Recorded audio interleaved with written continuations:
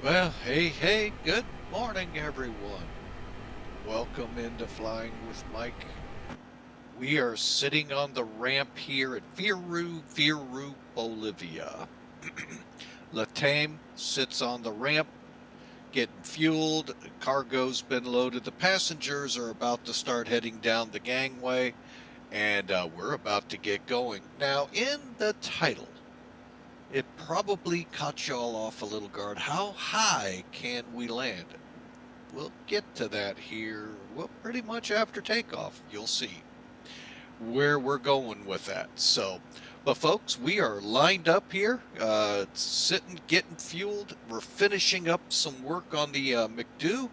Got to get logged into POSCON, and while we're logged in, we just need to get our flight plan activated.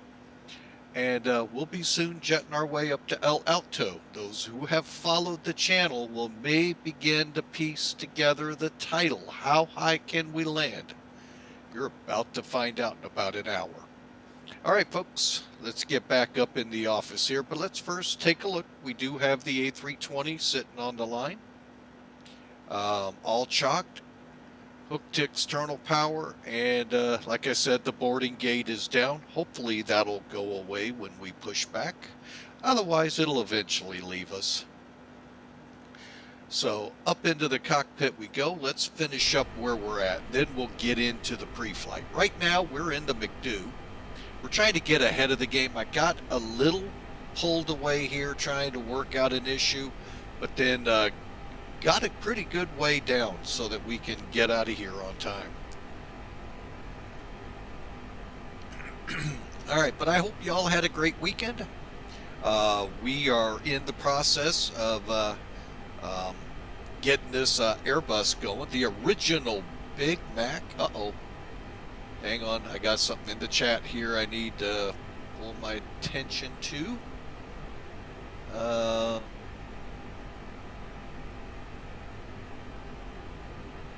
All right, so they're going to continue to produce. Awesome news, Big Mac. Thank you. The XP11's Flight Factor A320 757. See, what all do they make? The 777, the 757, 67, maybe the 787? I don't know. That is good news indeed. Hopefully, we won't have to pay as much. I ain't counting on that one, folks. So, all right, so let's get in here. We're going to do some last minute. We're just running off the checklist that I've uploaded into here instead of the one I did. We had a whale of a time with it last time, not wanting to lock in and fly the navigated course. So we did it for a couple of big legs, which not a problem. I'll set the heading and fly us toward. It's great when you got a nav display. But when you're in aircraft without it, that becomes a challenge. And thankfully, the Airbus, it wasn't too bad. All right, so we have, well, up to this point, we've loaded the EFB with the fuel, the passengers, and the cargo for the flight. We'll go over all of that here before we push back. We have gone in here, set up the basics to the flight, the to, from, cost index, flight cruise level, and so forth. And we're right now working the flight plan. As you're seeing it go in here, I'm just going to do a quick check of it, even though I don't have the arrival in yet. I want to make sure it's not a hard one, folks. We're only going about 300 miles, so Okay, everything looks good. There's the discontinuity at the other end. I am going to go ahead and set that up. Okay, we have done this portion, and this. We're going to go ahead. Now we're down to the runway here. Okay, for El Alto, kind of give a little away here. Okay, there's the airport we're going to, folks. Those of you that know how to read the charts will now begin to see how high can we land. Folks, we're going to an airport 13,000 feet above MSL. So, how high can we land? By the way, to tip it off, folks, this is the highest commercial international airport in the world. Oh yes, there are some in Asia higher, but they're not international airports. So you're going in, we're going to be going into the highest altitude commercial international airport. So with that, so we're coming in now. Here the winds, this is one of those, it's not so much one way in, one way out, but it's pretty doggone close. We're going to be coming in 1-0 with probably a tailwind. So just, letting you know, I've already looked at the weather, and it always is fun coming in here. Wait a minute, back up. Why didn't I get, I got to select my runway. Disregard. RNAV. And we're coming in on the Terra 1X, I believe, right? Yep. 1 Alpha, sorry. Why are you not allowed?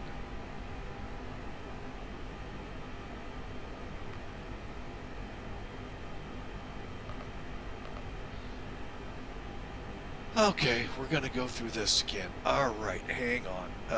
We're going to just, you know what? We're going to go back to the F plan.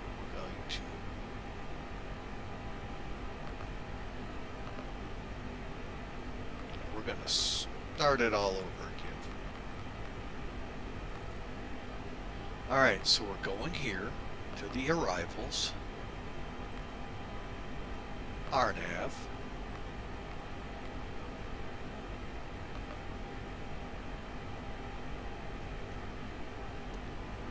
Alright, why are we getting a not available use? There.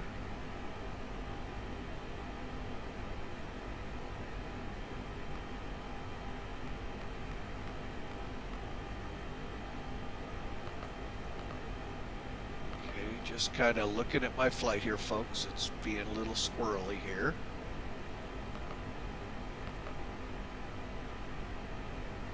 Go back to here.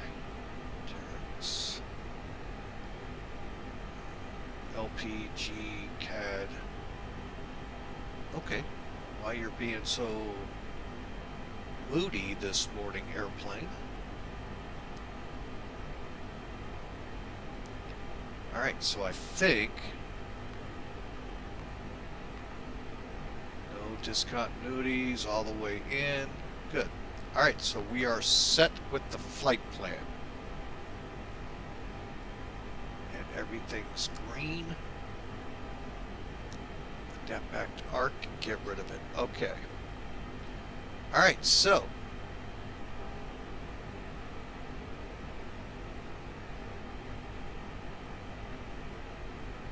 Oh, we just did this.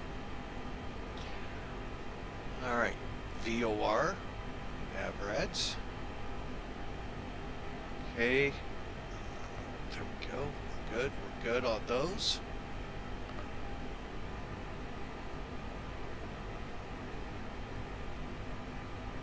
All right, so now we got the weights in.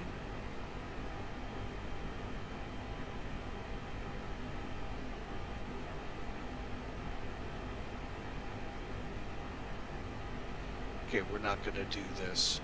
Having secondary flight plans we're not putting in. All right, now we're to where we can go. All right. Let's go to the perf page. All right.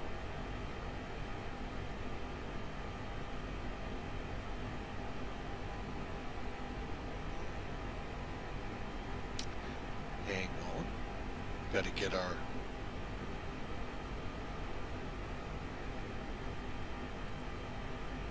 clearance here in a moment from Clarence. All right, so we're going to do a 1. Let's see if I can put the F in. Maybe that, wait a minute. Now it is time to look at my old checklist. I think I can put the F in there.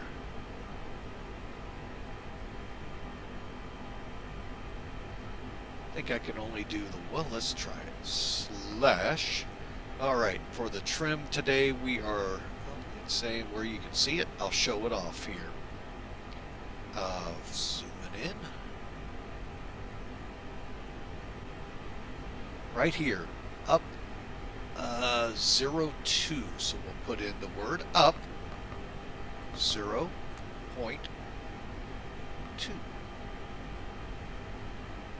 I'm going to die laughing if it works. F format error. Okay, kind of figured. Let's try 1 slash up 0.2. Huh. Okay.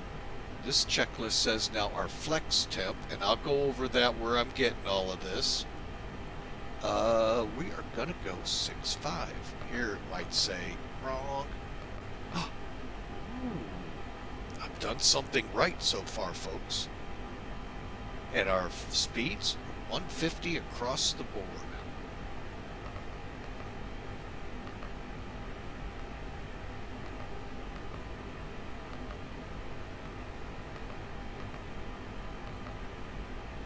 Okay, I think, folks, to be totally honest, that is the first time in probably 4 months of flying this plane, the words, check your takeoff data, never came up.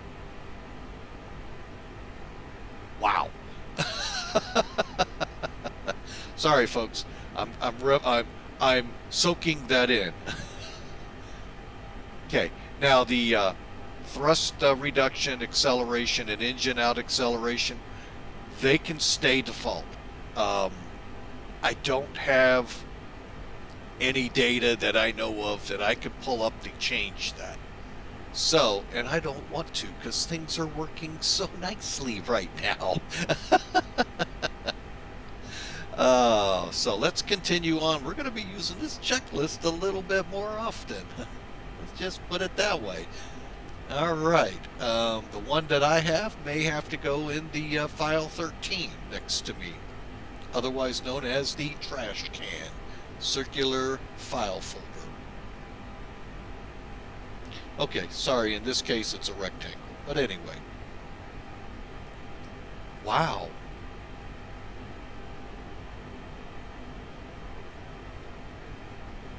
Wait a minute, I'm sure you know, but this plane has just had an update dropped. Really? Huh. No, I didn't know. I'm going to have to go get that after today's flight. Thank you there, Mr. Big Mac. Did not know that. I'll go in and check my X-Plane utility for that.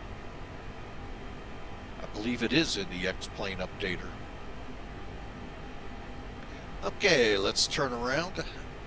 Cockpit door should be closed. Okay, so we can't see it. Ain't that fun? It is. There we go. Let's head up top here, get the APU fired up. We've already done the engine check. Master switch push. Come down here and look, and we'll get, after we get the APU up and running, we'll get the peeps aboard. And waiting for flap open, folks. Let's go ahead and get rid of that. Wow, that is the first time, folks. I don't know how long it's been since I have not had a issue. Wow. Alright, APU start. Boom. And we can watch it. There goes the EGT up. Once we get the APU fired, we'll pull away everything except for the staircase and get our clearance from clearance.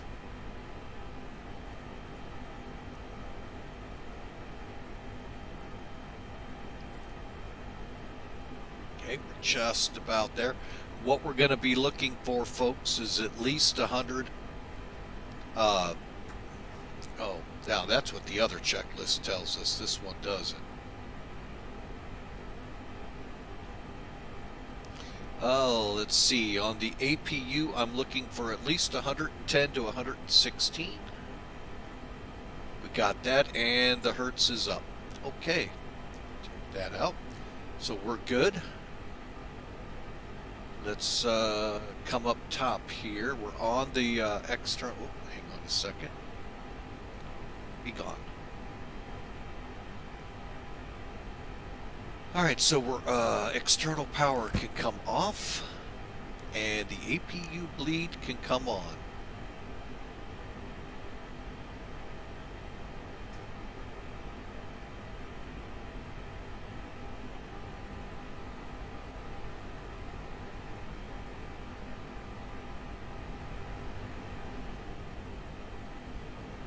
Okay, and the packs are now out of fault. Okay. Alright, as promised, let's get the clearance going here from clearance. And I did do that intentional, folks. Okay.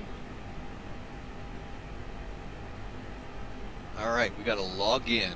Alright, this one requires us to go through SLLF. SLLF. Make sure our call sign. Oh, are you kidding? I forgot to change it. Ah. Oh well. November 578 UW.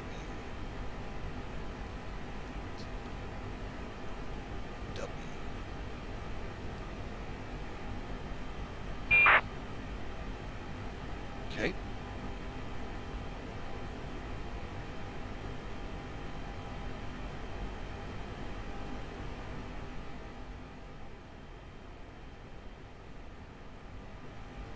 That was not the button I meant to push. I meant to push it this way.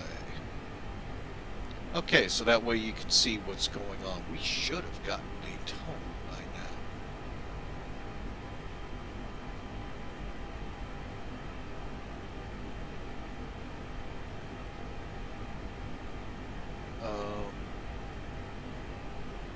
578 UW.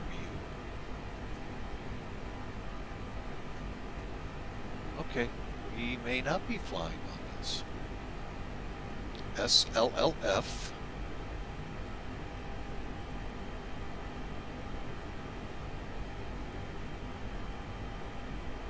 Okay, number 578, uniform whiskey. 578, uniform whiskey. Send.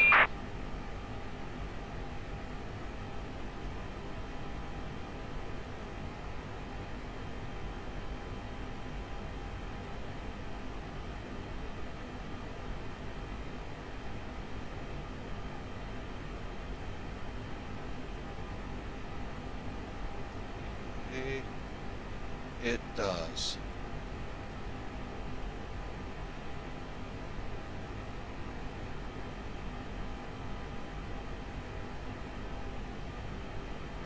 All right, hang on a second, folks. Now we have a slight delay in progress here. Let me try and figure this out. List.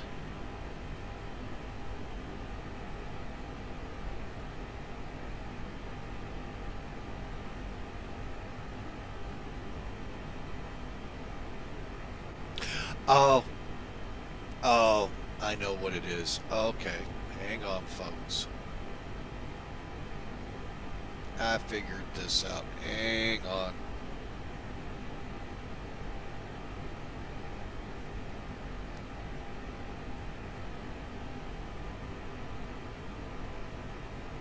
I didn't put it here. That's what it is. November 578 UW.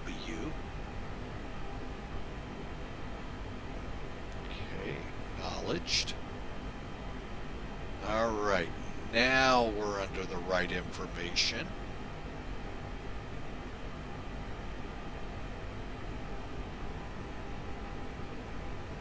Log in. SLLF. And I wasn't supposed to tab. So exit. Let's try that again.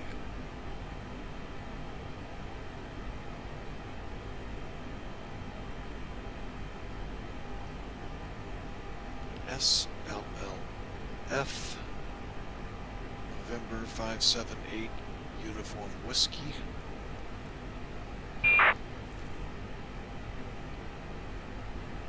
Now it should work, folks. It really does help to put the call signs in right. I didn't on my flight plan, so I have to go with what it is supposed to be. There we go. Now we're going to request clearance from Clarence.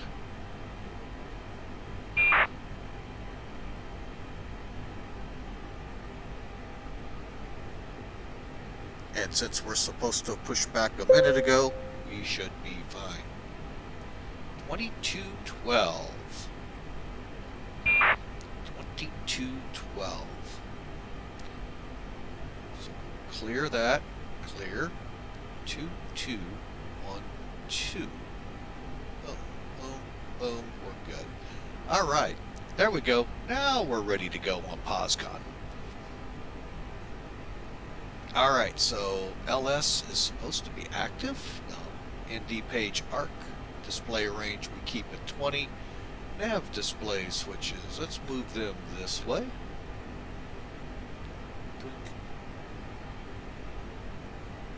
Okay. Barometer set. Constraint set. What that basically is, folks, talking directly to the Boeing guys, when you put data on your EFIS, same thing. It's going to show what's in your McDo FMS on your route. So like when you have altitude restrictions, speed restrictions built in on a SID or a star, they show up on your nav display. Alright, let's get out of the way here. Alright, so speed manage mode should be a dot. It does. Heading, a dot. Initial climb, send that over to 1,000. And bear with me here. Our SID. Oh, what was it? Oh, dang it, dang it, dang it. SLB 1.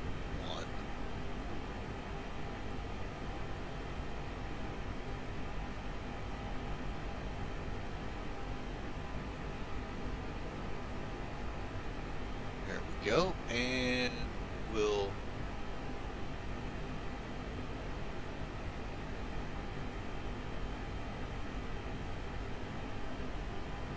there we go. All right, now the Salby 1, do I have any initial altitudes? So crossing 2,500, and no. Okay, so none.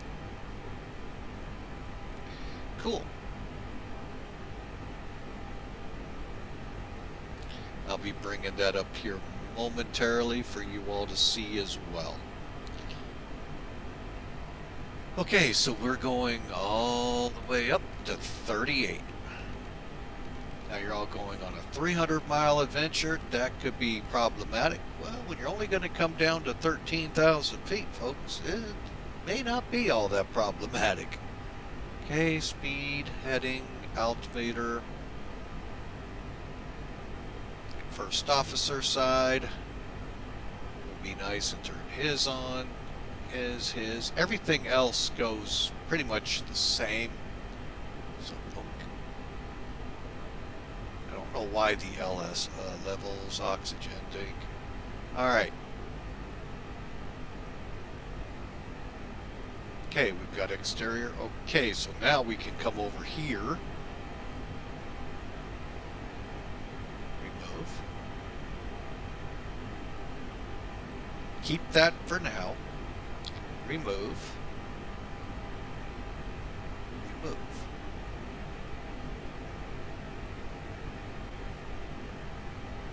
Alright, so we've got the briefings to do, our engine fail to do, radios, and we're ready to push, folks. Welcome into Flying with Mike. For those of you just coming on board, hope you've had a great weekend. Looking to see here. Didn't think so. So we're just getting one screen ready for me while I'm flying. It makes it sometimes a little easier.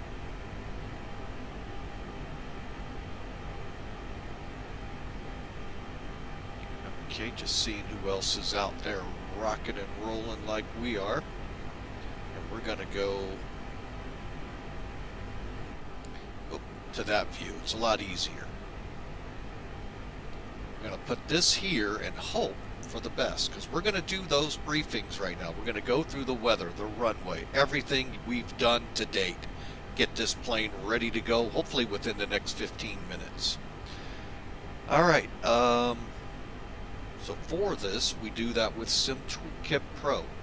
If I don't say it enough, folks, I highly recommend this utility.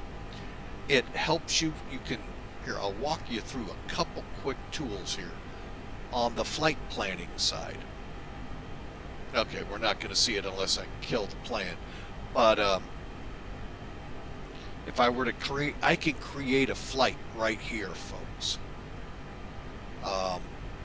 Which would then, once you're done, come up and look like this. I can also go in and look at flight schedules, my logbook, all the flights I've flown using it. What fleet. I can actually put aircraft in here, so when it catches the tail number, boom, logs it. Landing reports, outstanding tool here, folks. You can dissect your landings to figure out, did I flare enough? Was I almost off the runway, down the center, in the aiming points, and so forth, right there. Then turn around, fire up the replay mode in X-Plane. Microsoft guys, you don't have that. You have to get that. That's in X-Plane, and you can watch it however many times you want and learn by what you were doing, watching what the plane was doing, to cause whatever the report said. Then you can see streaming and flight tools and all of this stuff, folks. A lot of stuff bundled into one utility. By the way, it's free. I'll wait for y'all to pick up your jaws. It's free. You don't hear that word enough in the flight sim world, especially the Microsoft flight sim. Just about everything that's worth something costs an arm and a leg, and your kid's arm and a leg with it. Here, this works in X-Plane, works in Flight Sim. I mean, it works for all the sim platforms, folks, and a lot of your online controllers. You know how many of you say, you don't like that spy, you don't like, how about this one? I'm going to date myself, serve info. That's actually still working out there for some people. Well, folks, let me see if I can't pull in. I don't think we have any controllers. Oh, yeah, we do, right up here. In Venezuela, over here in Panama. They show up here, folks. Up here in the States, Memphis is up. Of course, Los Angeles. And Europe, I'm sure, is lit up. But you can have it show it right here. And all the traffic, I can go to FATSIM, IVO, POSCON, which is what we're on, Pilot's Edge. Those of you that like it, I'm not dissing it. I don't pay for that. So, sorry.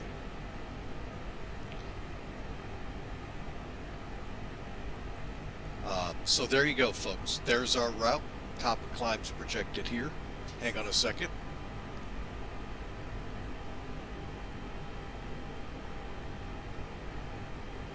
Sorry about that. Had a schedule update on things we had going on tonight. It's extremely hot here in St. Louis.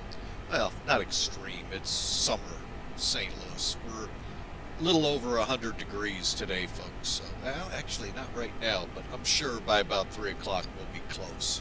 But the heat indices are through the roof if they're calculated properly.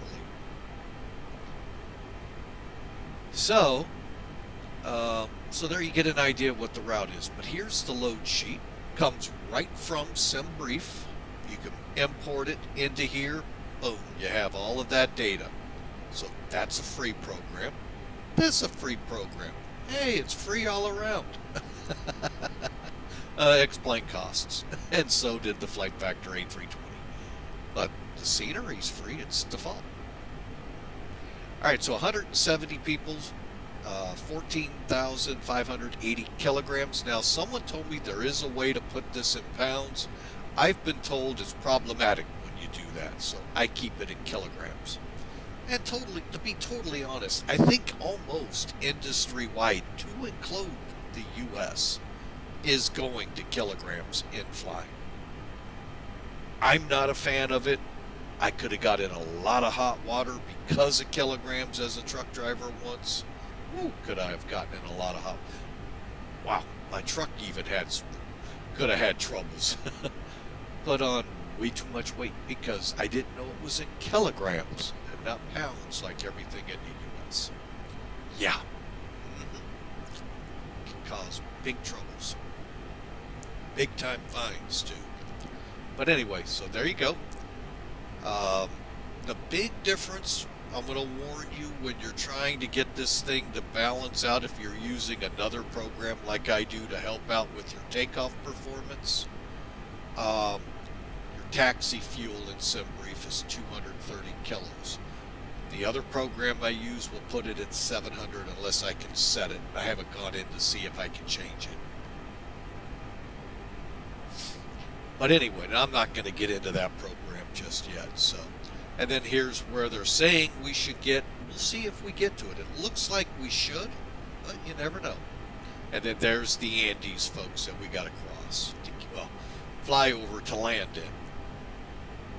So, and then we have the rest of the flight plan you're used to, the LIDO format. I'll let you all briefly look at it. If I go too fast, folks, I usually put these up, give it about a month or two, and they'll be up on YouTube, and you can scroll through, look at them, dissect them, stop, start, stop, start. I think stop, start here, just you may miss a lot. Okay. All right, Sim Toolkit away. As promised, the departure briefing. So that means we need charts up there. I need to make sure something's running here, folks. Hang on. It is not. Glad I checked.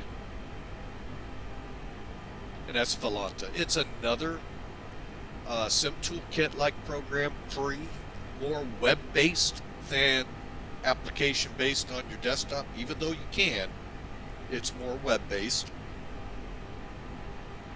And quite frankly, does... Oh, I didn't click import. Why is it showing me going to St. Louis? All right, and it can show everything the same, folks. And it's got a slight landing report program, not all the greatest. So I'm just setting it. We'll set it for 2,300 feet a minute on the top of descent. I don't even think that's even close. All right, so now let's get into the weather.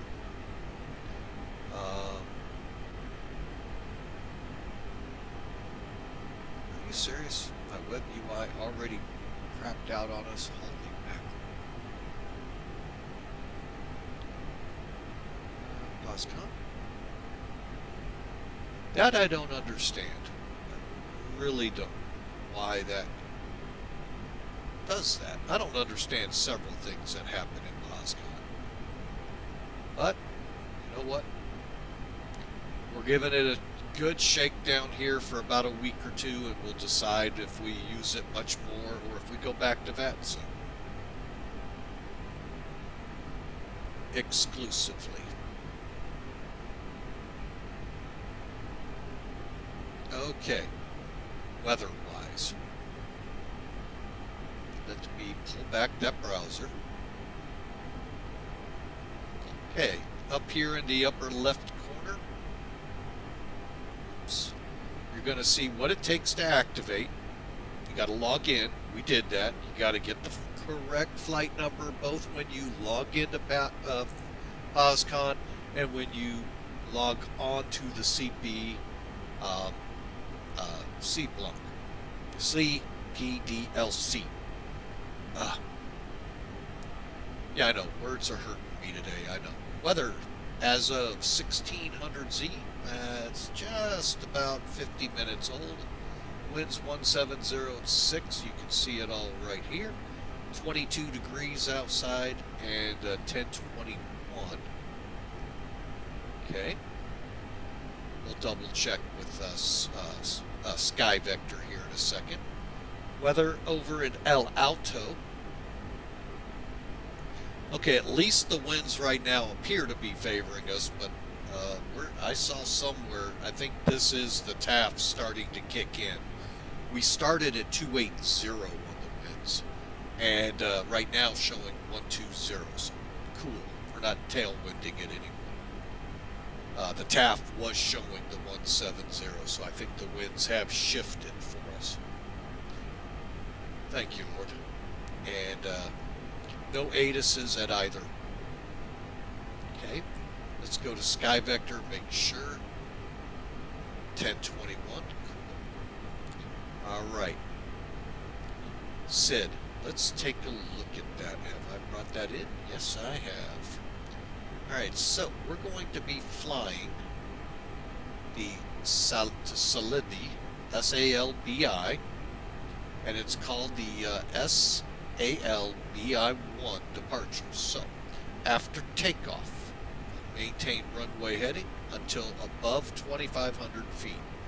Then, in a left-hand turn, intercept the Viru VOR radial 318 to 315 and take that all the way out to Ismir.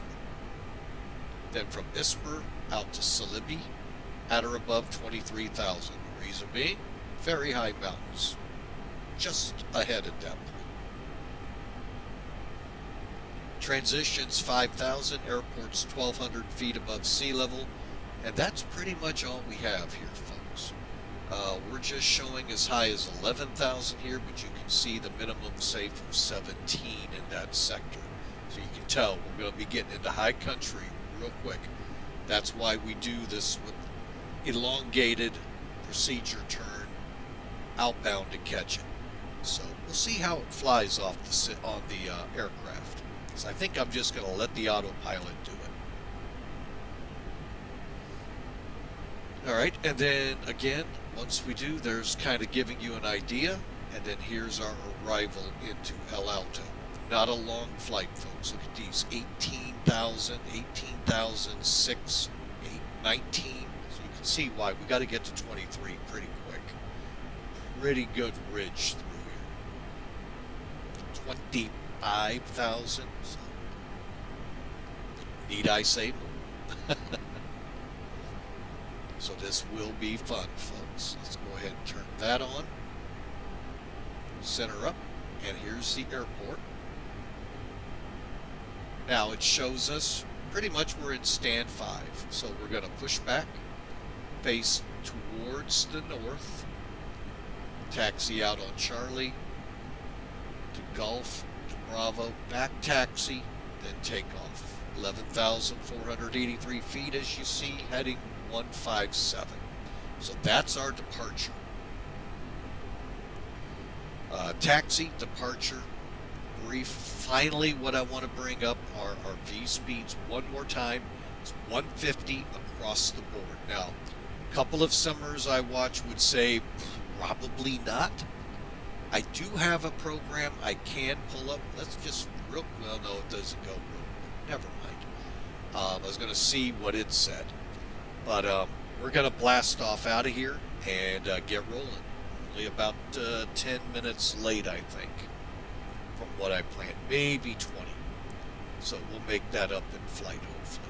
All right, weather briefing done. Engine fail. If we lose the engine on this, put your head between your legs. Oh, no, that's the other briefing. Sorry, not this one.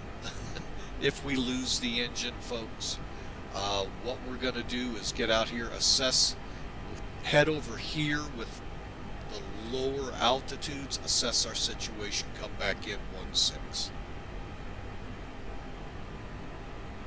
And let me just see if Top Cat has anything for us in that arena.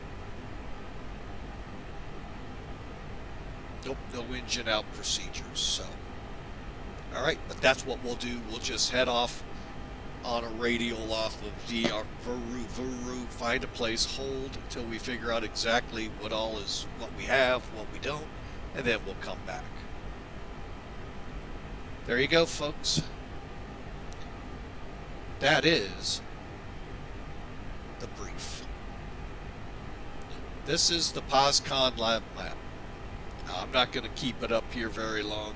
Just want you to see it. There isn't, yes, a lot of... Actually, there's more traffic today than I'm used to seeing. 7, I know. But, you know, hey, there's one over here. I mean, South America actually has some traffic. So, kind of zoom in a little, though, because we're staying in Bolivia, and then we're going over here to Peru afterwards. Yes, you heard that right. All right, so let's get going. Contact for startup clearance. SID. Initial altitudes in, transponder codes in, and we'll get the beacon going here momentarily. So,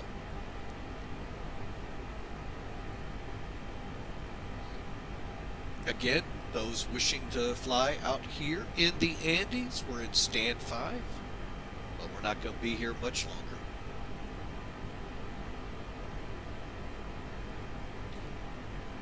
Call up our friends at Better Pushback. Ground to copy. Please, show me where you want to go.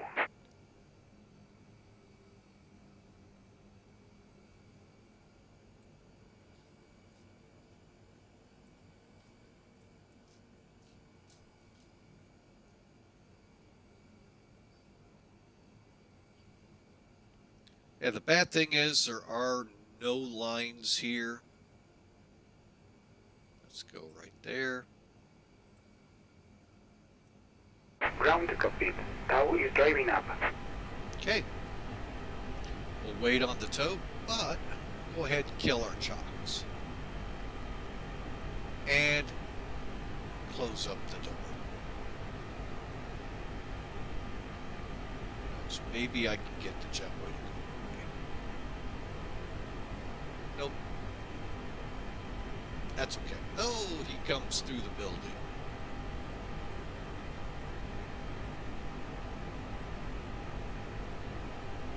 And I'm going to get on back on the airport. That way you can all at least see what we're doing taxi-wise. Charts that I use, folks, come... Okay, all doors and hatches are closed. Ready to connect. Cleared to connect. I bundled it with my NavGraph subscription for my FMC updates, so they update too. I don't know how often, but that's how I get world charts. Now, if you're just going to fly the U.S., I mean, you can get them for the JEP charts, but to be totally honest, SkyVector's free. If you're going to fly abroad, to include Canada and Mexico, it's not a bad price, folks, to bundle it.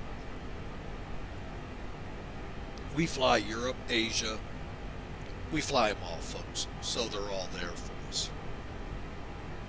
Tau connected and bypass being inserted. Release parking brake. Alright, so we're catching up. So let's first make sure everything's on, beacons on. Now, I always love to do this, folks. Nav 1, Nav 2. People ask me this a lot. What is the difference? Well, one pilot I listen to, he's a real bus driver. He, between his crew members, pilot flying, captain, first officer, 1, 2. No, the captain's not number 2, guys. Anyway, they set it up that way, so whoever's flying the plane's what they set it on. Now, reading the checklist, this checklist right here, folks. Day, night. Again, it tries to keep it so they're all being used. You make up your own way, folks. But I thought that was kind of an interesting thing that I got here on this one. All right, so we got the beacons on. Let's make sure we can, I didn't check what common traffic was here. Common traffic is 1. Okay, it's going to be whatever's on my chart. 122.95. On my chart. I hit the wrong button. Hang on. Tower, we'll go with 118.6. You're all going, that's not common traffic. At most airports it is, folks, when tower is not available. I'm pretty sure this one it's available all the time.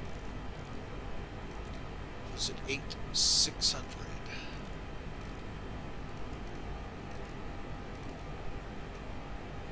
Boom. All right, here we go, folks.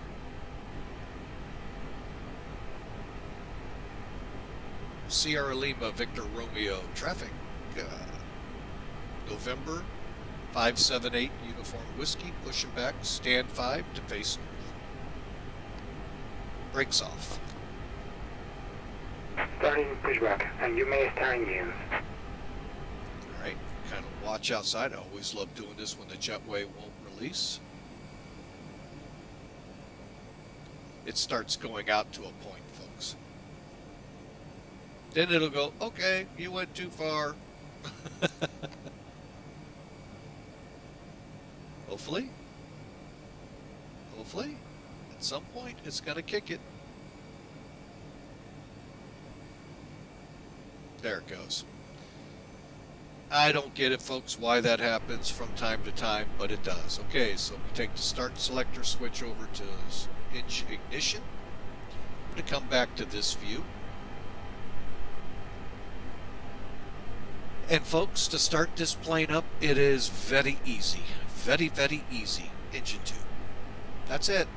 And then we just watch up here, folks. There goes the numbers up.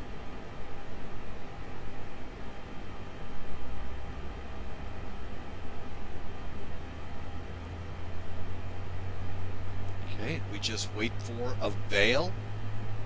And then I'll wait just a little bit later, and then the word avail coming up for it to stabilize, and then I'll kick over number 1. Now, if you get to where you get distracted, you come back, and it looks like this, well, one, you can tell, but if it stops, and you're distracted long enough, okay, a veil came up, but watch. Does go away. If you don't see gray and the engines are spooled like this, then you know you're okay to start up the other engine. It happens, folks, especially streamers. Alright, let's see where we are in the process. Operation complete. Set parking brake. Brake set. Disconnecting tow. Stand by. Okay, let's go ahead and get number 1 rolling. Now, told a friend last night, great engine sounds. For buying it. They did a good job. Not the greatest, I know, but they're good, except I listen to them from the outside, folks, at the airport I work at. And there's a rushing sound of air into the engine to get that blade turning that air starter. And very noticeable on the ground. And you don't get that when you're outside. Okay, and we're avail. Alright. That's why we cut it loose. Alright, they said to start the timer. Go ahead. I don't know why. Stow is disconnected and bypass pin has been removed. Engine. Hand signal on the left. We'll see you next time and have a safe flight. Hey, thanks for flying with Mike. Get the APU bleed off while we're here. And the APU can start winding down. And status page. What we're looking for from him, folks, to have the pins. Bingo. That's what he's holding in his hands in the air, are your pins. That means we're good. Some guys will flash the headlight, the lights at him. And I know somebody's, well, that's how you signal the taxi. Not all the time. Alright, so we're on the status page. We got normal. Okay. Speed brakes, armed. All you gotta do is lift up. Get the white badge, you're good. Rudder trim reset. I don't do this enough. You know what? Rudder trim, push the button. No, it's not. It's right here. Sorry. Ooh, almost pushed the wrong. There we go. Takeoff flaps. One. Alright. Another one I usually forget. Trim. Up to. Let's go to here.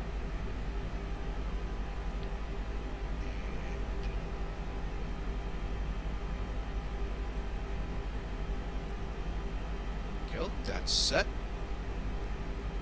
And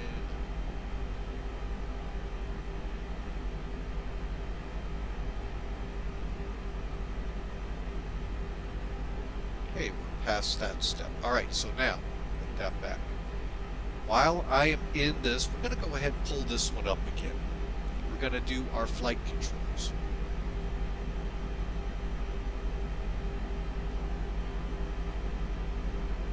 Okay. Always making sure they center. I use the gauge here, folks, just like the crew does. I'm not going to see this out the window. Definitely not what's going on the tail.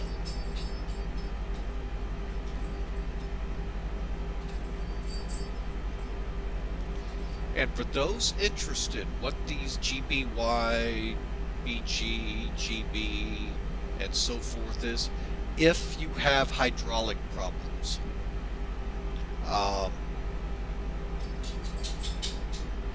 say, I'll pull that up here in a second, medical disconnect for the tiller. Okay, the tiller's working, okay.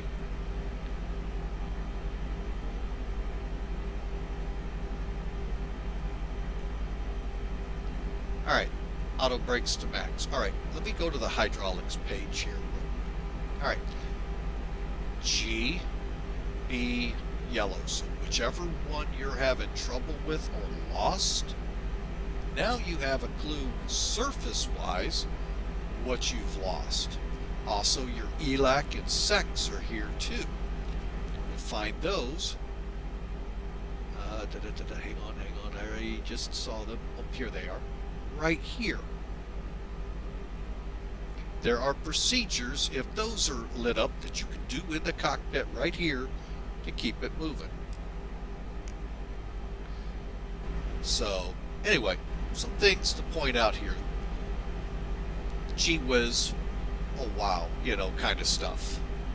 Auto brakes, max. Takeoff config test. Let's go see. Flaps are 1 plus F. We are ready to taxi, folks. Brakes off. There's our takeoff config test. Everything's good. Normal. Low. Let's go.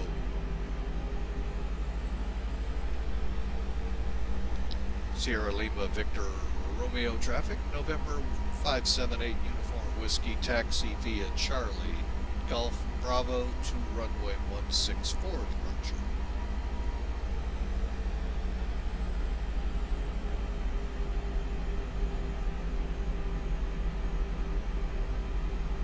Okay, taxi lights 1 notch, runway all the way. we get on the runway, we'll pop those on. The first notch, which will just extend. Once we turn around, line up, ready to go, we'll illuminate the Illuminati.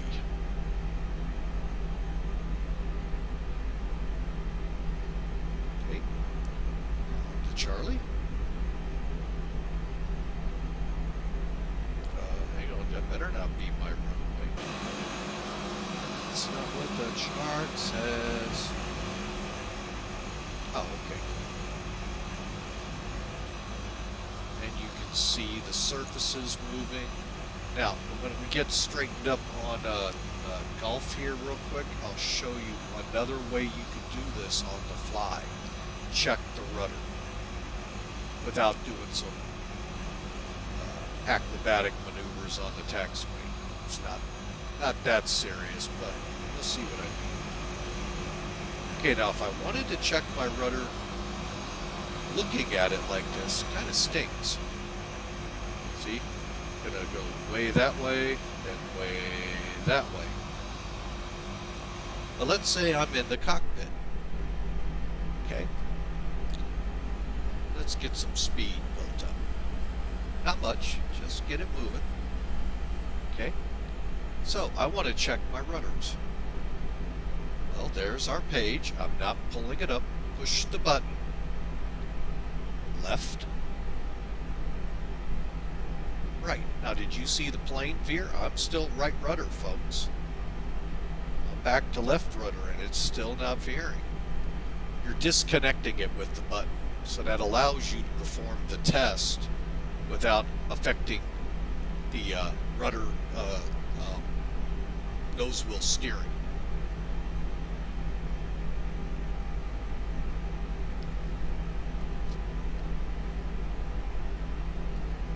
I don't know why I turned this chrono on, folks, but it's still going.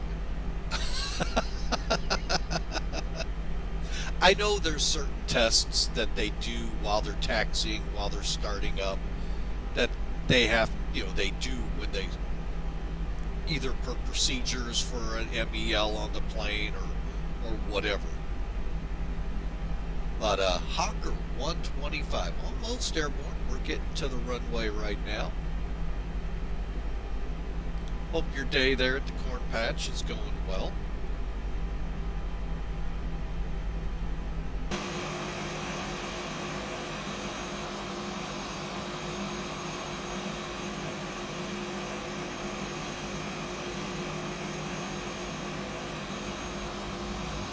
And may have to get that update pretty quick here. Be ready to use it quickly. Now, just a quick heads up, all things hopefully as I hope. Wednesday will be back in the 747. Nailing down exactly what I want to fly. Hang on a second.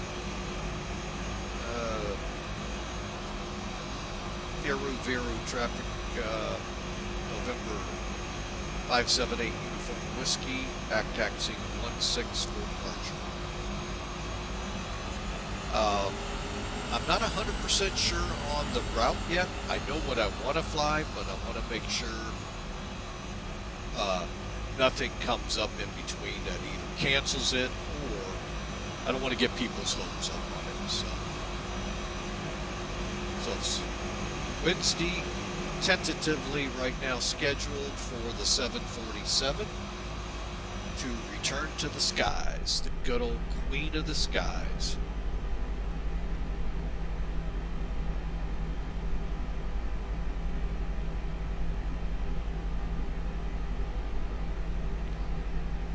All right, let's go ahead, strobes on, go ahead, bring the lights, illuminate off the nose. Think I'm missing any checklists, folks?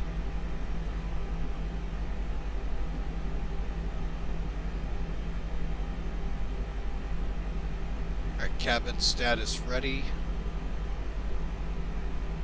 Radar will go ahead and turn on.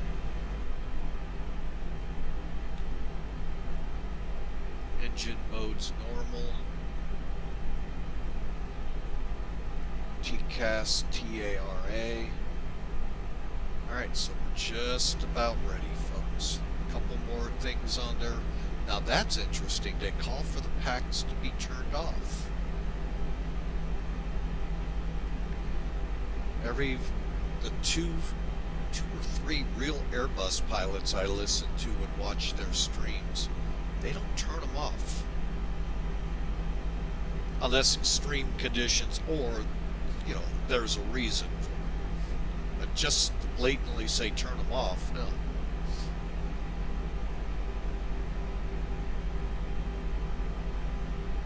Huh. Remember I said, why did I turn my chrono on? I still don't know why. They're going to stop it and reset it.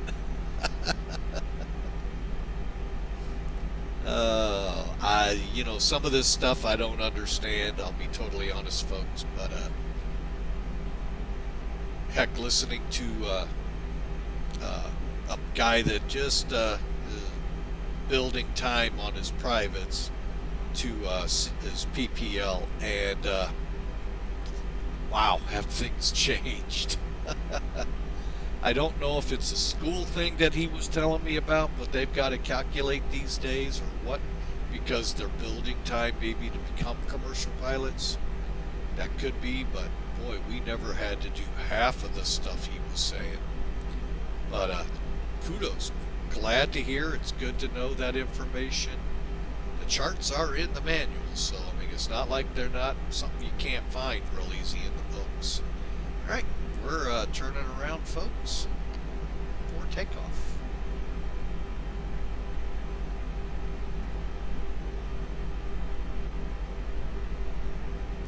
Looks clear out on 1-6.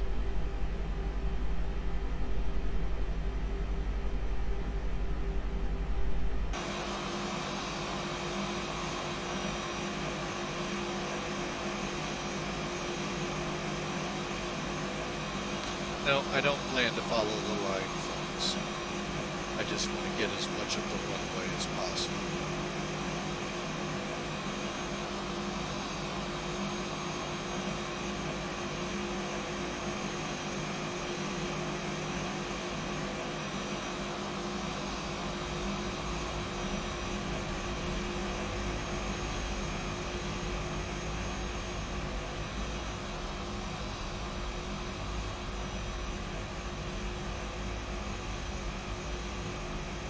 Okay, on the runway. Those lights now illuminate.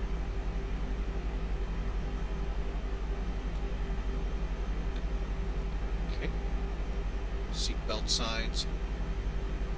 Cycle.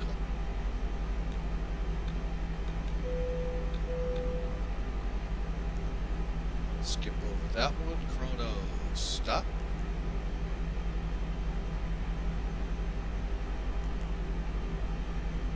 Alright, thrust stabilized to 50%, chrono back on, and away we'll go.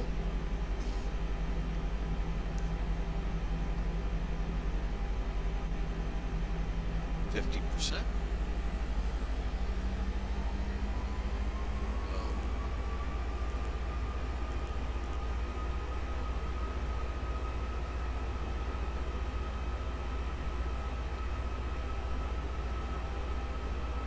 Brakes off. Start down the runway.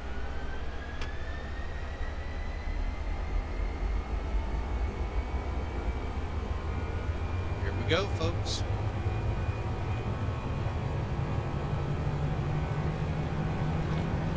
Sierra Lima Victor Romeo traffic November uniform. November 578 uniform whiskey 4116.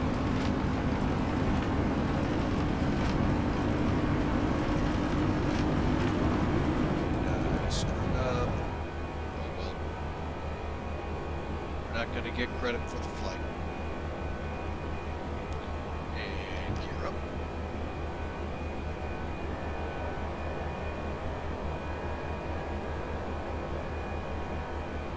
Okay. Too low, terrain. Too low, terrain. Pilot's on. We'll let it fly the procedure. See if it will.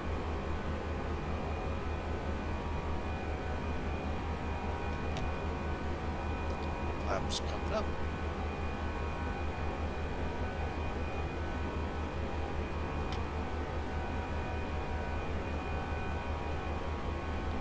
This way. Spin brakes.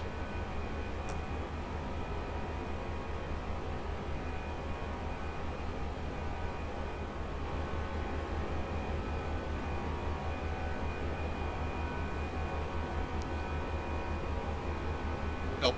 They actually, I think, are Papa Romeo Hawker or something like. I have it on the plane. There, we'll just do this. Yeah, Papa Romeo. This one's actually out of Brazil, I think. The one that we were gonna try to get credit for on the flight, well, that's out of Peru. Darn it. Darn all the luck. I was hoping to get this on 2 of them, but forgot to start it. Q&H just reached. Okay, we're standard.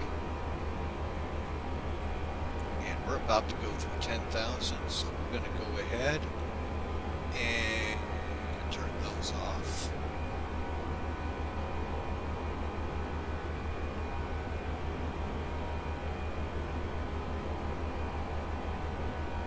Alright. Right now into the intercept of the 315, and then off we'll go. So there you go, folks. We are on our way. A little late, but why not?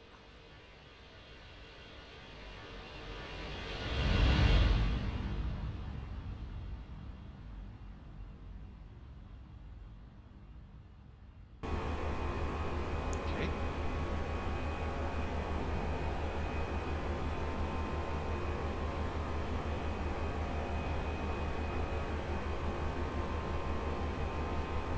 Okay, we're about to go to 10,000, so let's get the lights off.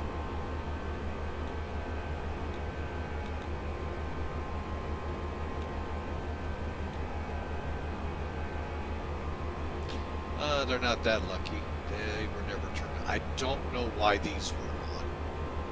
Don't know why the airport button becomes active too. Mars ADF. Okay, now we go to below.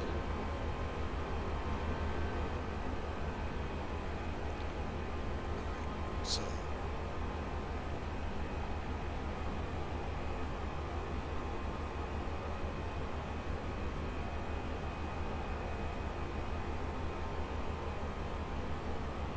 I'm just going to go to alt. Radar to 1. Down. And that's our descent. Alright. There we go, folks. We are on our way. Just flying the course. Oh, and again, the reason being I screwed up filing my flight plan with POSCON there, Hawker. Was supposed to be USA 572, but that guy behind the stick, well, had 4 fingers short.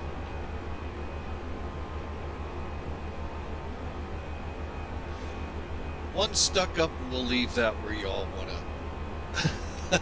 So, but we're on our way, folks. Rolling out on the 315. And let's go ahead and put the departure up here for now. So that way you all can see it. I'm actually going to superimpose it onto the charts. Now, I don't know if ForeFlight, those of you that fly and use that program, if you can do this or not. I would assume, but with flying, assuming is always a bad thing. Yeah, it's, you know, it's that Hawker guy in the, who doesn't like Airbuses over in the other seat.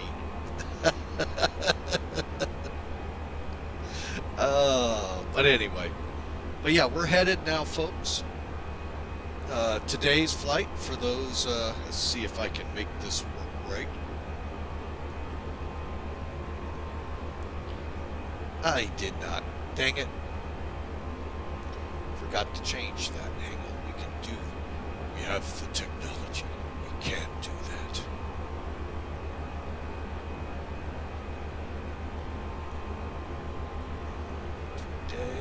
Today, where is today?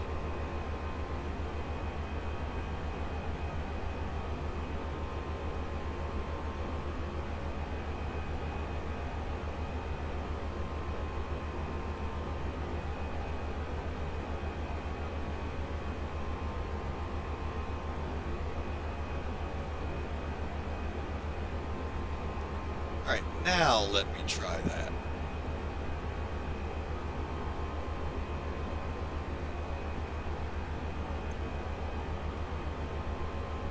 There we go.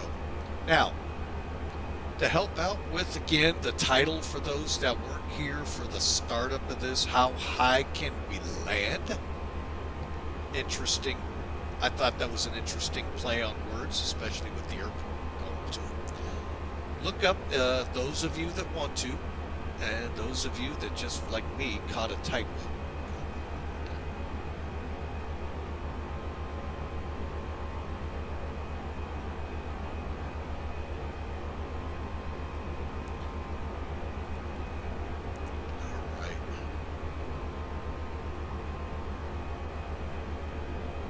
Alright, so we are headed to, not twice.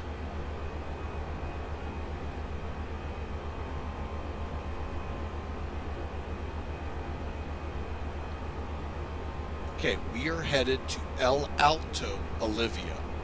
That is, folks, the highest elevated airport in the world. International airport, commercial. Oh yeah, there are other airports out in the Himalayas and Mongolia and all of that that are higher. But this is the highest one for international travel. SLLP is 13,000 MSL. Hence, how high can we land?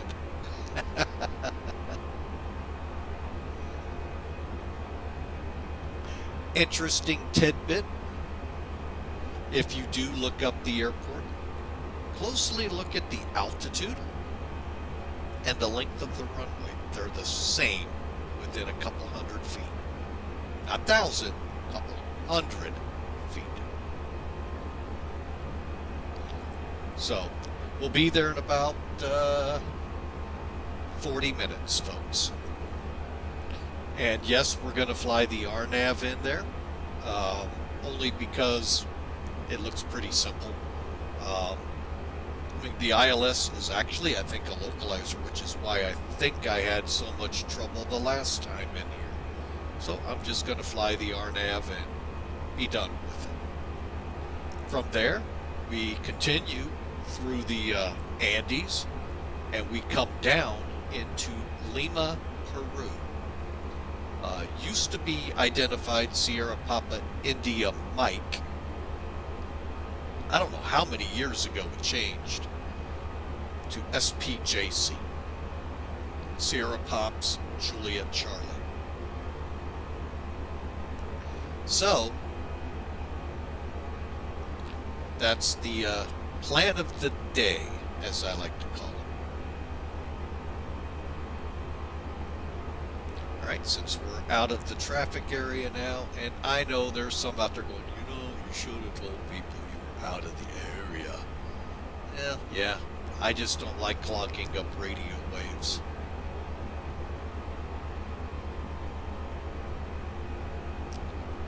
Let's see here.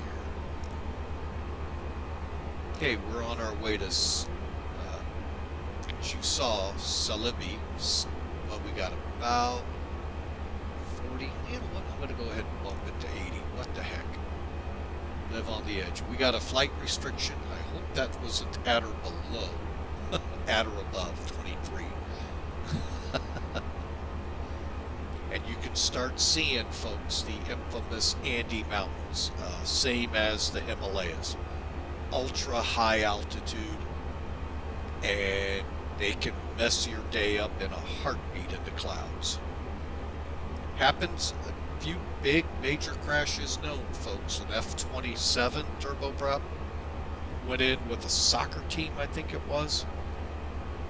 The famous story of cannibalism that occurred from that crash. Yeah, folks, you're out in the middle of nowhere when you go into these mountains. It's not like the U.S. and Europe with our mountains, the Rockies and the Swiss mountains and all. You're really in the middle of nowhere here, folks, and it's not a town with a few miles away. I mean, granted, in the U.S. it could be 50 miles away. You could be looking at a couple hundred miles. So, yeah, you go down out here, folks, it's not good.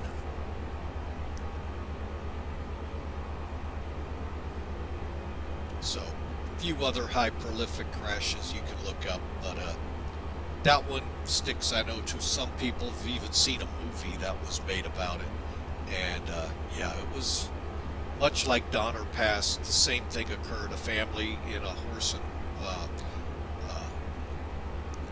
wagon train. They go up what's now called Donner. By the way, the family's name was Donner. And, well, that part of the Sierra Nevadas, as of today, even still gets 5 to 10 to 20 feet of snow at a time. And they got snowed in, and everything went downhill, so to speak. Same thing happens here. Oh, and by the way, it's wintertime down there now.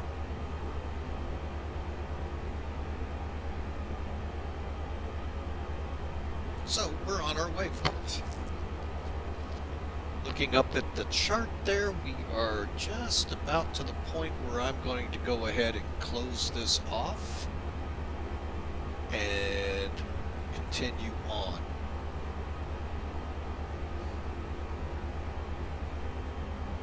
Yeah, we'll just do that, center up the chart, and continue our way.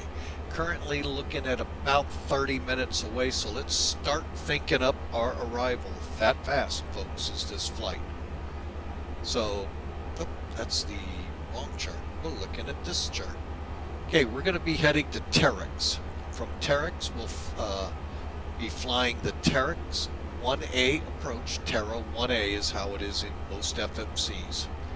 Not a lot of other information other than we'll have to get it off the arrival chart since they're snobby and not telling us the transition level here.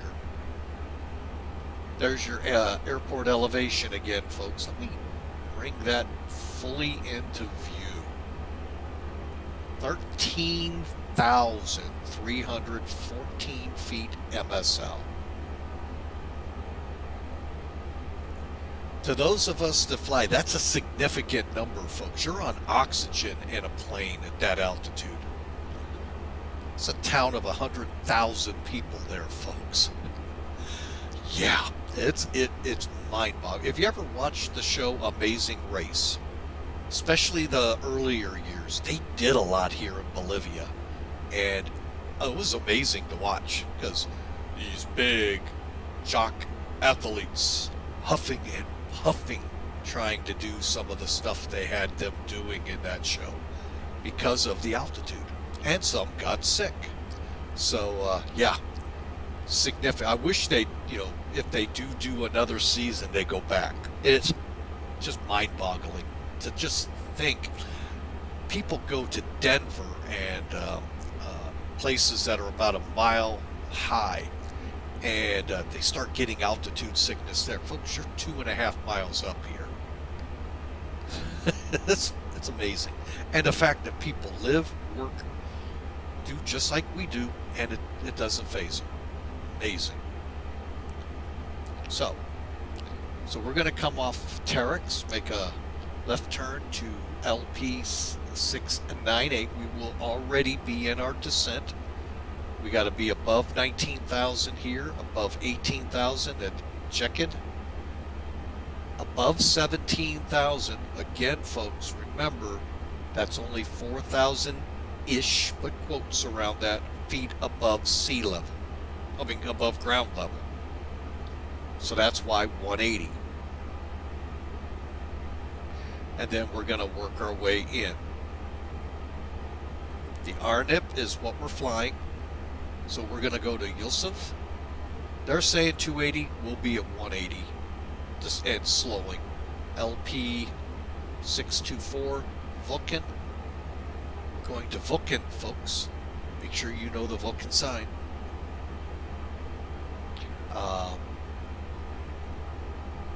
Final approach course is 100. Vulcan 14,500 feet mandatory. And that is 1,389 feet above ground. Descend in and land on the runway. It's 13,200 feet long, I believe. Okay. Again, horizontal, vertical.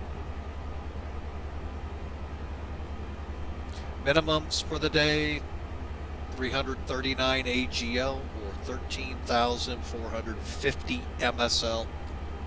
And we have to have 2,400 meters, actually for us 1,600 meters or more visibility. So folks, it's going to be a fun, high altitude, that's an understatement, arrival. We've already programmed the FMS. We did that back there because we knew time would be of an essence, because we're about ready to start plugging in, folks, our arrival data. There's our top of climb, which could very well be our top of descent.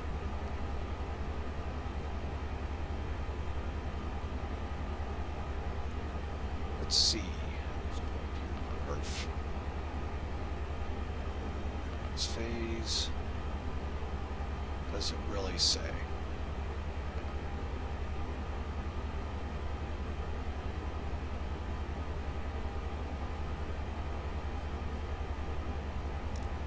Oh, there it is. Right there is top of descent. So right in front of Terex, pretty much. We'll be set up at top of climb. All right, folks. Now, we plan to activate the approach probably before we get to USville, and then come on in. We can't go any earlier because it'll slow us to our F speed of like 140 something. I don't want to drag that all the way there, folks. So this looks like we need to get out of the plane and take a look.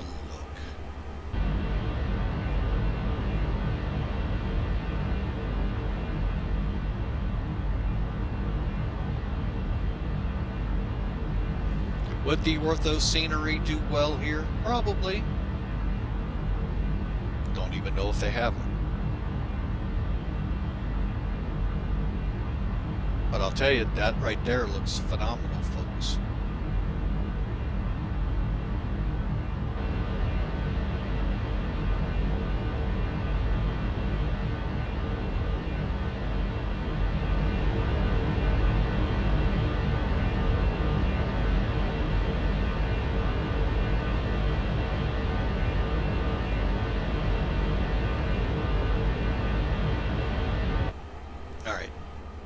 We are going to let these people out of their seats for a few minutes while we continue our climb here.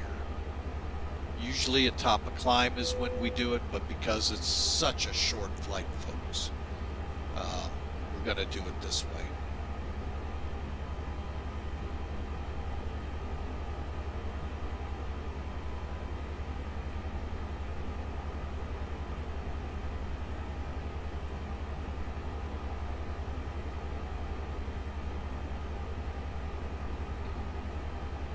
Alrighty, folks, we continue our climb. How much more we got? Oh, about 1,000 feet to go.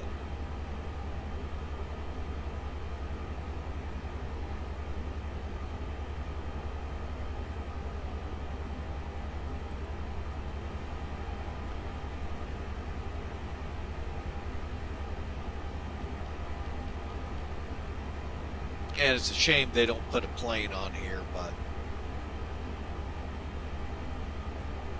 we're going right up to here, folks, from right about here, so you get an idea.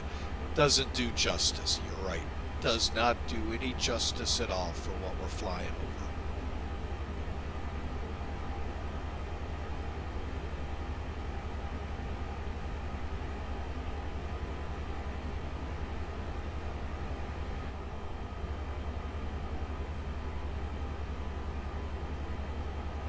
All right, let me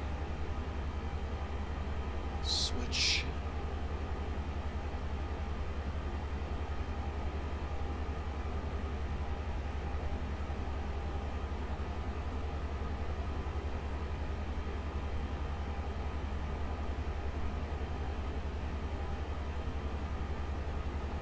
All right, folks, here's Sky Vector.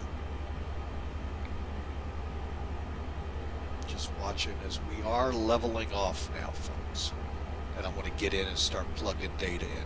All right, so here's Sky Vector. Now, it's also not going to show where we are, but if you look at it closely enough, you'll see 17,600, 16,000, all up to 1922 in this region, and we're going to be descending through here, folks. So that is why, you know, the altitude restrictions are in place. These are some really tall mountains. So much, you want to have fun. This is a good place to fly at, folks. Also, Bagram Air Base, Afghanistan.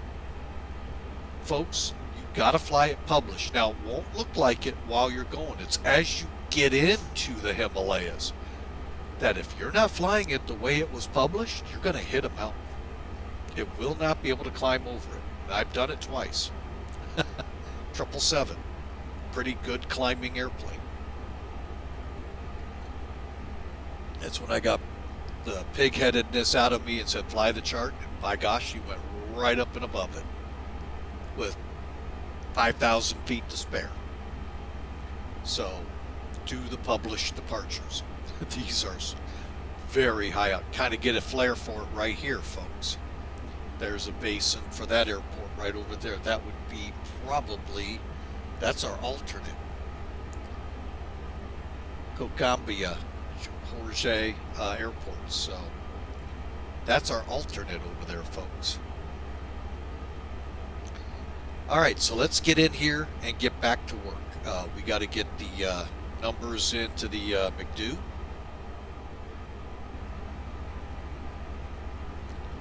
Actually, we'll just come back to here.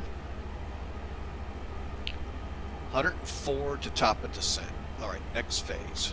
Actually, that means we can pause for just a second. Let me catch up here. Yeah, we know. I missed that.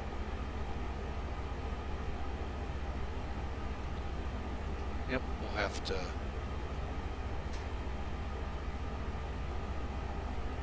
bring it back on the ground at the next place. All right, everything, fuel predictions looking good. All right.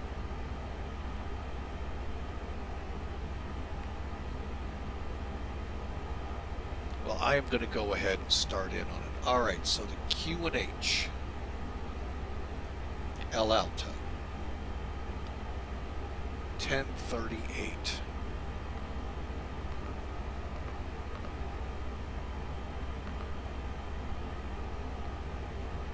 May have to update this, we'll find out. Temperature 11. At least we have that on our side. 170 at 6. Yeah, we're doing that. Leave me alone. Oh, let's see. 170 at 6. Again, you got to follow the format up here, folks. Transition is not 18. It is. What is the transition? Standby.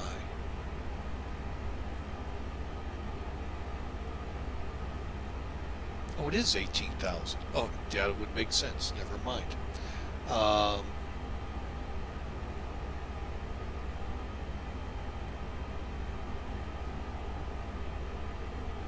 Okay. MDA. 1350. Let's see if it takes it.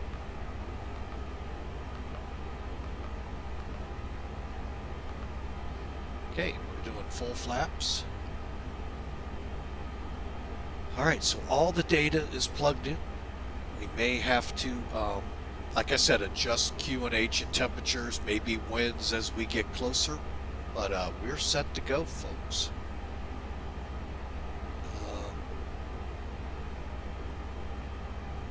Yeah, this is... And it's not an easy airport. There are two of them. Very close together, folks. Oh, I hated going in there the first time. That's why we're going to do it this way, to help hopefully not get suckered to the other one.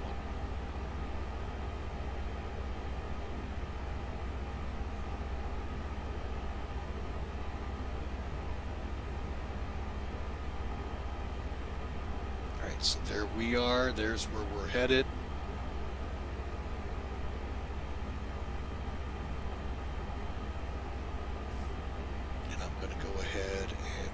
Back on the other chart for now. As we get closer to Terex and top of descent, I'll switch us to where the Terra 1A is on top of it. So folks, I hope you're enjoying this really short hop into El Alto.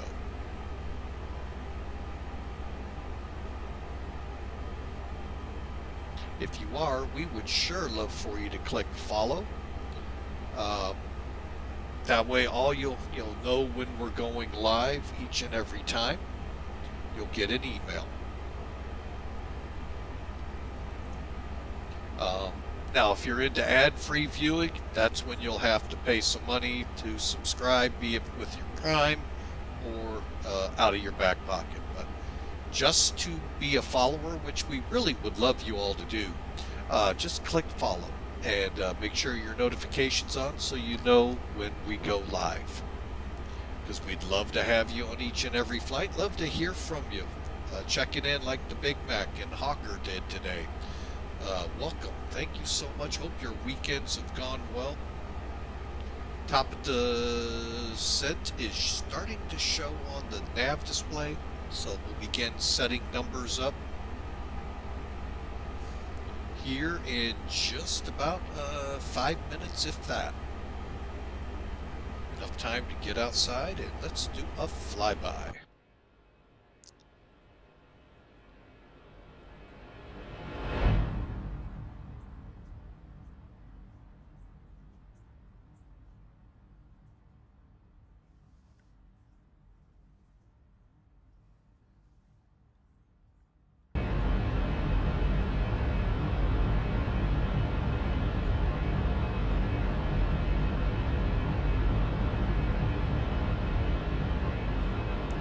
High above the Andes right now, folks.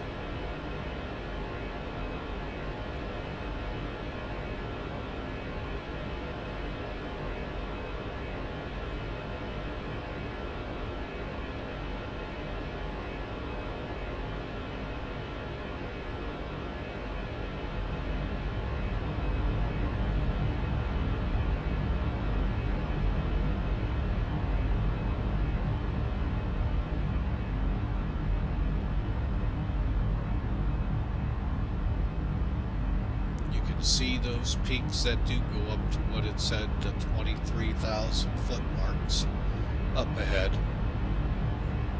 But yeah, it's a daunting territory here, folks.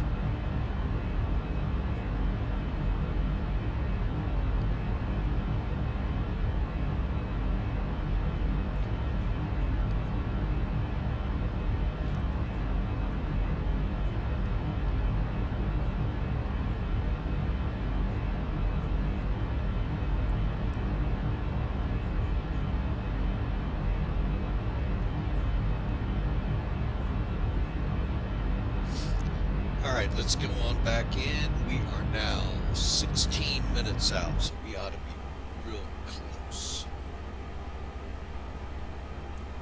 About 55 or so miles out.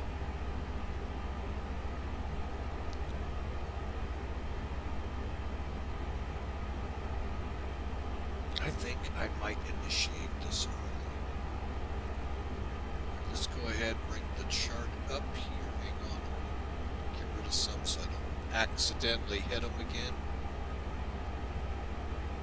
There we go.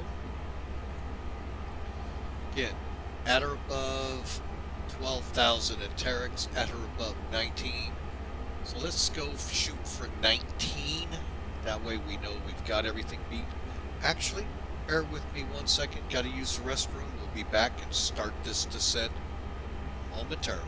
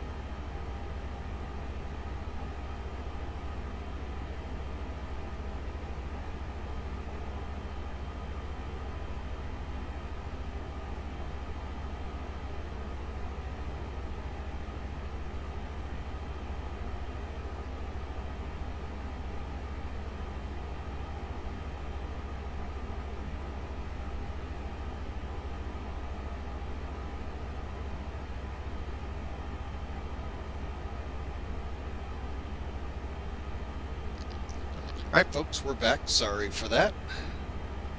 Alright, here we go. Let's start setting it up here. So we're going to go with 19,000 initially.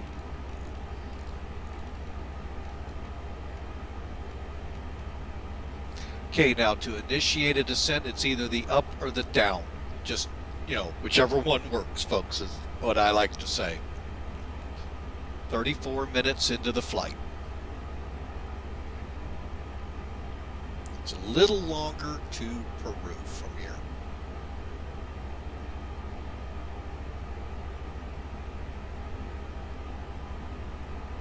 And what I'm going to do is wait for us to get to the 20-mile mark, and then we're coming down. So we're set there.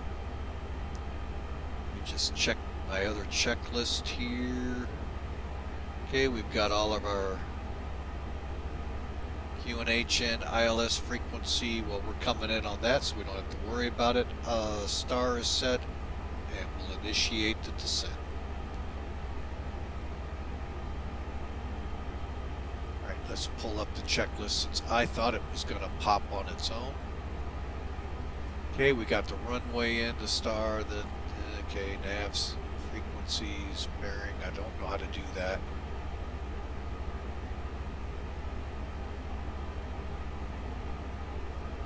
Got these all set. Okay.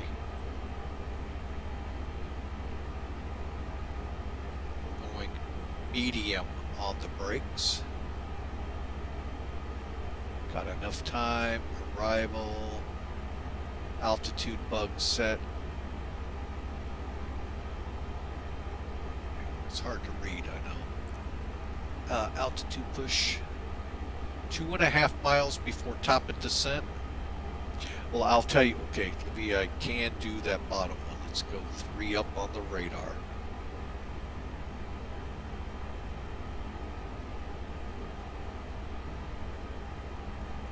Watch that. 3 up. 2, 3.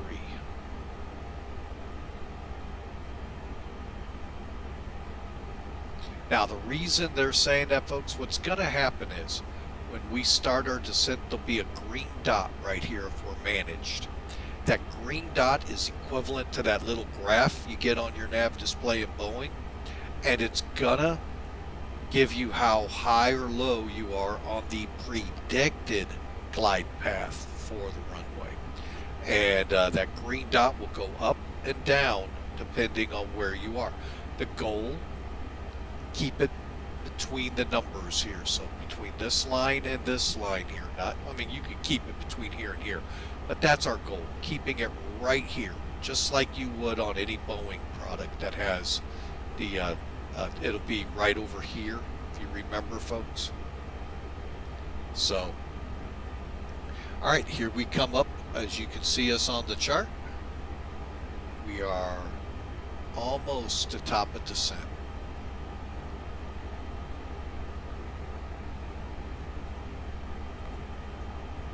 13 miles. I'm going to wait till 10.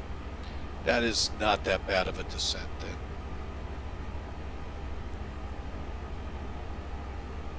I know it says 2.5. I'm a little rebel, folks. I can't follow the checklist 100%. Come on.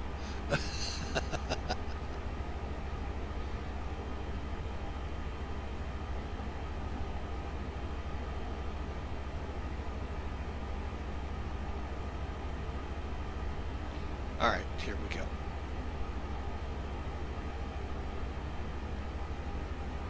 And you'll see managed. Now let me put that away.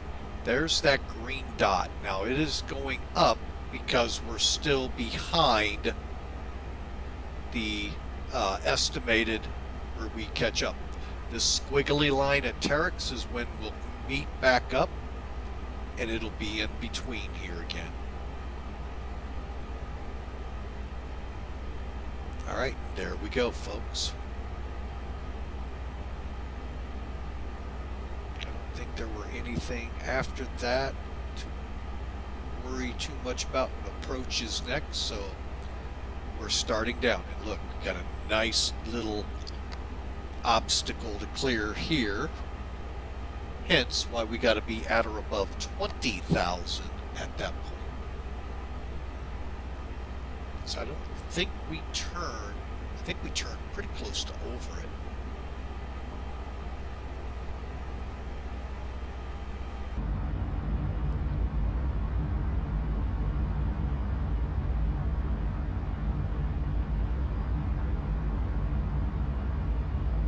So welcome to the Andes, folks. I mean, really well done in X-plane default here. I know you Microsoft guys, well, you haven't seen nothing yet. Well, yeah, this is better than Microsoft.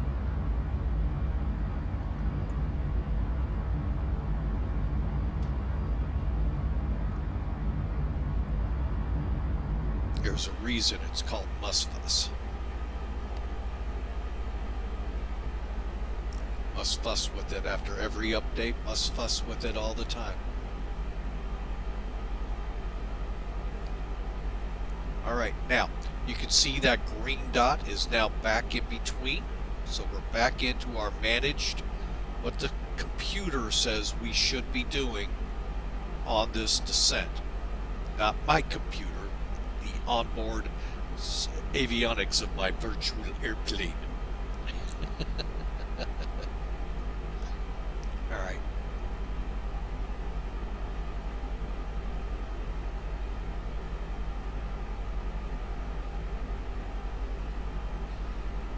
Okay, so let's get updated weather here.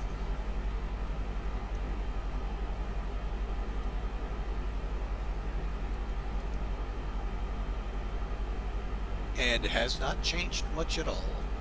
10:38, isn't that what we put in? Let's find out. 10:38, 11 degrees, like an hour old.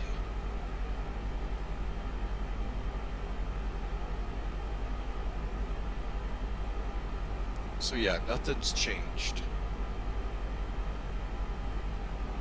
check Sky Vector, see if... Oh, we're still showing 17Z. Wow. Alright, so here we go, folks.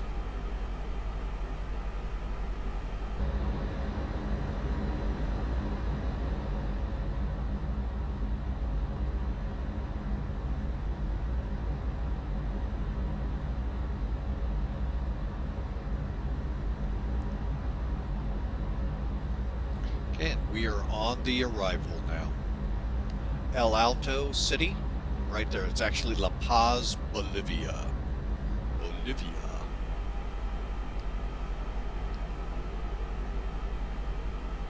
I think the airport is in this general area.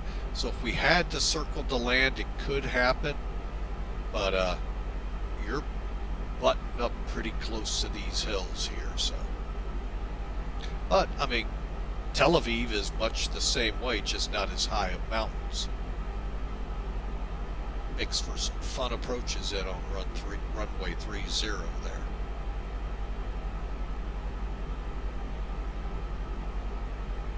Okay.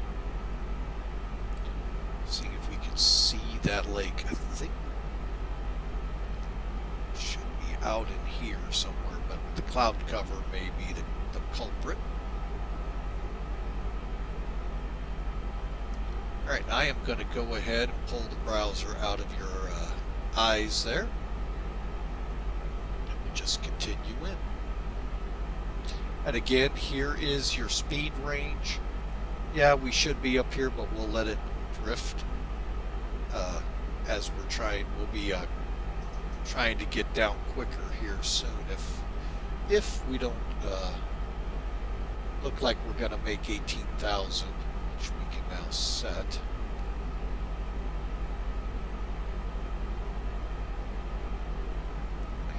Because that's where I will hold. If I can't make 18,000 by there, we'll hold. Till I get to 18,000, so that way we can come down to 17,000 and right on in.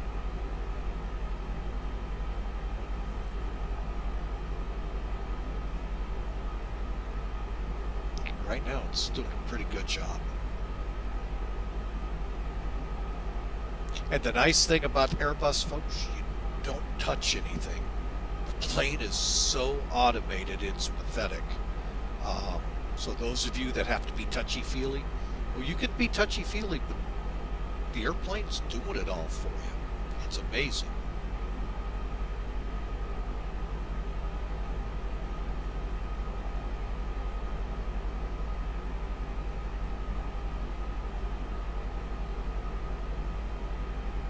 Yeah, it doesn't look like we're going to make it. Okay.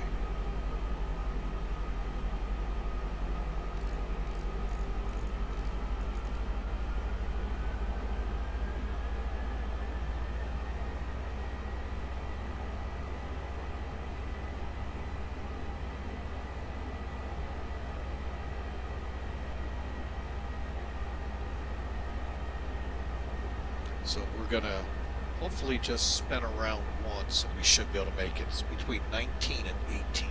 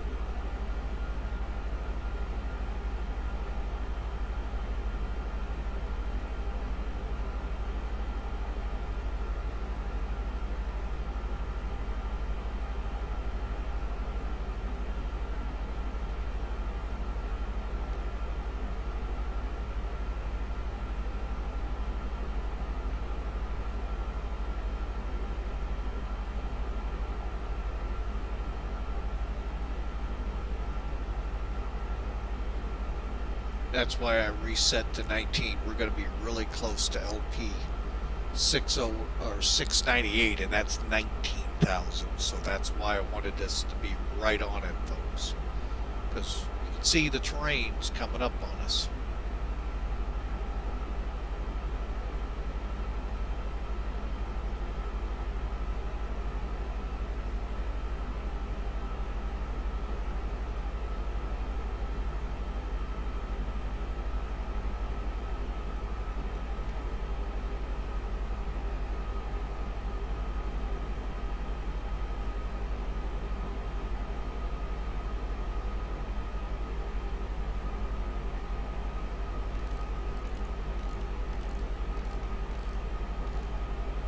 Okay, so back to about I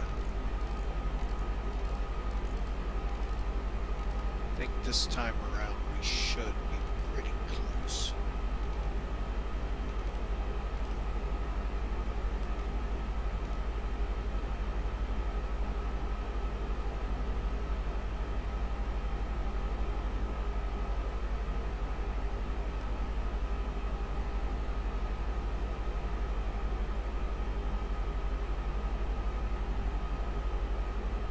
Look at that, folks.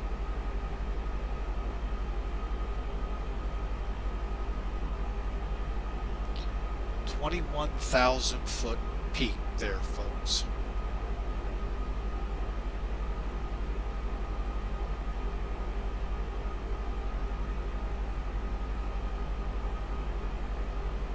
That's per the chart. If you look at it, it's right here, 21,000 feet.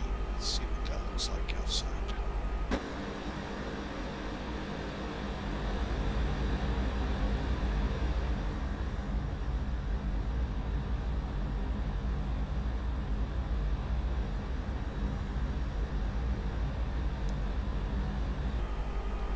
All right, so now we're coming back around.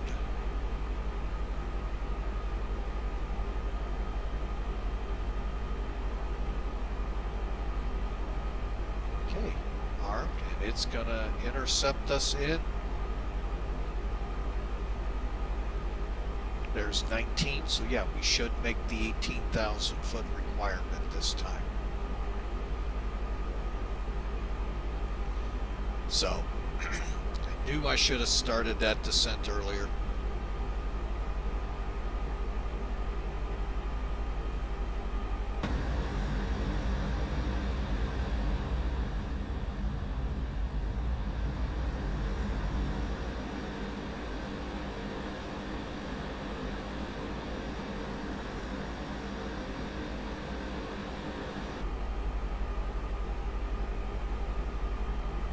And here we come on 18,000, folks, back on.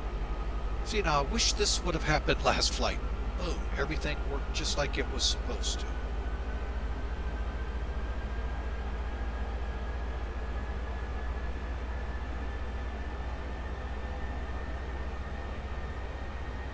Don't know what I did wrong. Did wrong, did different.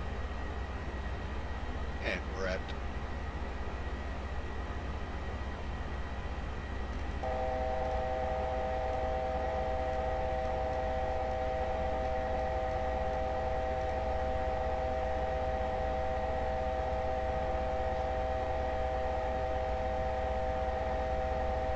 let's get on back down to 18.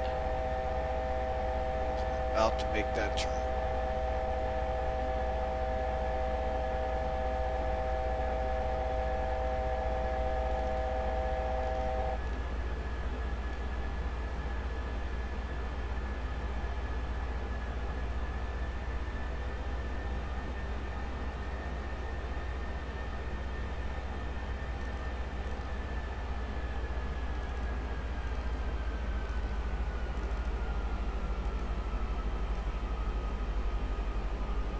We're going to use this nice shallow descent, folks, to slow us down. Now, before you click approach phase, make sure you're under control of the speed. Otherwise, like I said, you're going to slow to that F speed. And it's usually like 145, 6, 7. It's a long way still to drag that, folks, when we need to be up here at 180 and then coming into the approach. So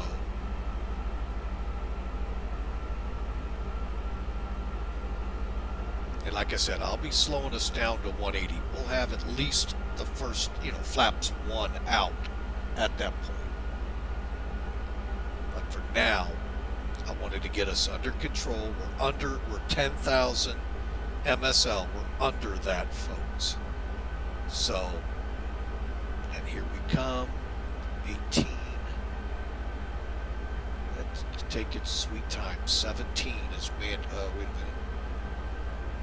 Get the RTX chart up. 17's mandatory. Here we'll just overlay it. 17.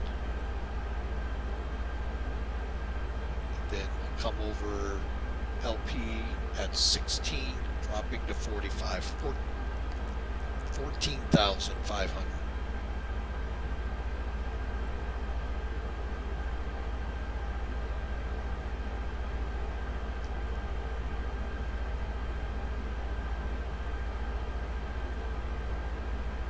This green dot, folks, is where we can start out flaps.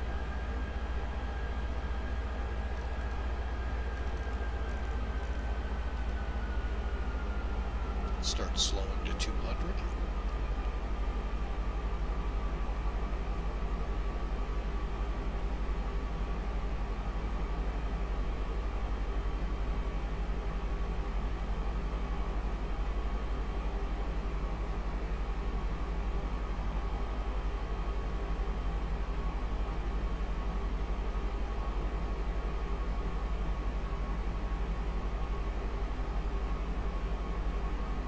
Okay, now we're going to drop this to 20, do the approach.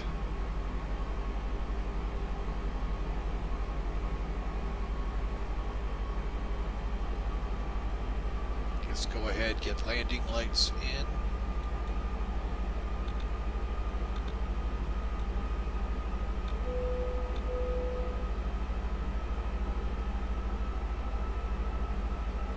Go ahead with LS, but I don't think we're going to have them up 5 units, okay?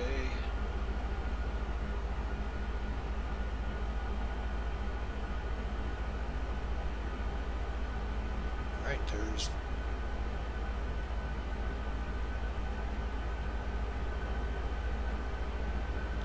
Let's go ahead and get 1 notch flaps in.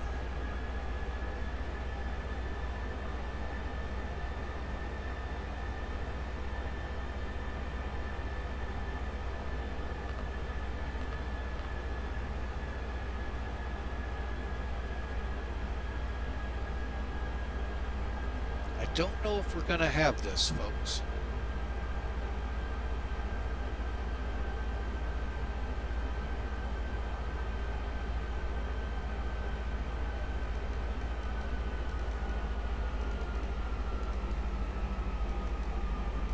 Let's try and use straight and level flight as much as we can to use our speed management. At the S speed, we'll crank down config 2.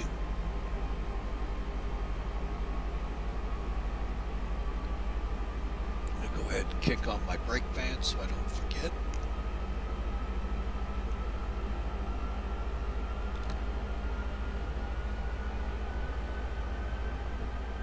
Arm up the brakes.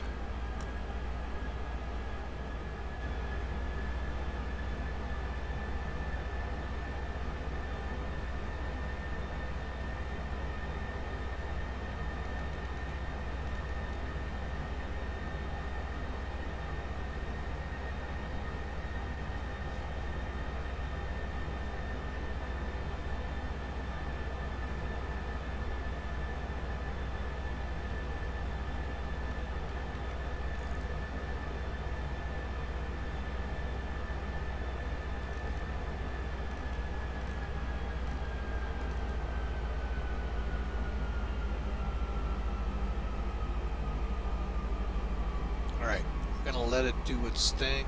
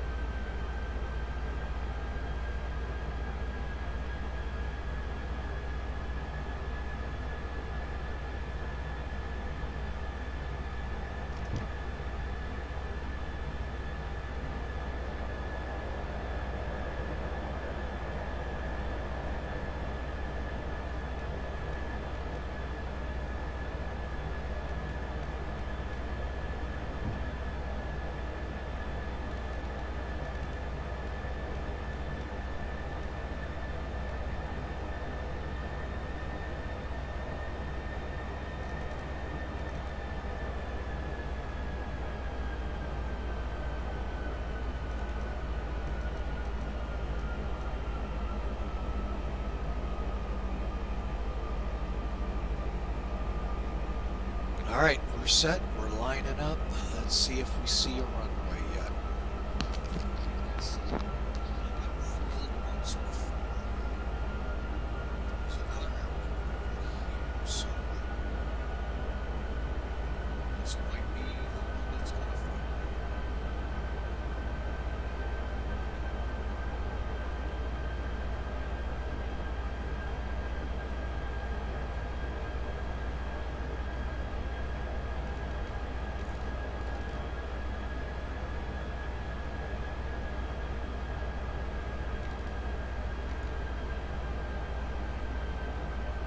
Okay, we're lined up.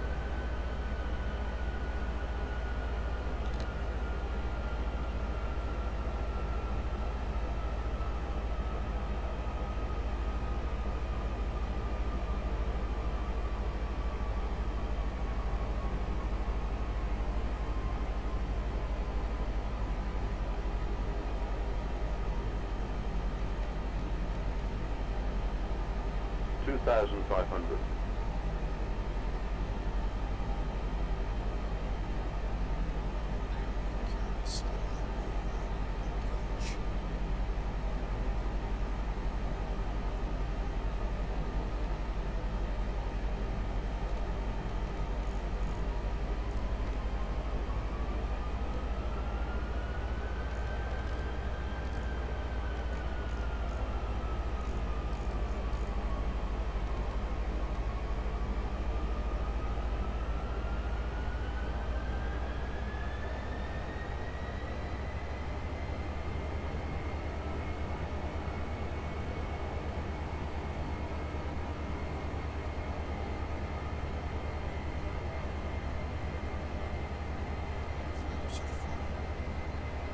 Gear down, right set.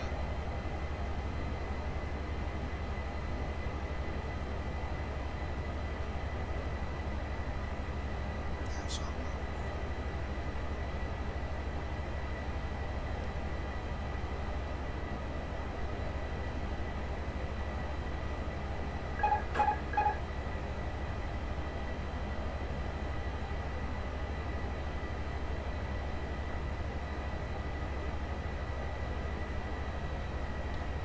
And 1,000.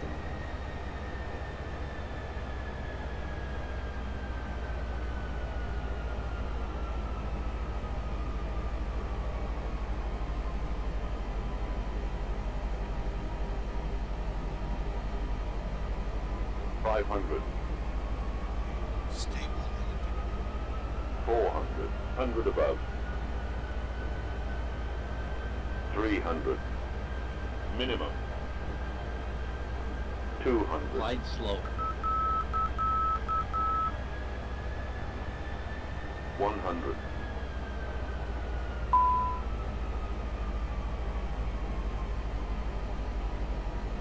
50, 40, 30, 20. Retard 5.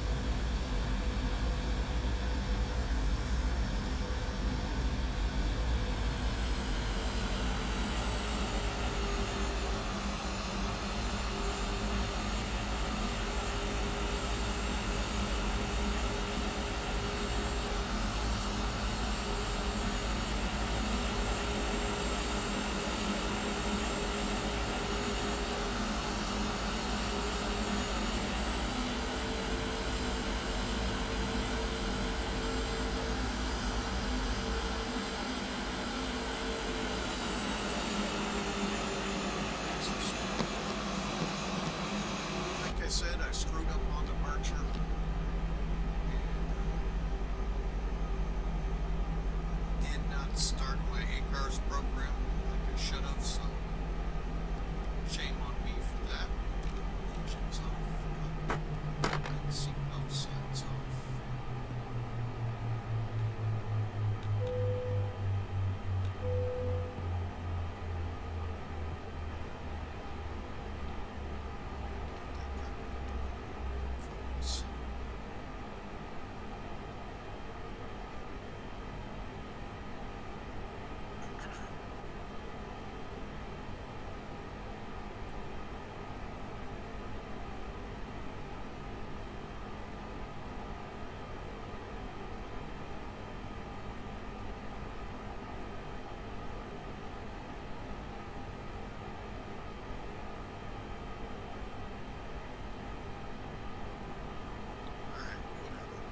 Alto didn't help out much. Alright, so back here. Okay, so fuel pumps. Let's get those all turned off real quick.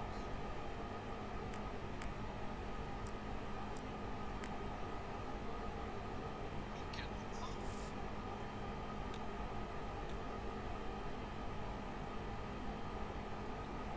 Come down.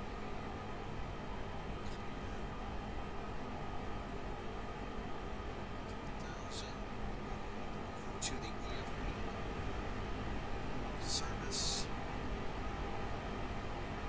Actually, what we're going to do is come off POSCON.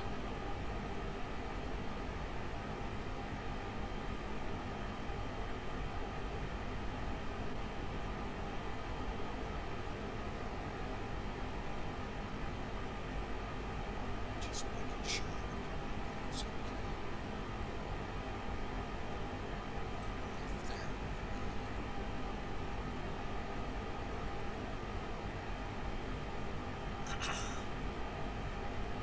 Alright, real quick. We're not going to do anything yet with the EFB. I know it's going to yell at us a couple times.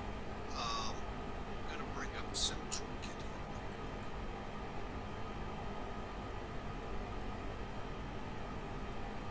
Let's take a look at that landing, and then we're going to go back, look at it. Again, you can see that little 360 we did to be able to make the approach. Logged in at 190 feet a minute. I think I saw 90 on what was in here. So let's go to landing reports.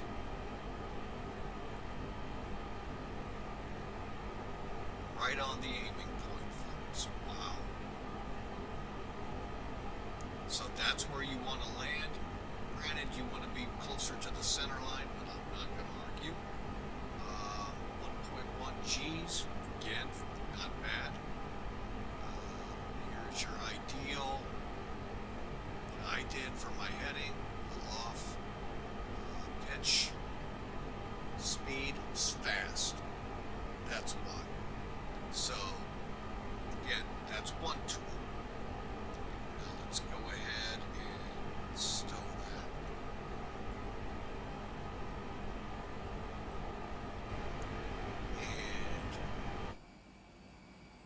And this is why I am not bringing the jetway in, because we're going to go and first make sure nothing's recording.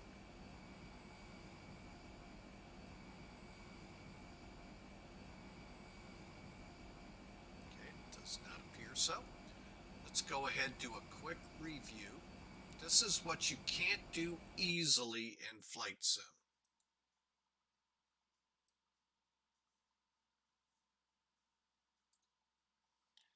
Okay. Let's take a look at a few approaches into here. Oh yeah, that's a good distance out. And we'll put some music in here since it's been kind of quiet.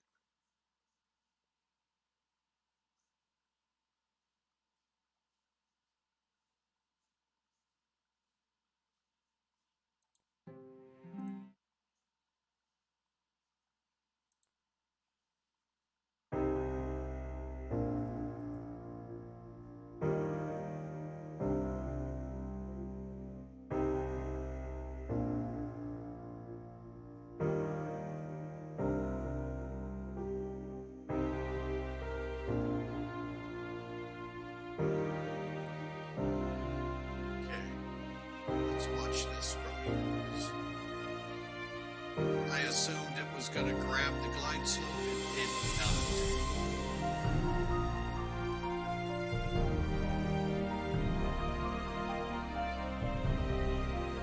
Stable approach there, folks, and that's pretty much Airbus.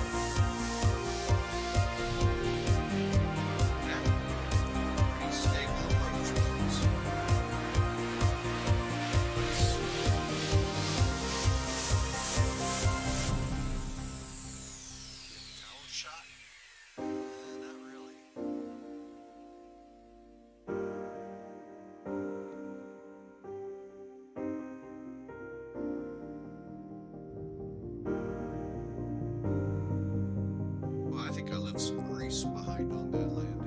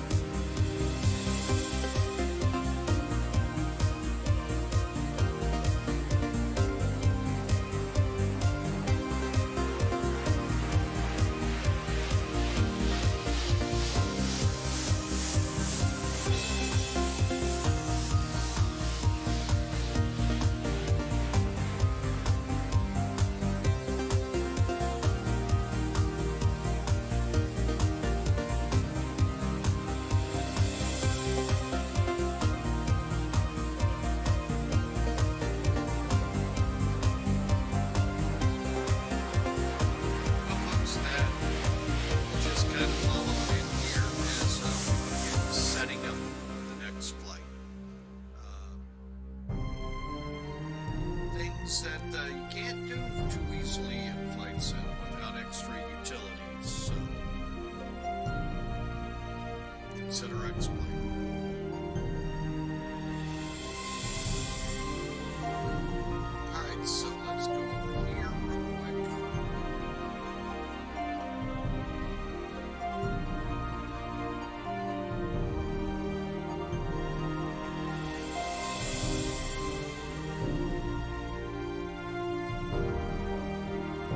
This time, we will put in our console.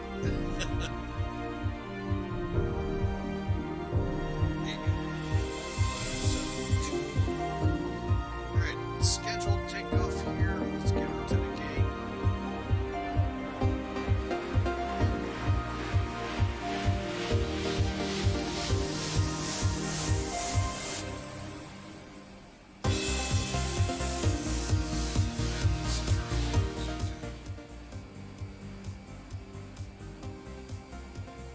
Alright, so let's get in here and see where the cockpit state is. Let's see. It's on. Okay, let's go over here.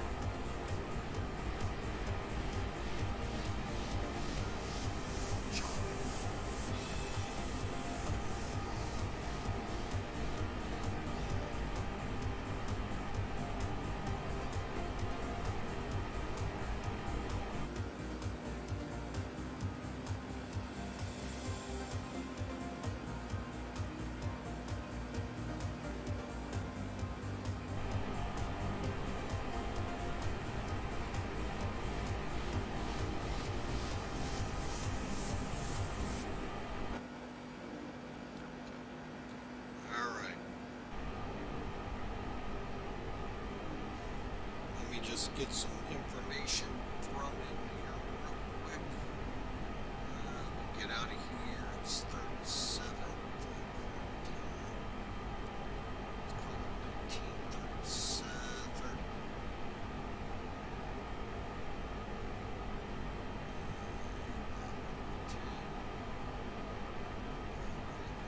Six, okay.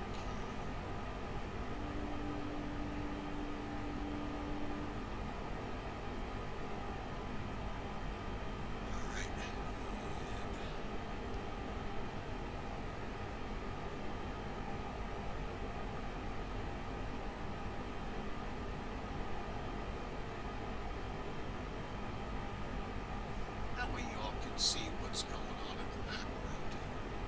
Okay, so SPHY is around. It's good.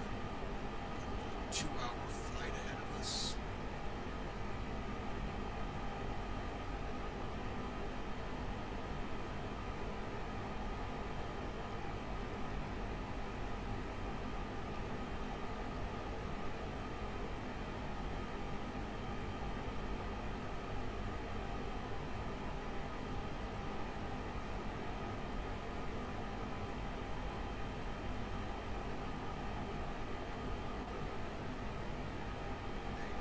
Get an idea, we're going to be flying pretty much a lot of the high country until we start into come around the moon.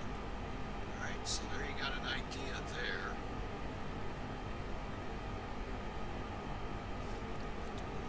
Get this all put out.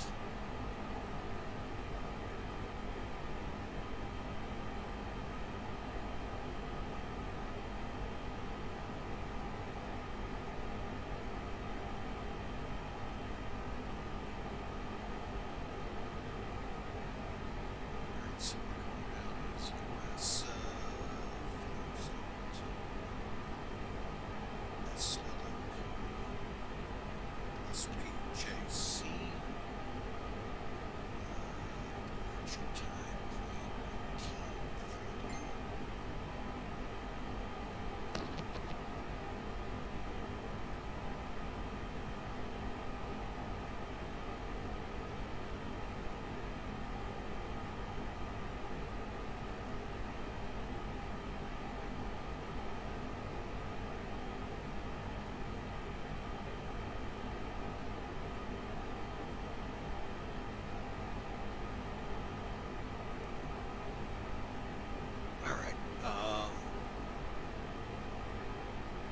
Same airplane.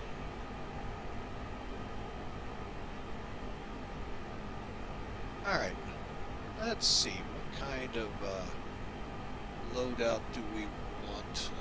We think we're good. Just take what they give us.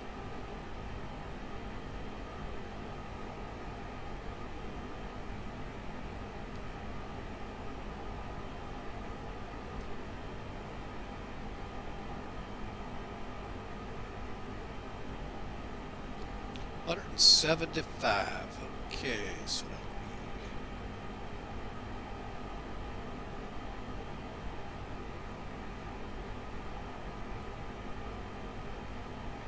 right up here.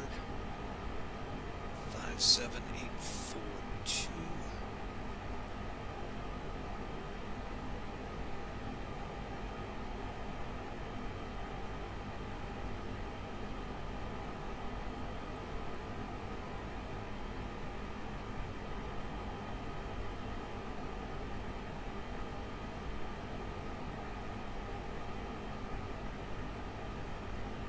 Okay, 57842. All right, fuel.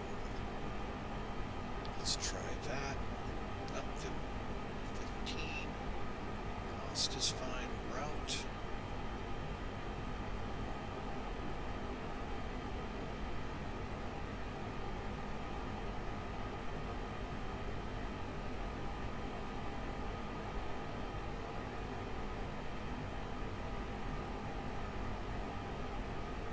And the alternate, SPHY.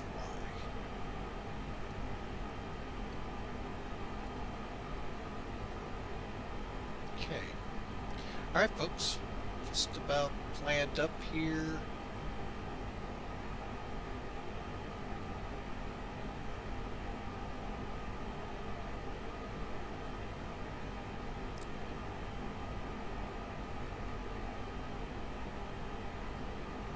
Just getting my alternates route into this.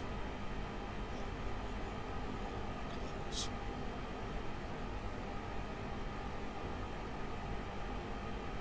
Looked like, okay.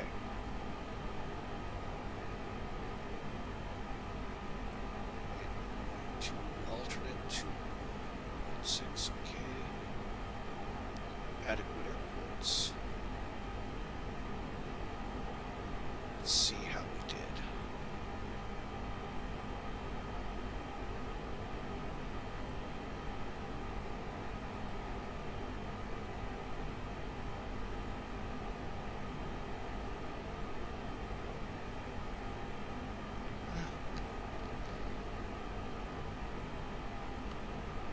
Okay, that'll work. Not gonna worry too much here. All right, so we can take off.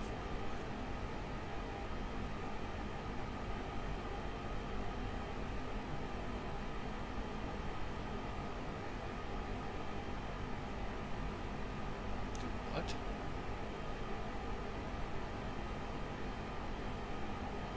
The heck was our performance on this one?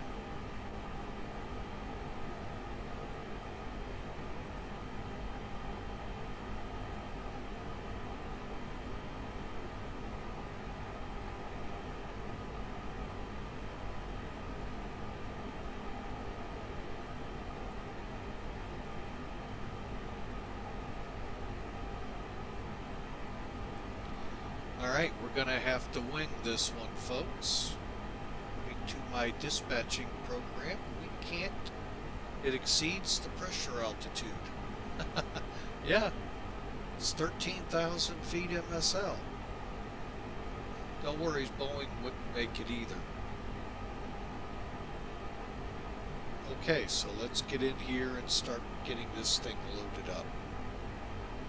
First off, let's get Sim Toolkit back here so you can see this part. Okay, here's Sim Toolkit. Let's go to Flight Planning. Create a new. Load. And that's all there is to it. You did all the work in SimBrief, folks, and all you're doing is taking that and displaying it here. 10, 16. Okay, and there's our route in, there's our route out.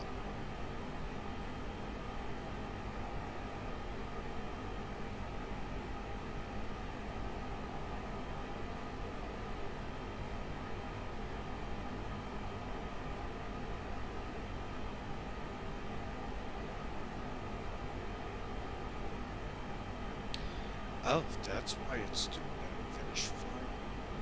Okay.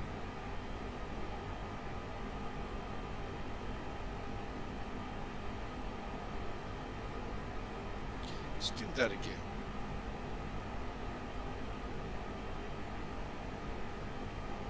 Okay, so you can see what we've got here for a flight. Here's our load sheet, folks. 175 people, 15,000 kilos, giving us a cost index of 7 to get out of here and a cruise altitude of 36,000. Excuse me there. Man, all of a sudden, my allergies decide they want to try to kick in. Now we're going to try and get credit for this flight, since I didn't last time. Give that a second. Okay, now we'll go to the flight plan. Cost index 7, 669 miles, 238 on the winds. Alright.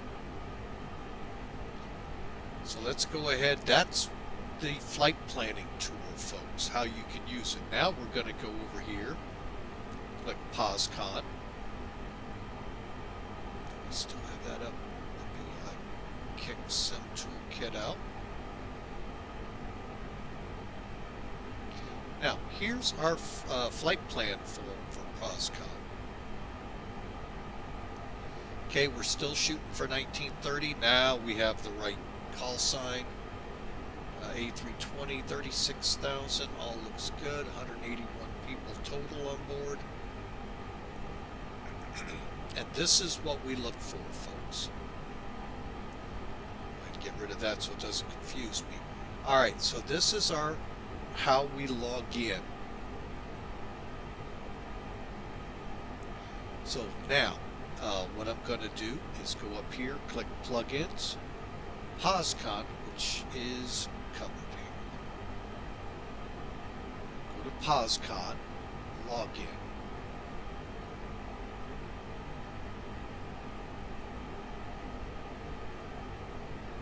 Okay, so we're now USA 572 A320 USA, log in. Perfect. It acknowledges we're logged in. Now the next step, hang on.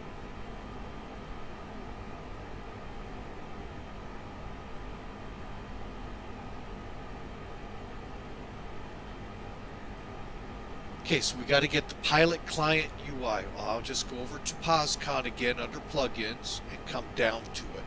I'm just going to do that real quick. Then we go to ATC, log on.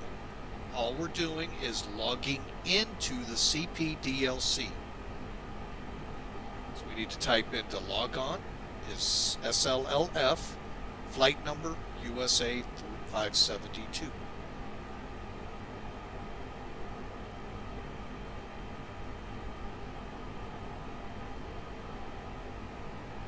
If we've done everything right, when we click send, it'll boing and a new message will be there that it's been captured.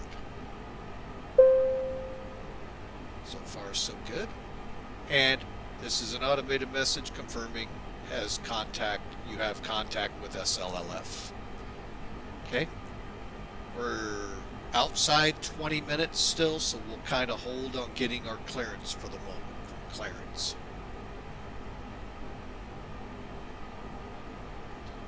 Now, what I'm bringing up here is the map. There we are. There's where we're going.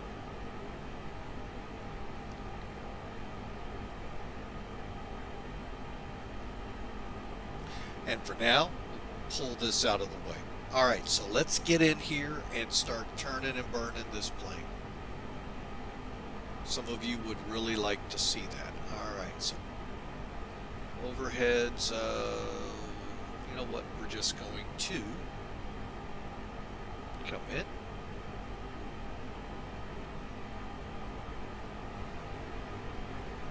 Okay, so fuel for the flight. 79.45. Again, gotta have the fuel truck in blue, or where you know it's lit up and it's available. If it's not, it won't let you fuel. I'm going to show you something here. I don't know how to do it. Ugh. Right, but anyway, you put it in here, down here where it says all tanks. 79.45, right? Yep. Set. Packs. We are hauling 175. 175. Set. Cargo. 300. Set. Even though it's there, I always click set, go to perf data. Coming down, 57842. There's our fuel, and rounded up one. There's our gross weight, which is correct. There's our packs breakdown. There's our zero fuel weight. I like getting this number. It's how I confirm that the transfer from the EFB to the McDo occurred correctly. Trim up 3 this time, 03. All right. set. Now what that does is gets it in a position that when the McDo, you click wait request, boom, it comes in. All right, so here we go.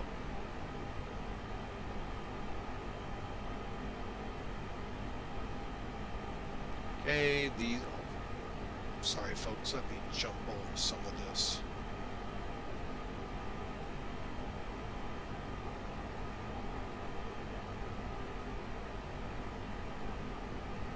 Alright, evac switch. Okay, so we'll come up here. I'm going to go ahead and turn these guys off. Okay, so that's going to put some faults in. Evac switch is good. ADers, we're going to go to nav here in a minute.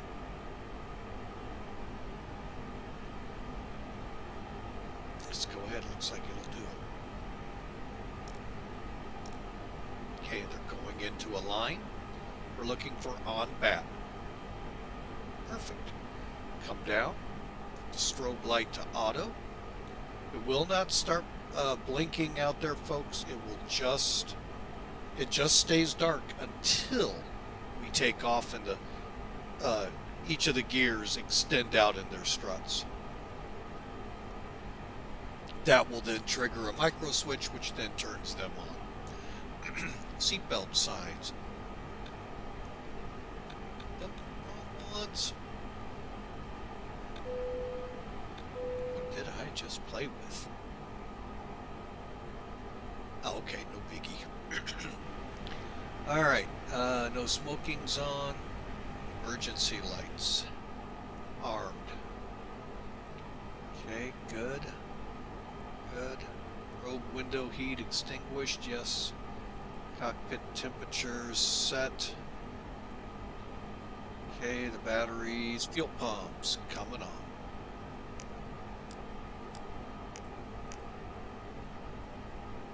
Okay, we only do these at the beginning of the day. We've already done them. Audio switch is good. Alright, left console.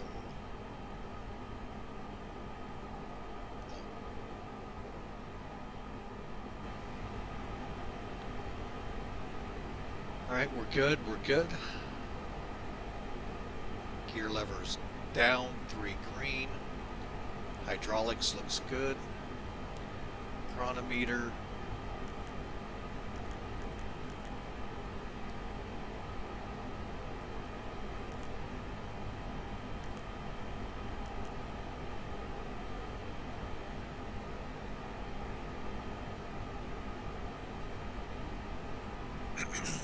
Okay, I'm not sure about these two. Landing gear 3 green. Brake fan off. Radios.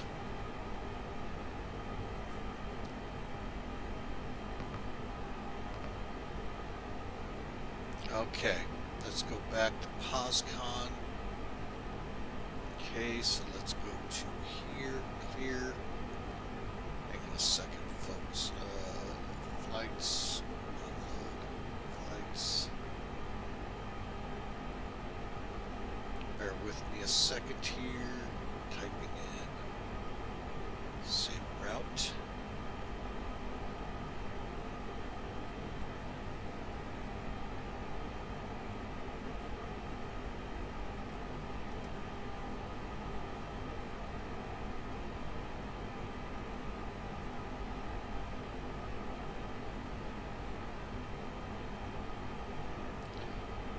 Okay.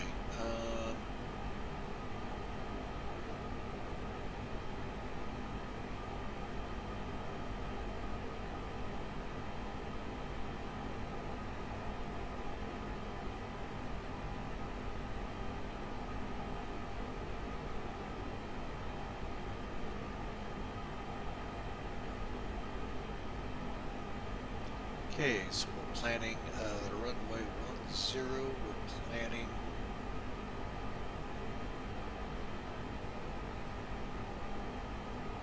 I'm not sure what we're planning yet into here. I thought we had all this worked out. Dang it.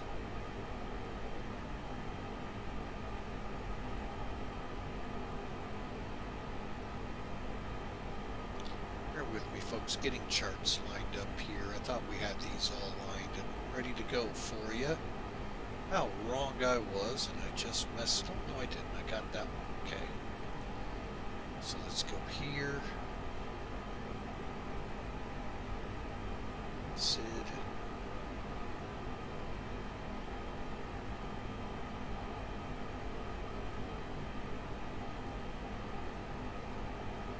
Okay.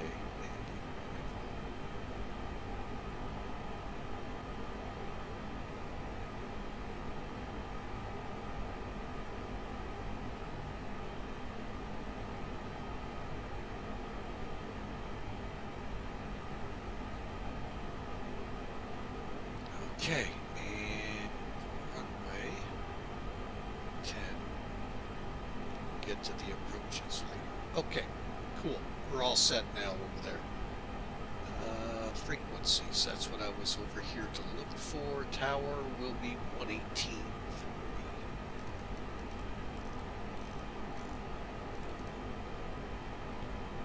Okay, got that pushed over. A lot of work for a little to do. Alright, transmitter, captain, receiver, set flood, set weather radar, up 7 units.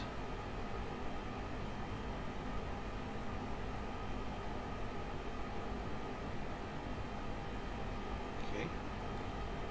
Propeller set. Flaps 0, speed brakes down, and showing 0. Okay, status go.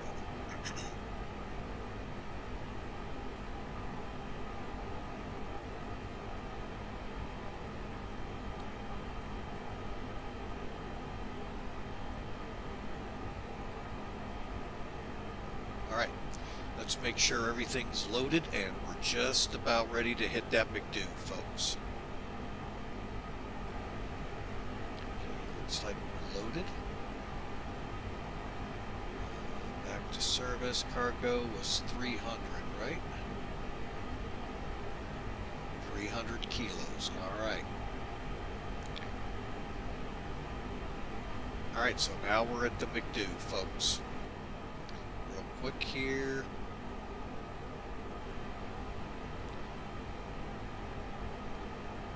Aircraft A320-214, that's correct. Engine model Pratt, yep.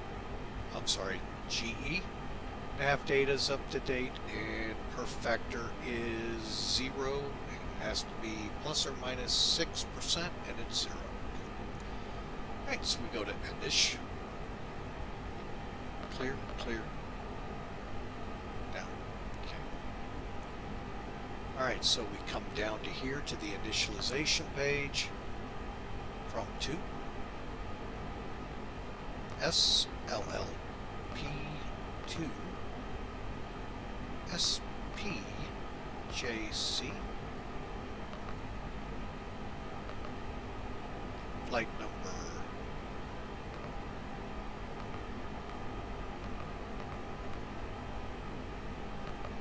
cost index today 7. Flight level 360. Okay, INS, align on ref, confirm, return, wind, click on it, request, next phase, request, return. We leave the rest of this here, the temp and the tropo. There are actual formats in SimBrief you can actually use to get that data. We'll just keep it default. Okay, so we've done this, we've done this. Okay, so let's go to F-plan. F-plan disconnect, insert first waypoint. ELAKO.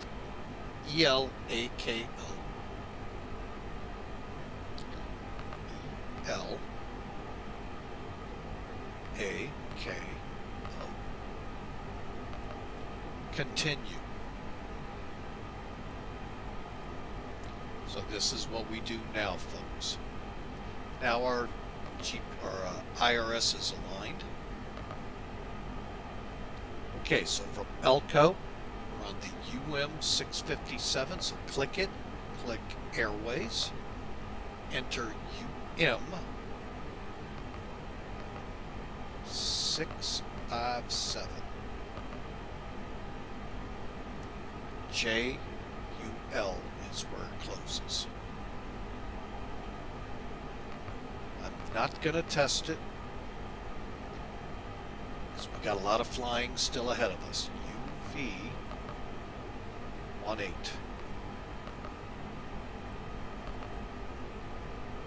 AND. By the way, that's one of our fixes to our alternate. UT336.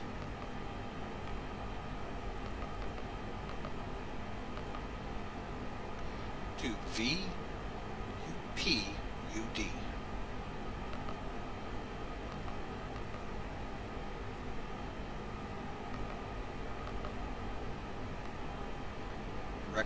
Pervo.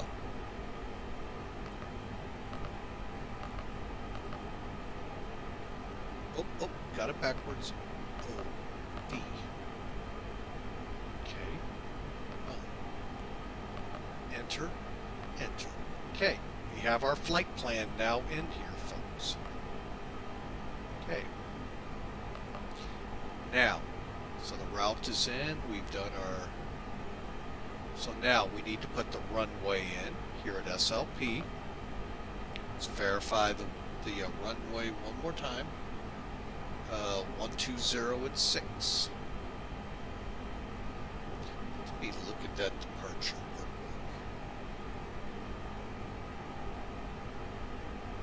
quick. Okay, it is good for 10. All right.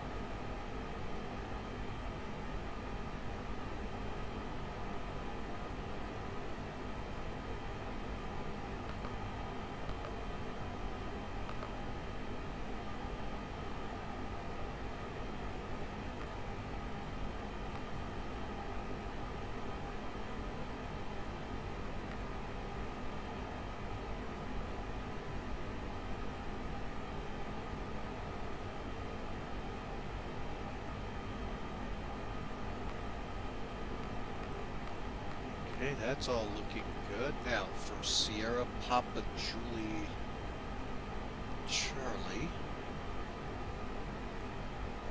I'm going to do the same thing. Or wait a minute, we catch up here. Runway, SID, insert. Now we're going to do runway. Alright, now this one we got to kind of decide. So we're coming in on Lobus.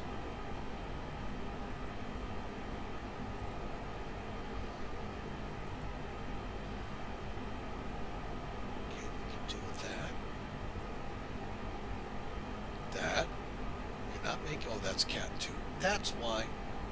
No.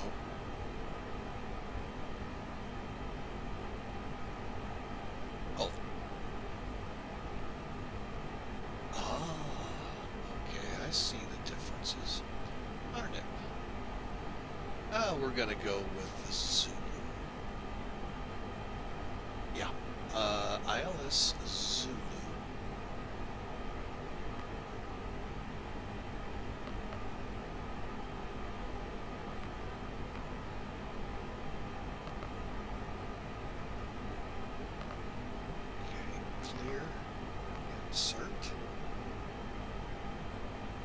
Alright, so we are going to check our flight plan now. Alright, so we've done this, this, and this.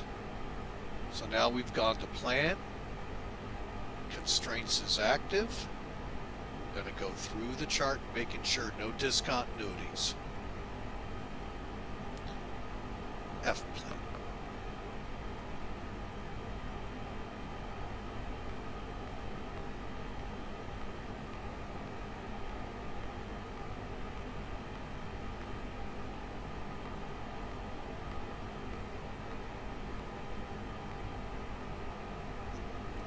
Oh, I know why everything's green.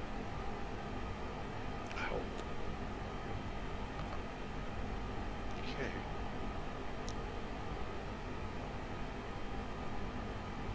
No perf yet. Okay, so the route is good. Okay, so we'll check the rad nav. Everything looks good here.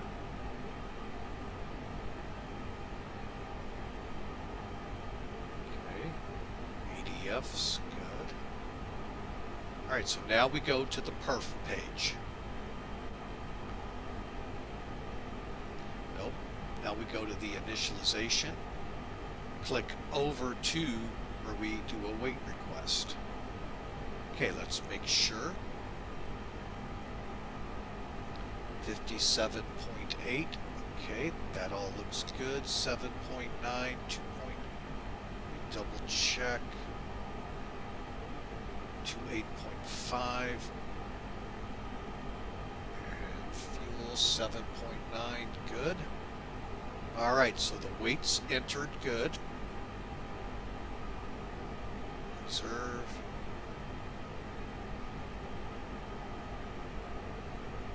F-plan.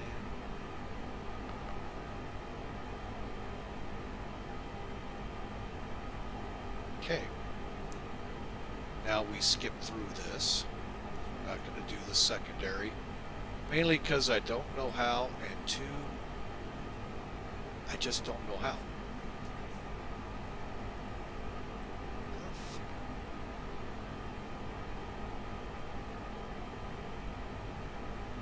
Alright, so flaps. I'm going to go 1 slash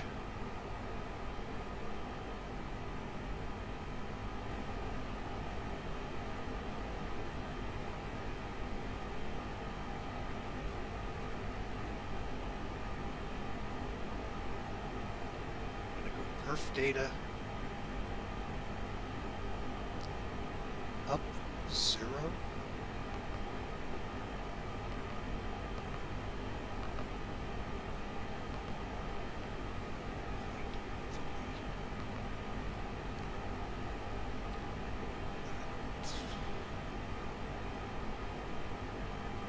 Sure, my top cap program's going to say the same thing.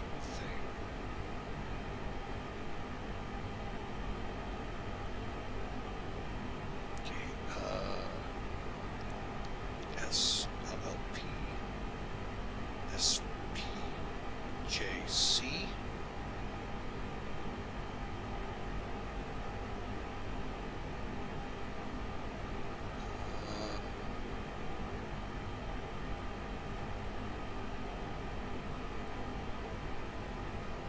$65 and 10.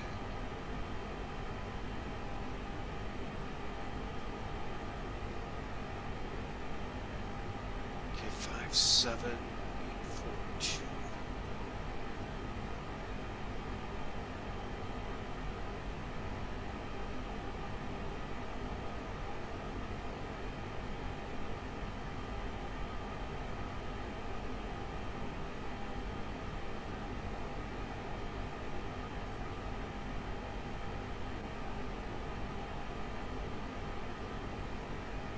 Okay, and fuel, we are at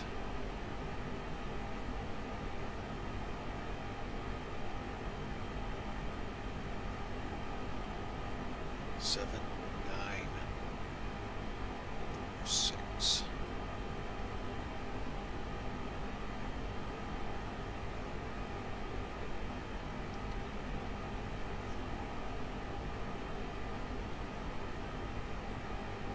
Okay, I just manually plugged these numbers in. I'm going to do the update. Okay, the winds are now 080. QNH. Alright, hang on. Is 36. Alright, so anti-ice. Go engine.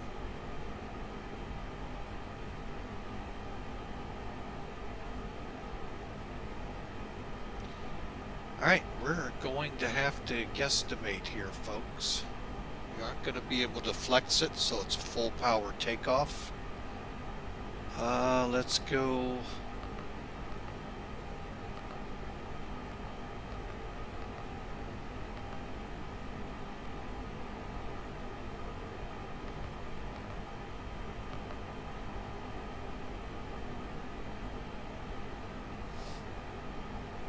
Okay. Hope for the best with those numbers, folks. Because we're not flexing to takeoff. We got our V1. We're not worried about these or that. All right, so there we go. The McDo is ready to go. I'm getting close.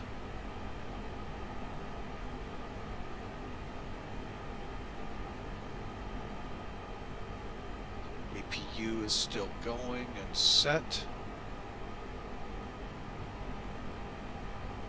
All right, start our tracking client.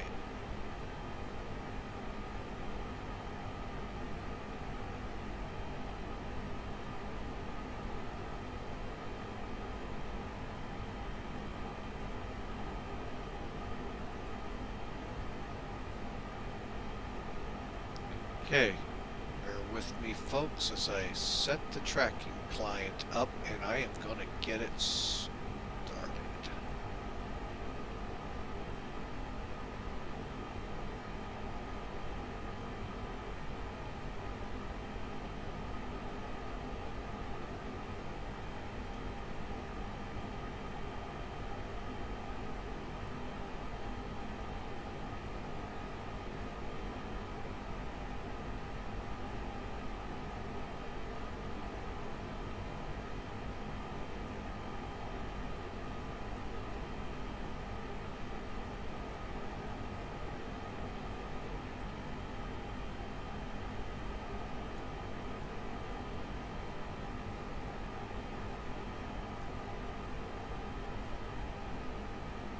All right, so now we can't forget it. Cockpit door 2. Turn around.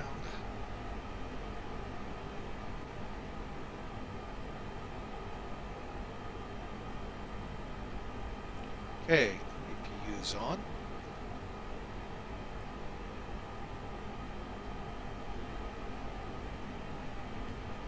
Flight director's on.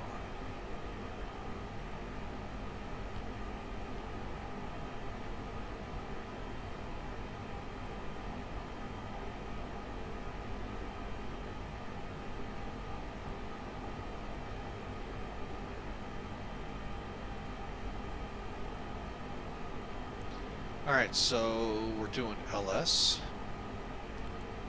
Okay, we're in ARC. We're at 20. Constraints are on. Okay.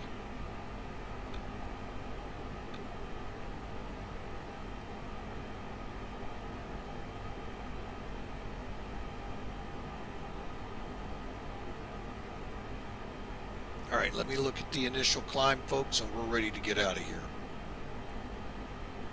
Believe it or not, that wasn't bad, folks. We're coming up, I think I said 30 for the takeoff. We'll be getting our clearance here in a moment. Initial climbs we don't have, so we're straight up again. Oh, yeah, let me hang on a second. Okay. Biggest thing here, let's bring it up so you have it. Okay, our departure. 13,700, distance 5 off the VOR. We'll make our turn, intercept 249 to Useri, head up to LK and out. Got to be above 20,000 feet at that point. I would hope we're above it by here. Who knows? Who knows? Because it is kind of that kind of day.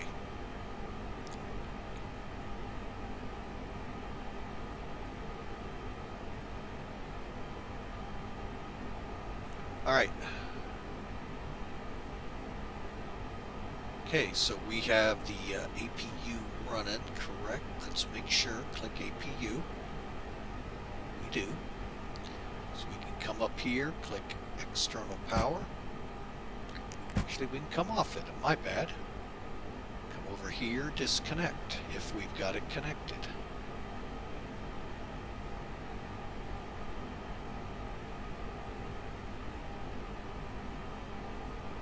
Remove. Remove.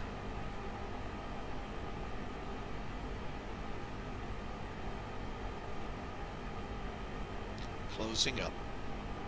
Okay, before we go anywhere now, I am gonna quickly get into POSCON. Oh, wait a minute, I don't have to get into POSCON. Here, let me bring the browser back up. Request clearance from Clarence.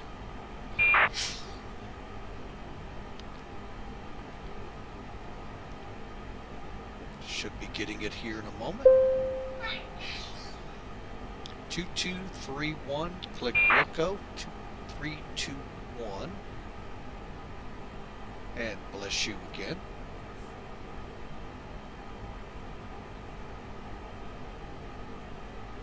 Two, 3, 2, 1 is set. Okay, and all is good. All right, folks, we have ground service. We've done the brief. Again, real quick, for those that may have missed it, we're going to be taking off runway 10. First off, let's go back.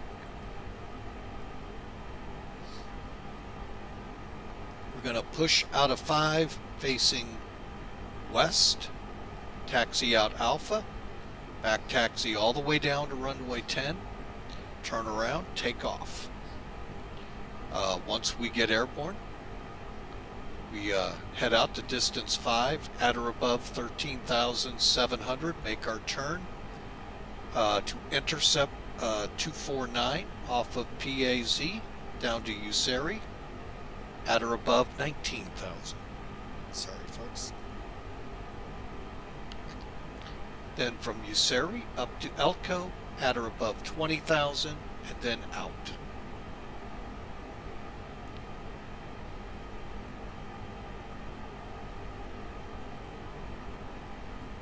Alright, there is the POSCON live map in our area.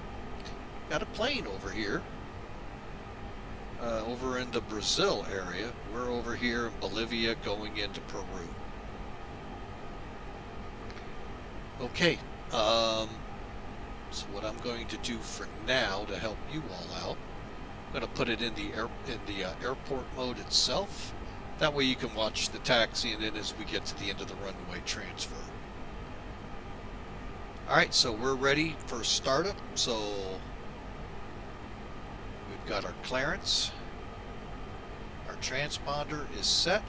Beacon light will be coming on as soon as we get our friends at better pushback on their way. Please, show me where you want to go. And by the way, folks, this is a utility, highly recommended. It's free. That I suggest everyone getting for driving up. There's our tug.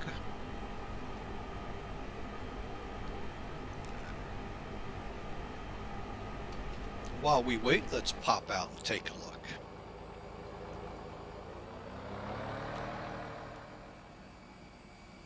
Yeah, I know, the chocks are still in.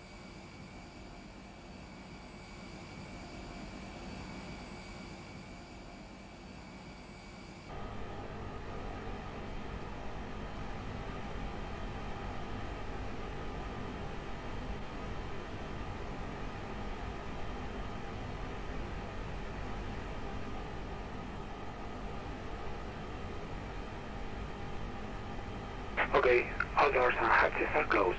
Ready to connect. Okay, now we'll pull the chocks.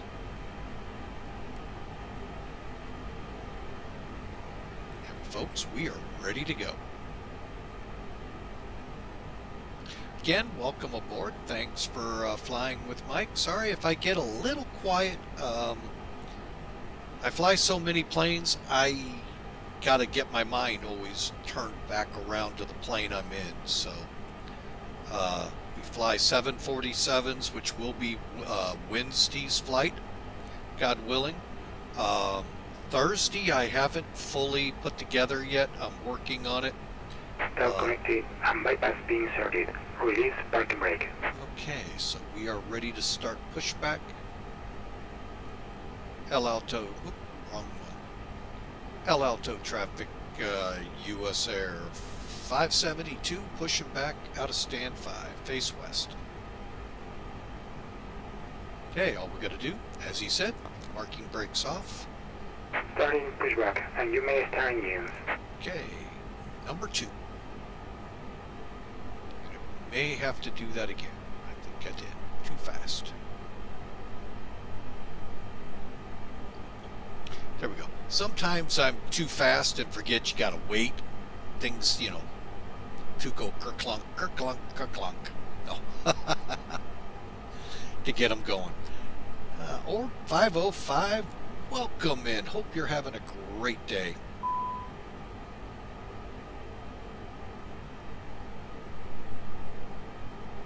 I have a low air start.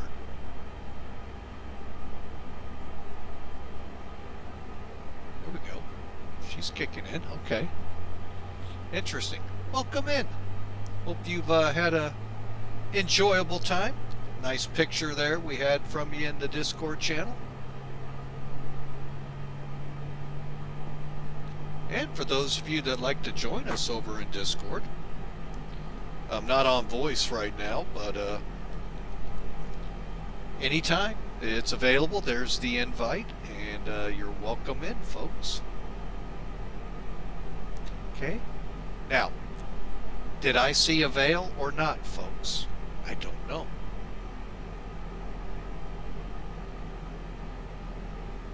But I don't see the gray that I told you about here, so I'm assuming we're just stabilizing. Let's go ahead and get number 1 going.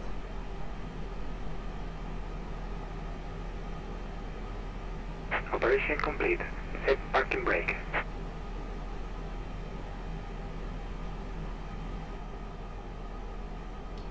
Parking brake set. Disconnecting tow. Stand by.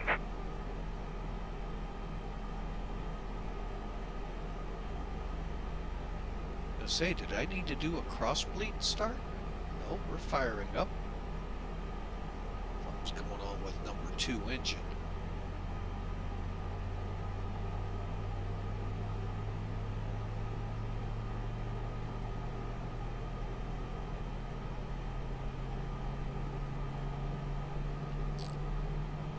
Let's wait and see what happens when we're stable here.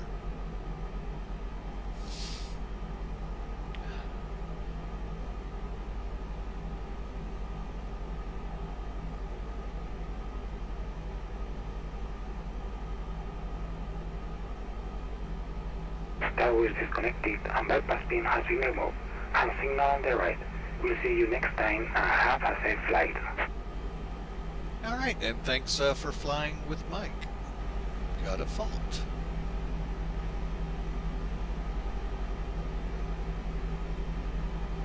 Alright, what is... Wait a minute, something's changing out here.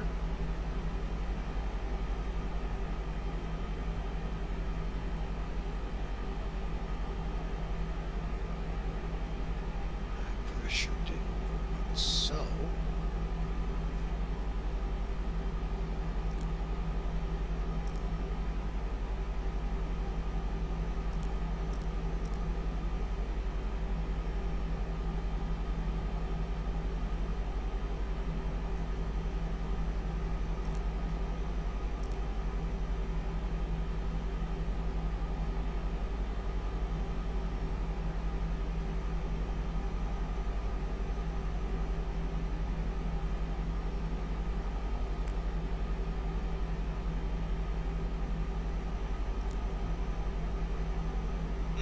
It doesn't look like the APU did what it was supposed to do, but I kind of figured it out, it looks like. Let's... Okay, I think we're... Did he pull away? Yes.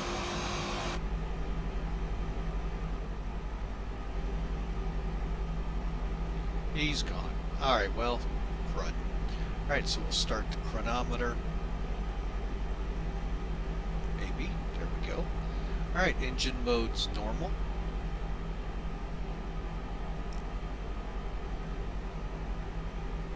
Kill the APU. That was interesting. Status page. Normal. Recall. Okay. Speed brakes armed, flaps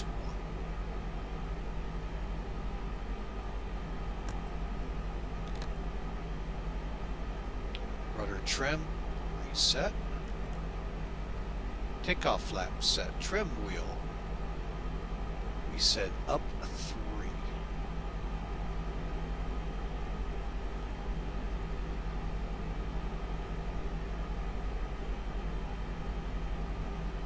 Okay. Pushback crew. Okay, elevators.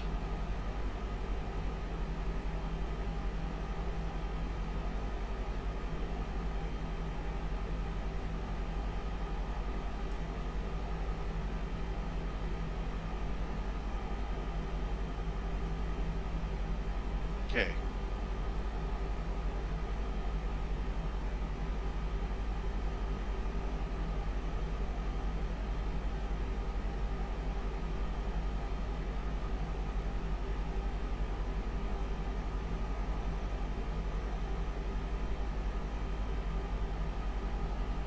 Okay, well, we did them.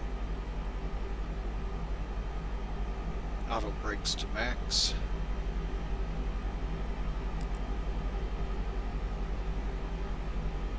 And finally, turn this off. We're ready to taxi, folks. Takeoff config check. All good. All right. Here we go.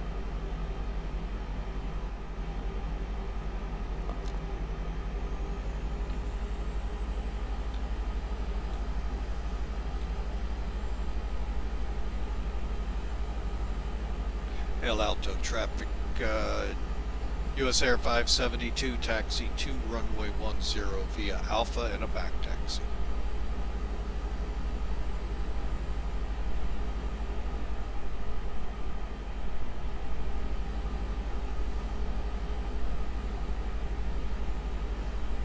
Okay, we're on our way, folks, for flight number 2.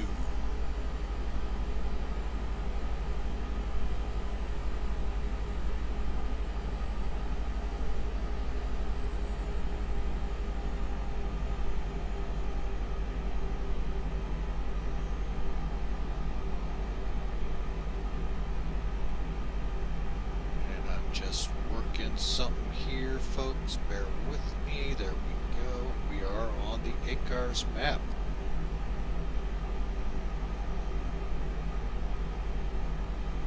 Part of me wants to put in flaps too.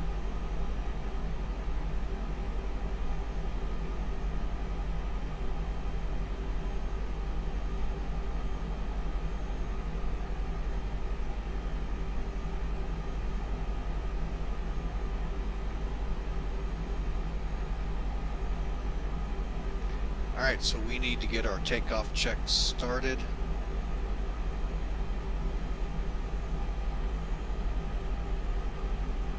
Cabin status ready. Weather radar.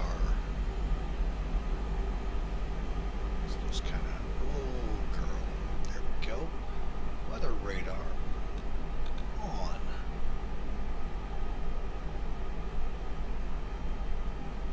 Normal, terrain on.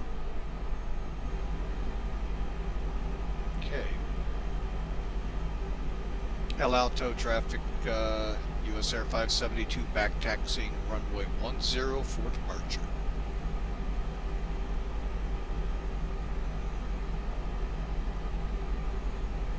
I think we're going down a hill, folks. I'll bring that map up eventually again, folks. Right now, let y'all get a pretty decent look. Okay, strobes on.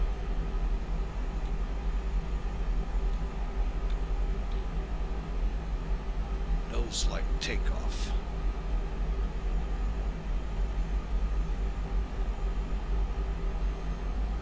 Now this might be a point, one of those where they might turn off the packs.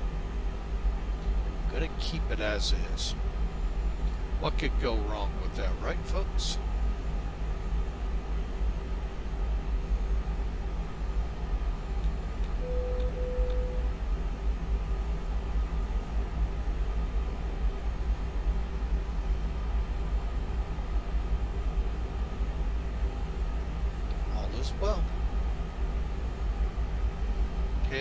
left and right landing lights off.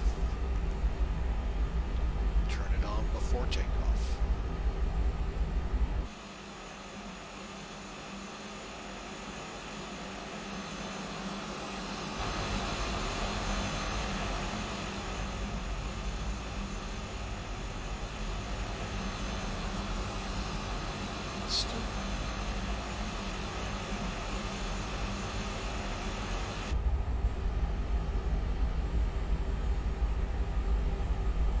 Nope, they're on. I don't know why I don't see them flashing.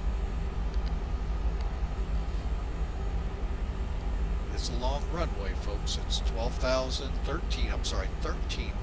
feet long. Again, we are 13,000 MSL.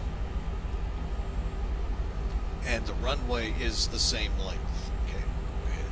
Click on it.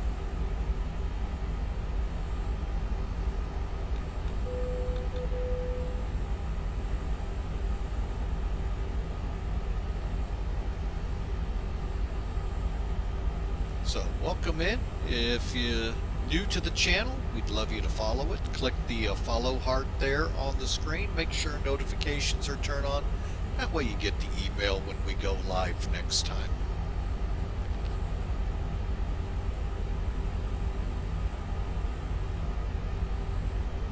Again, folks, somewhere in the neighborhood of 100,000 people live at 13,000 MSL. Wow. And you folks in Denver thought you had it high. Ha ha!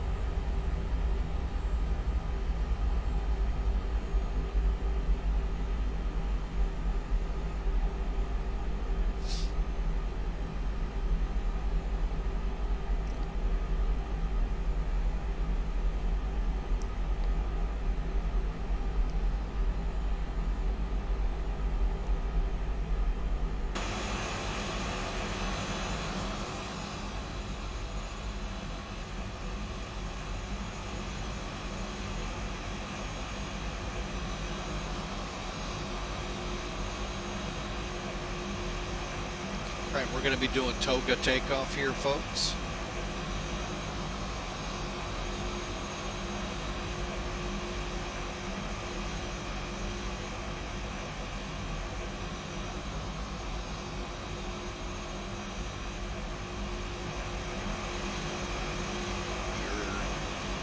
Bet your bippy I'm going to go all the way to the end of this runway.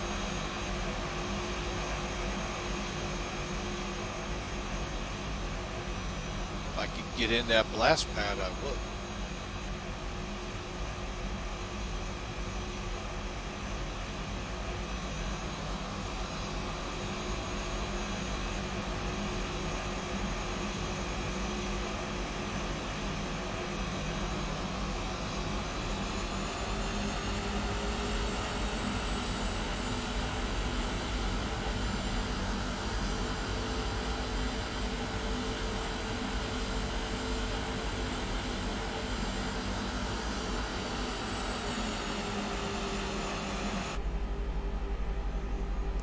Right, chronometer on. He says cautiously it is on. We're going to try it without the packs. Okay, here we go, folks. At 13,000, I don't want to forget. That's why I'm leaving them on. Okay, lights are on. Brakes are set for max, just in case.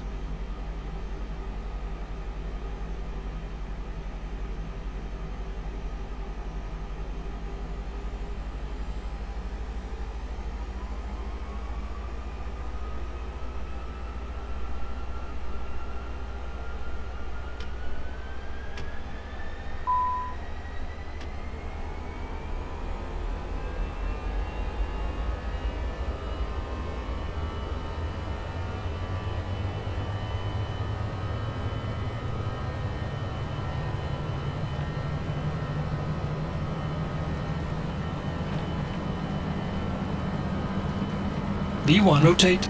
Yep, I didn't set V2. the speeds. Those were set for a PA31, folks.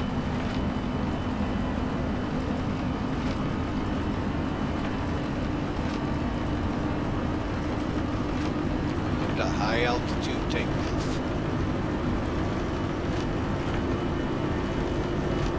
Speed 1. Okay. 10,000 feet.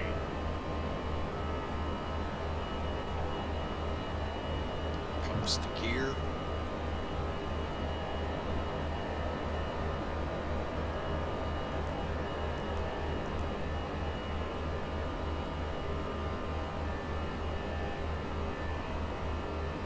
Gear up.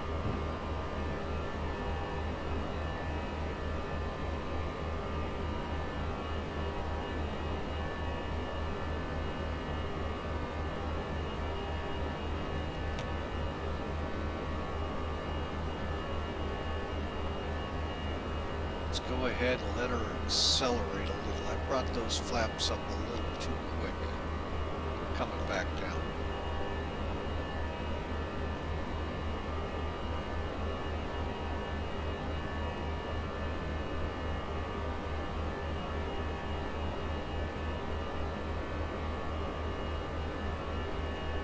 Now, I know.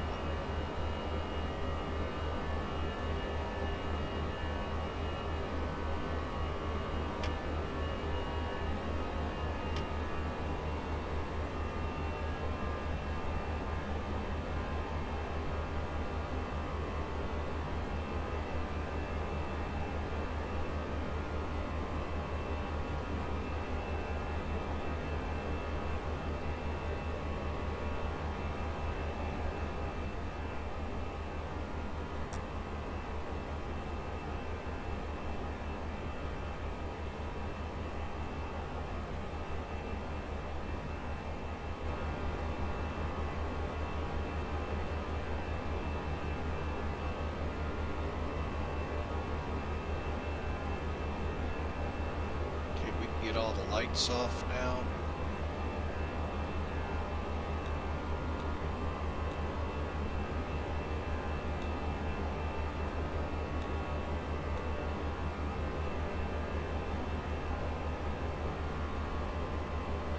Eighteen 18,000 feet.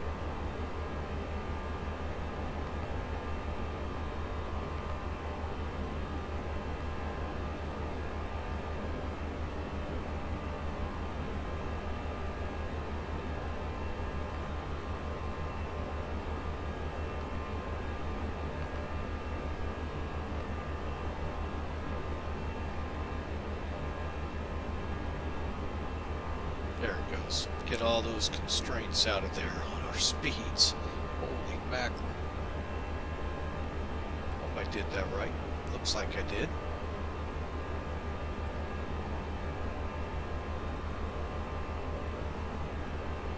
Alright, again, there's our intercept again. We gotta get, hang on, let me pull that chart. Center us. Okay, we got to be above 19,000, which we already are, and above 20 by there. So we're good there. We're just accelerating now.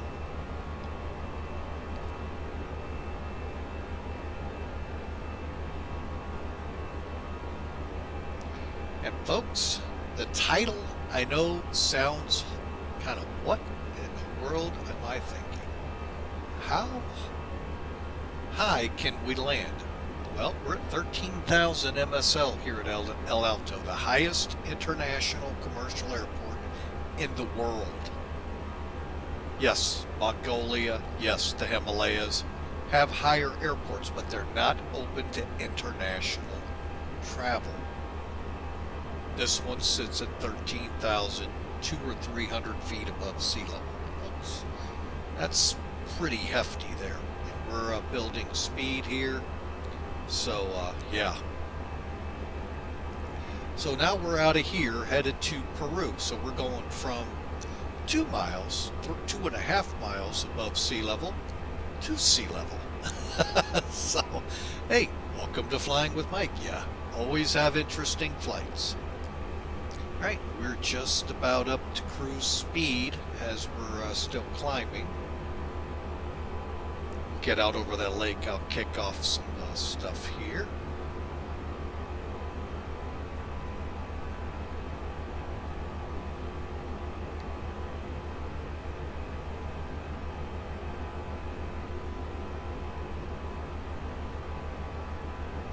All right, folks, we are on our way to Lima, Peru. Sierra Papa Juliet Charlie. Otherwise was called at one time Sierra Papa India Mike, SPIM. Changed at least 10, if not further back years ago. So, not really sure the reason for the change other than probably someone's ego. I don't know. Can't go that far to say that. That's what I would think. But yeah, it's changed and that's what it is now.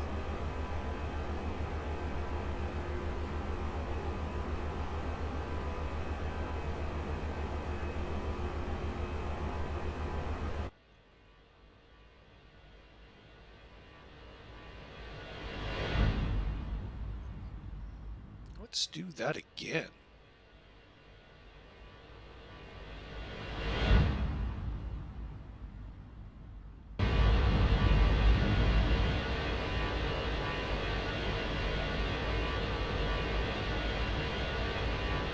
And you turn to get into El Alto when you're coming in from the east before that huge mountain right there. Might be a volcano for all I know. It kind of looks like one from here. But look at that, folks. That's the Andes for you.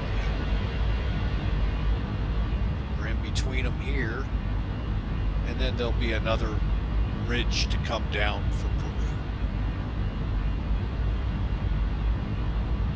All right, we're on the 63-mile haul up to El Alaco. Then we're on our flight plan to Peru.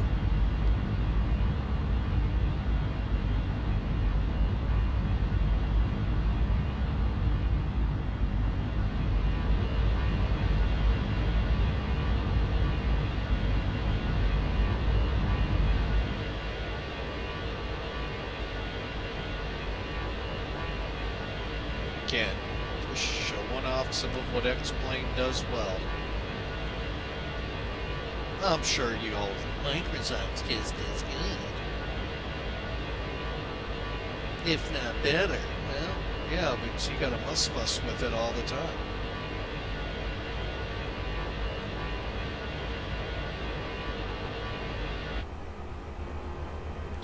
And here's that lake. All right, so there we go, folks. Onward and upward.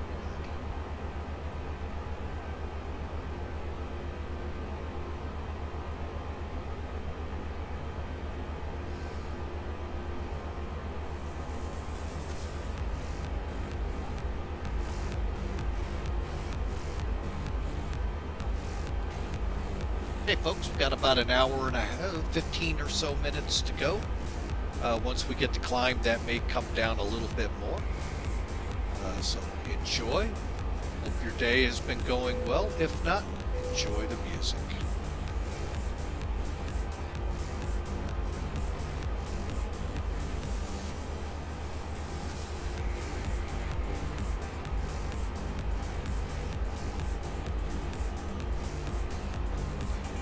Brake fans off. And just so y'all know, we already have the arrival plugged in. So all we have to do is just get over to Peru. Let's kind of center this up so we get a better idea of where we're headed, right about here. So in between here and there, actually further up, probably up, more up in here. But anyway, that's about 500 miles ahead of us, I think.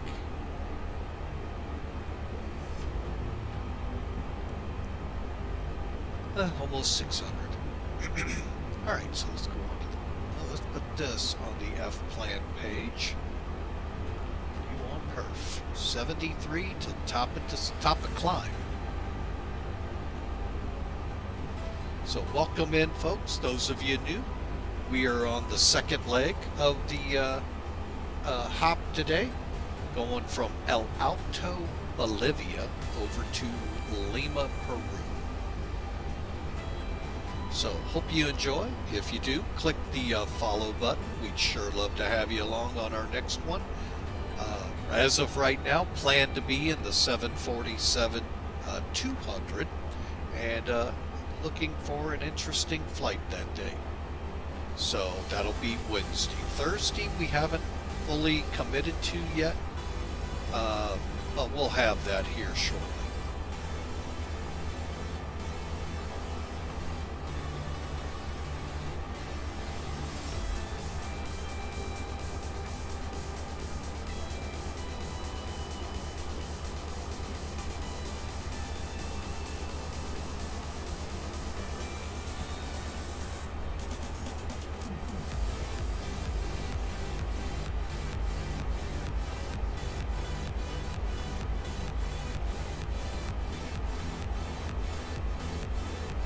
Beat chiggers.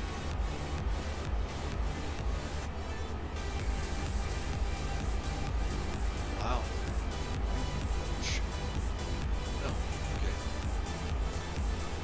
Interesting. Just looking ahead, folks, making sure our charts were set right. And I'm already showing the frequency for our arrival into Peru.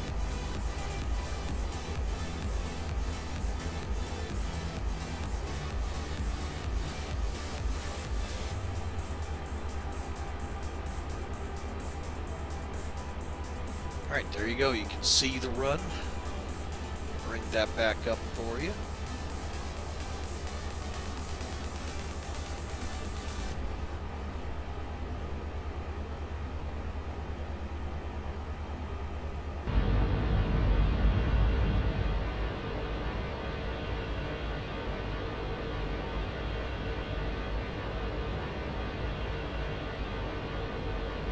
There you are, folks, high above the Andes in X-Plane 11.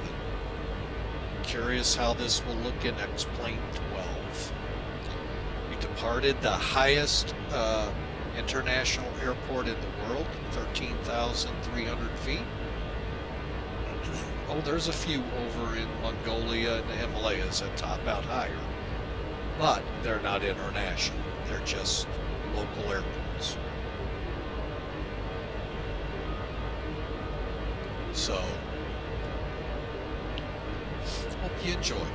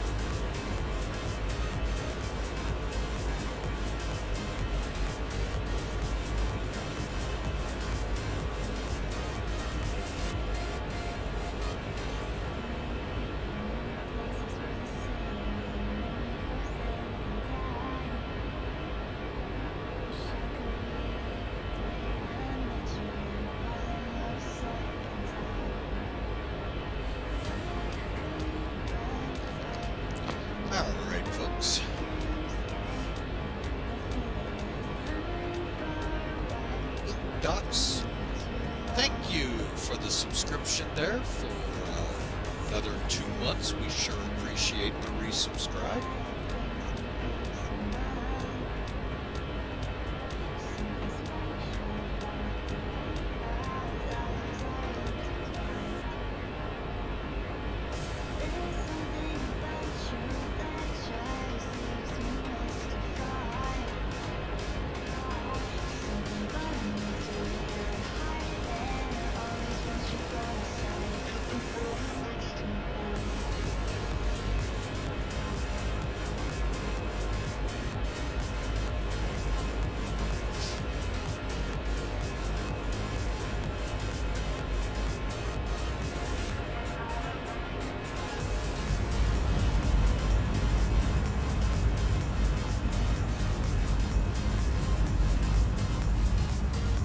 And for those that live in the high plateau of the United States, I think they got you beat here by a couple thousand feet.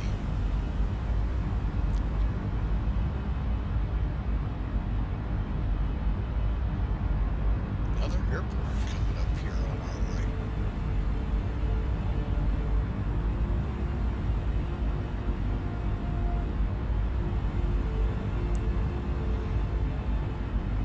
right.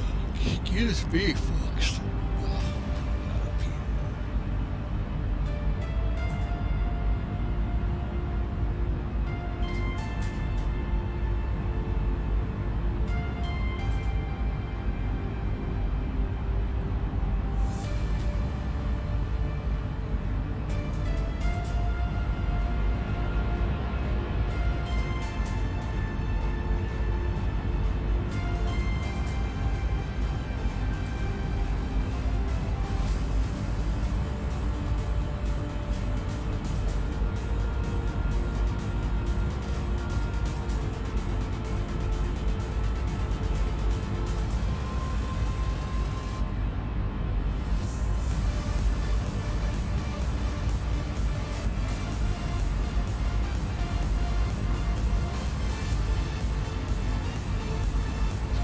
Let's get back in so people can see the inside here. I'm sure we don't have any problems brewing like we did on that startup. Not sure why the high pressure valves weren't opening up. Yet the engines seem to fire up okay.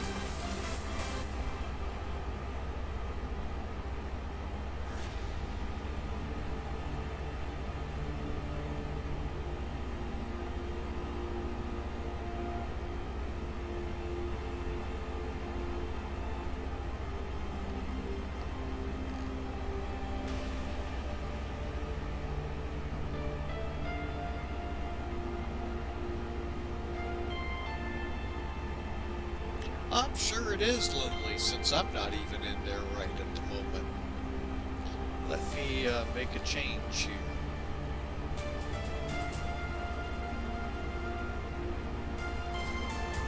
Not done.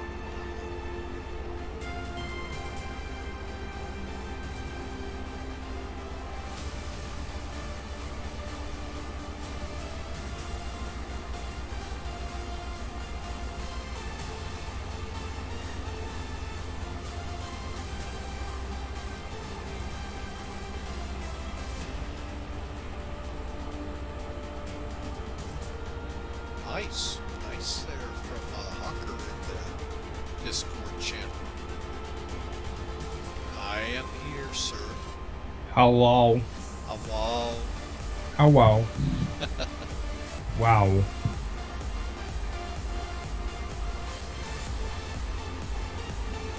I didn't realize my voice was so loud. Hang on a second.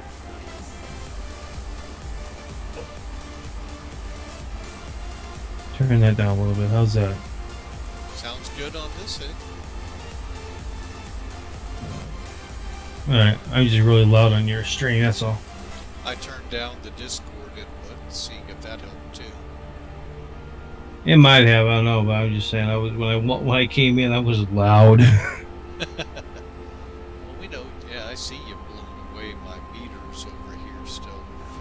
Yeah, I don't know what the heck is wrong with this thing. There, turn that down a little bit. Alright, that should help out a lot. Anyway, we're going from silver to slip, apparently. To what? Where are we going from? From a place called El Alto, Bolivia, Oh, over to Peru. Peru. And you're flying out of, if you were there for the takeoff, the highest MSL international airport in the world. Really? 13,300 feet. Wow. And the runway is just as long. Oh, jeez. So now we're going to sea level once we get through the Andes. From one extreme to another, I see. Welcome Wow. to flying. It's like moving. It's like from moving to from Florida to Minnesota in the middle of the winter time. Well, we are down here in the winter, so it is winter time now. Yeah. So, but we're just continuing our South America tour. Nice. Been doing it for about a month and a half, 2 months. Finally got out of Brazil and working through Bolivia. Okay. Cool. Then we'll get back to, we've been to Peru once, but then we'll head up towards Colombia. There's an airport I want to try out. Pretty interesting how it looked on another streamer, so I'm going to give it a shot and see what happens. That's cool. Maybe I'll hit the side of the mountain. Maybe I'll actually land. What airport was it?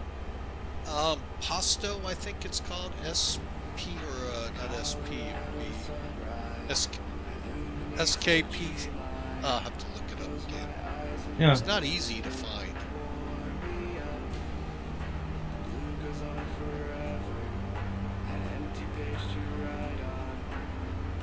Where are you hiding, dang it?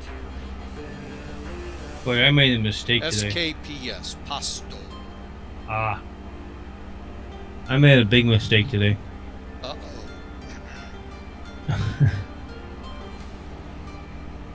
I lost 3 followers because I played heavy metal music.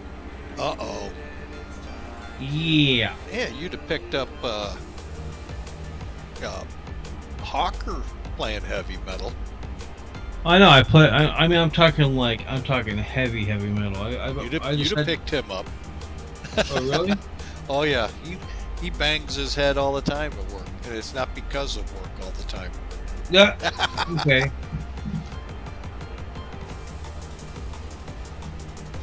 But yeah, he was. I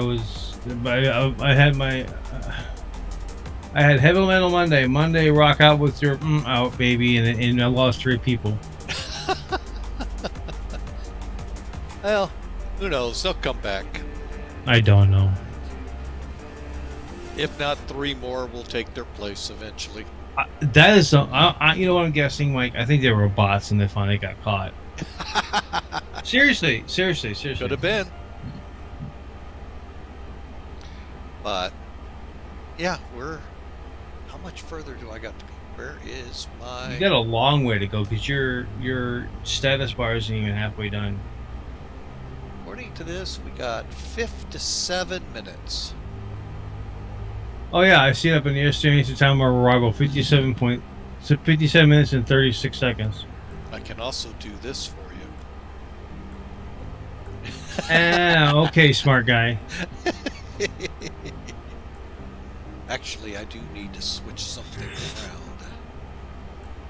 Let's see. Let's put in our arrival weather and see how bad it's going to be if it is.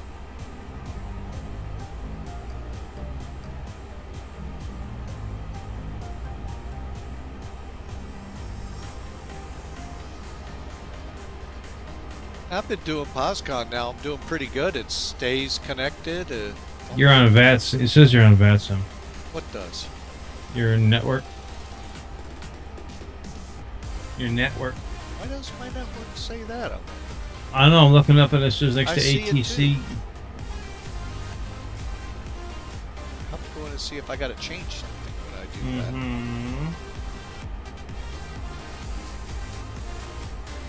But yeah, POSCON's been going pretty good here of late. Had controllers on one of my flights over the weekend. Pretty good. Oh, really? Actually was not too bad. That's pretty good. Oh no, it was on the flight with the Allegiant flight I did Friday. Oh, okay. Coming in through Atlanta, Jacksonville area, I had a controller, but then they dropped as I dropped into St. Pete. Oh, okay. And that scenery you put me on has trees at the end of the runway that are... Yeah, I know. It's not the best. So I got to figure out how to get rid of them. Yeah. But other than that, it was very nice. Thank you.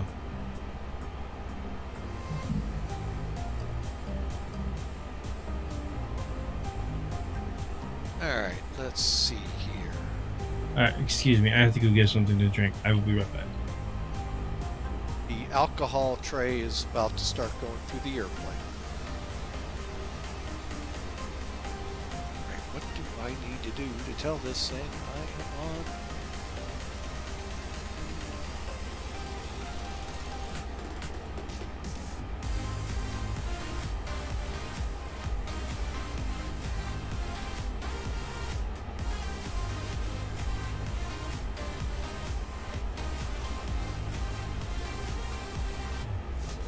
I can't remember.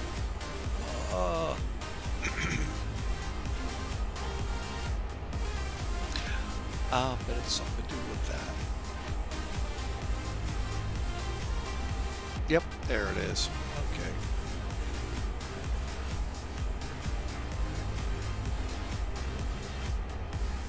There it goes.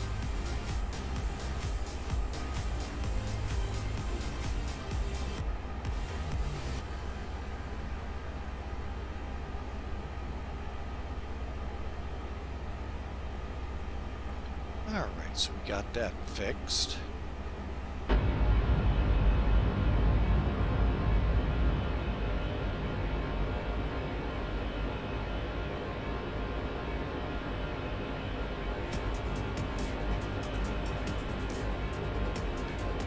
Alright folks, we got about 55 minutes till we're in pretty close to Peru, Lima to be exact, and looking forward to this approach. It's always just a pretty straightforward approach, but it's always interesting getting into Peru.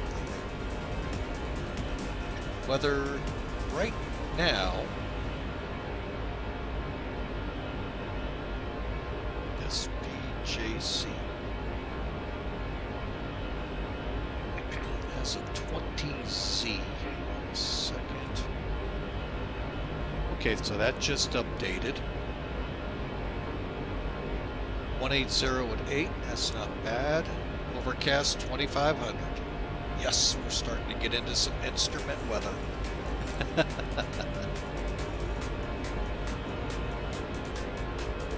Just good airplane for it.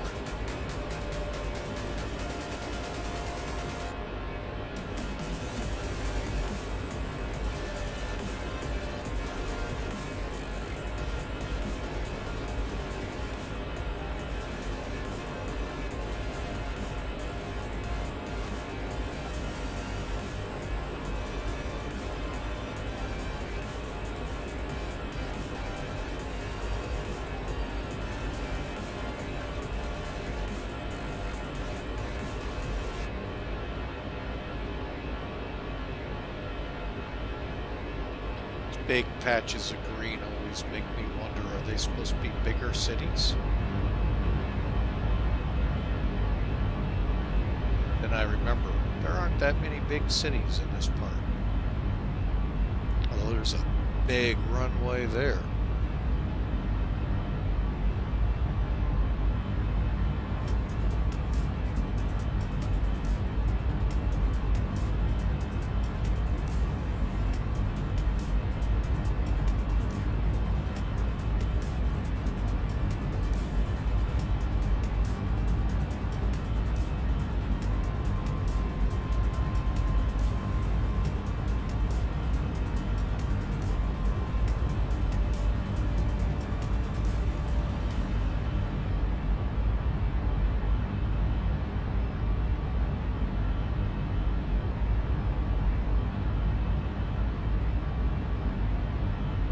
looks like we got some bats in traffic working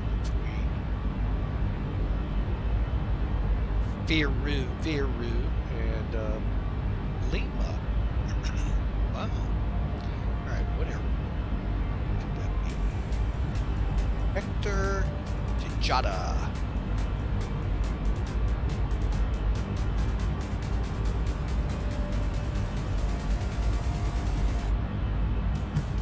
Jihada. What?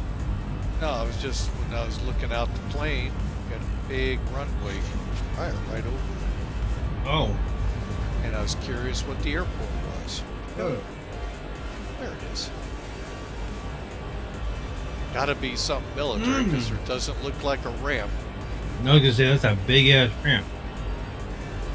Unless it's a grass strip. I don't know. Couldn't pay for the concrete, folks. So I was just trying to see where we were.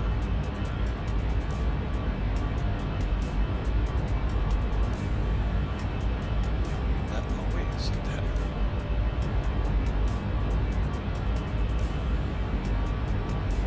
Don't know. Oh, wow. It's a really long runway. It is. But now it should say POSCON up there. Mm-hmm. It is. Not to trick people, because we got a bunch of VATSIM people going back towards Viru, where we started the day off at. Ah. So, pretty cool.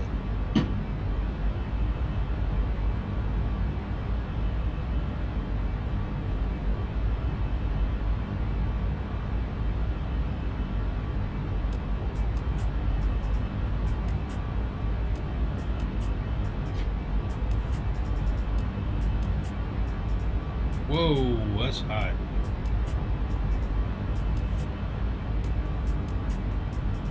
For some weird reason, we're in this cooling area zone because everything north of us, south to us, as of 3 p.m., are in the 90s.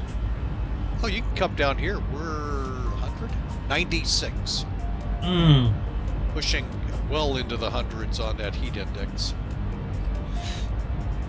Severe storms are possible through Tuesday, but the main... Oh, gosh. Wow. Lightning rods. Everyone hold one. Stick those golf clubs up in the air, everybody. It's an enlightening, shocking event. There you go.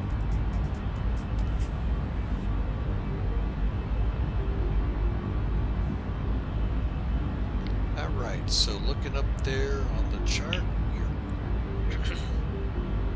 SP, it was SPIY. Huh, interesting, okay.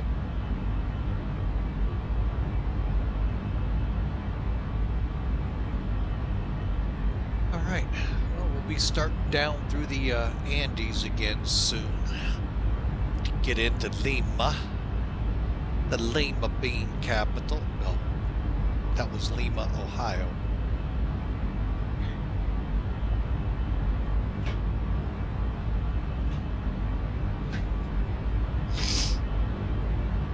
So where did you fly off to today?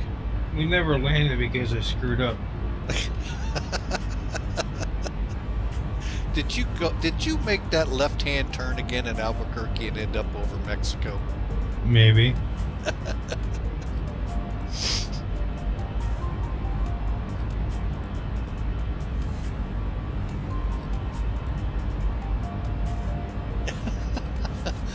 Oh, the dog cracks me up.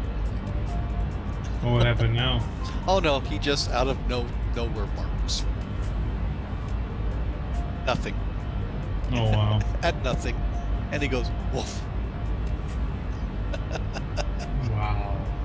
Oh well. So, folks, welcome aboard. Hope you all enjoy the flight. Click that follow button. That way you can come aboard. Any other of the flights coming up here, like the 747 return on Wednesday. See what kind of trouble we can get into with that plane. Exclamation point, thank you, Michael. Remember?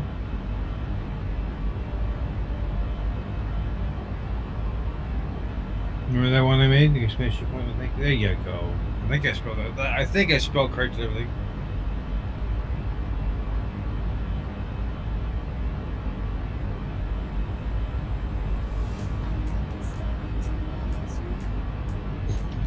So, we are just about 45 or so minutes out of Lima, however you want to say it, Peru.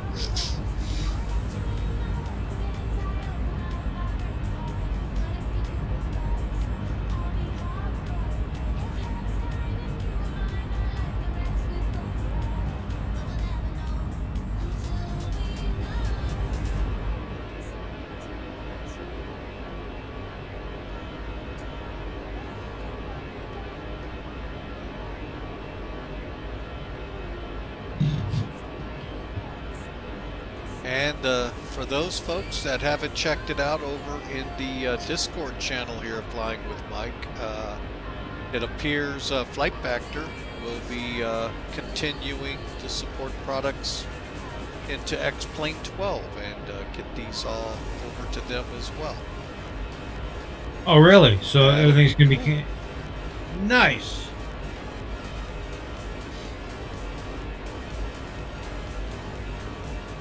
Guess a lot of questions and a lot of answers at the link there in the Discord channel. I'll be looking at that tomorrow at work.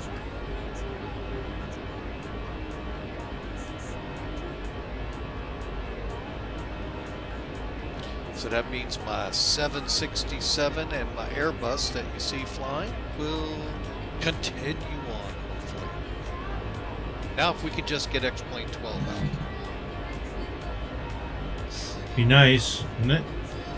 Sure would. I'm curious. This right here, the Andes, how this is gonna look. Oh, yeah.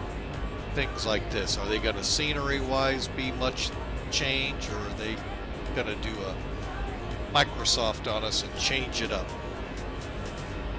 I think it's going to be a cross between the two, but I don't know. That's just me. We'll find out.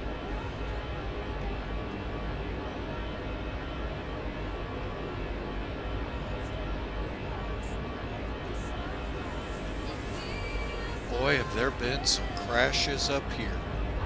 Well, I bet.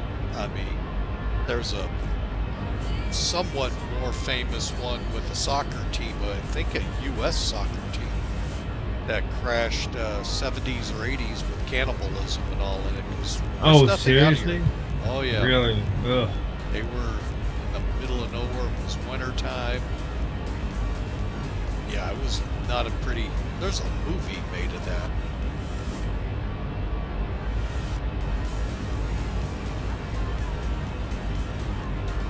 Not sure if it was down towards Chile or up here in the Peru area, but yeah.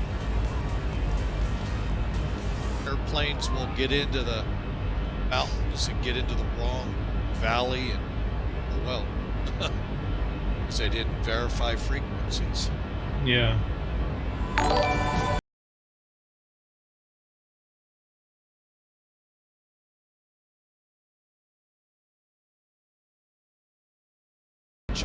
Did you catch my subscription? Yes, I did, sir. We appreciated you, too. Alright, cool.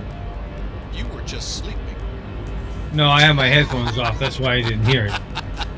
But, Iron Condor, we're on your POSCON. Finally, second flight in a row that hasn't had any glitches. Now, POSCON-wise, now we're not talking Airbus. Airbus-wise, we've had a couple glitches, but what's the next flight coming up? It's going to be a 747-200 out of San Francisco. I'm kind of waiting to see if the flight I want to do is going to hang around or if it's going to go away on Wednesday. So they do more historic nostalgia stuff. So hopefully I'll know by tonight and be able to post it. Yeah, the 747 will take flight.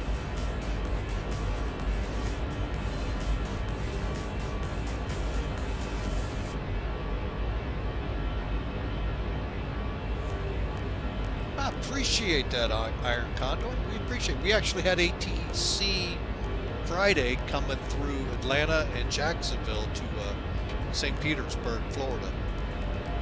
Pretty good. Doesn't happen often, but I had some.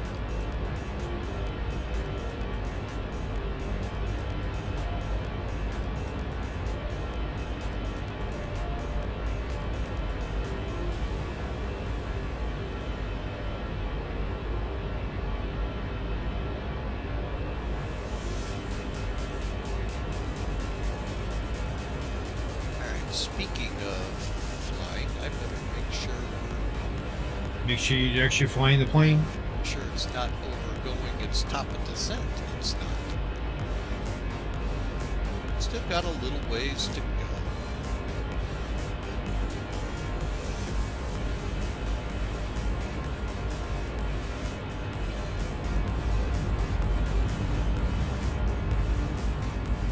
I figure we're going to start seeing tall mountains again as we get ready to head down to the coast. I mean, that one mountain in front of El Alto, that was unreal. Granted, you turned before, man, 21,000 feet, I think it was. Peak. Okay, here we go. It was 71 people died in a plane crash involving Brazilian football. Oh, Brazil, okay. Yeah. A plane carrying Brazilian team something crashed on approach to Medellin, Colombia on November 28th, killing 71 of the 77 people. The death toll was lowered to 71, as poor passengers were listed as not on the flight. I don't know. Now, there was one where it was a Fokker 27 turboprop that smacked a mountain, and the survivors ended up... it's grisly to think about. Yeah. But you're out in the middle of nowhere. I mean, there are no towns nearby. Not even within a couple of 100 miles.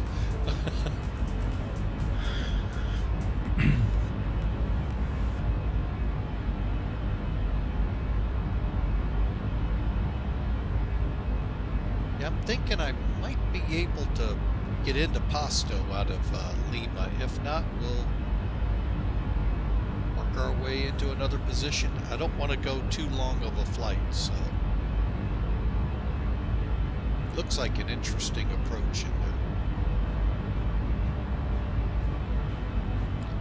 But I also... Okay, I found it. You found it? Members of the Old Christians rugby team force Fokker 227 plane 2 months after crash while ferrying them to Chile. Does that sound That right? sounds about right.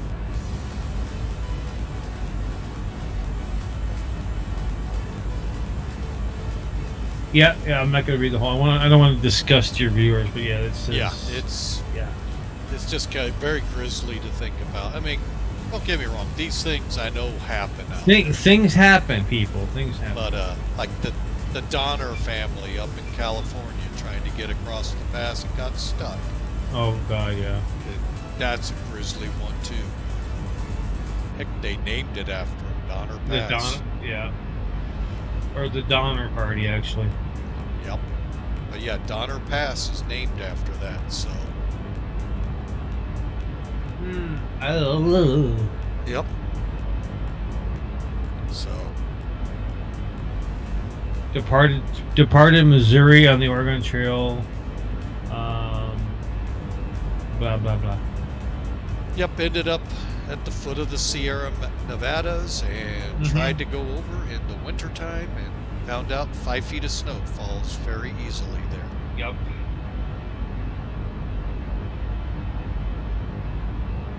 Along with avalanches and all that other good stuff. Oh, goody, goody, goody, yeah.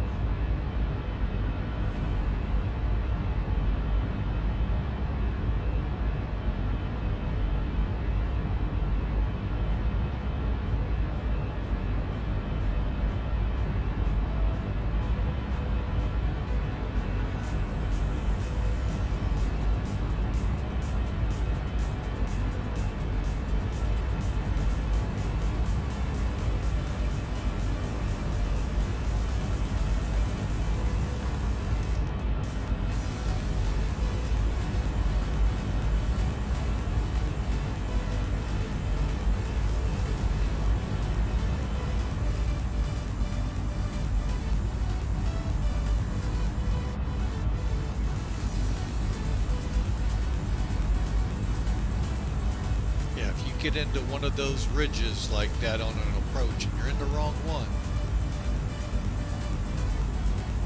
at night you will definitely not know.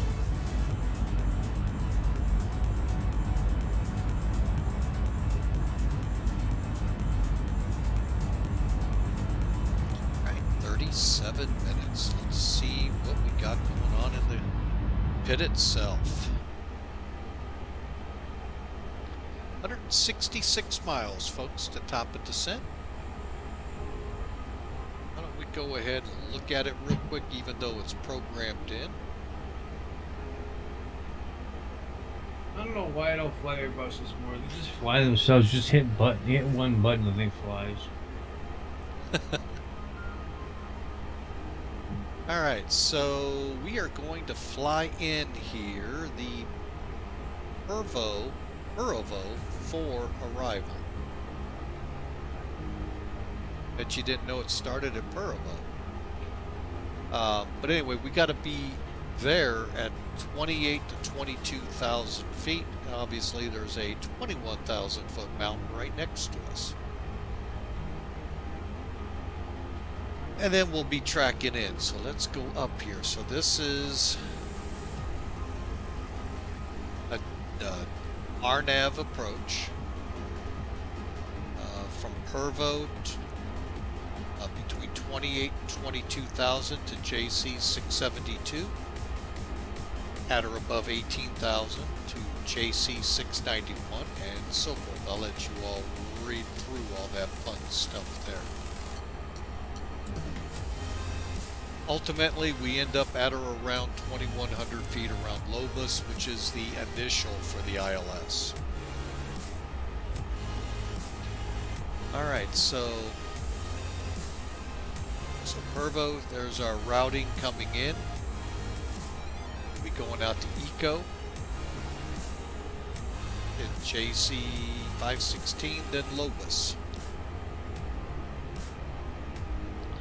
From Lobos, we'll be doing the ILS Zulu arrival to 16. There's our initial fix at 16 miles from the airport. Again, maximum we can be at is 4,000, minimum 2,100. And then we just fly that till we get to the 10-mile mark and then start in. 10 miles is 2,100 feet, so as long as we're in between those altitudes, we'll be good.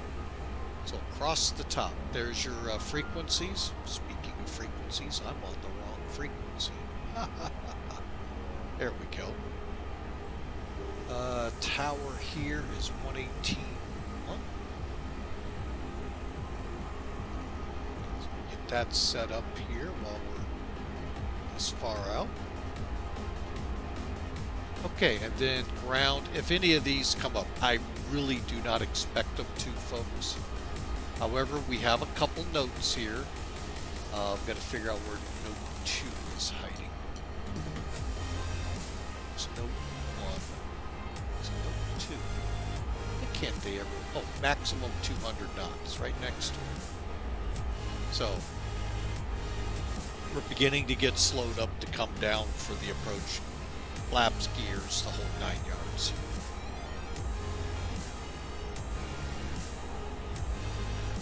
Okay, next line. There's our localizer, 1097. That will be automatically set in the McDo, but we just have to verify that it's in there correct. And I can already tell you, it is, because it's sitting right, well, no, it's not. It's the wrong one right now. Where is it? Nope, it'll say JCH. So we'll verify that as we get in closer. 156 is the final approach course. Simor, that's our final approach fix, and that's where we will be on the glide slope at 1,700 feet coming down. Oh, right here, it's 5 miles out.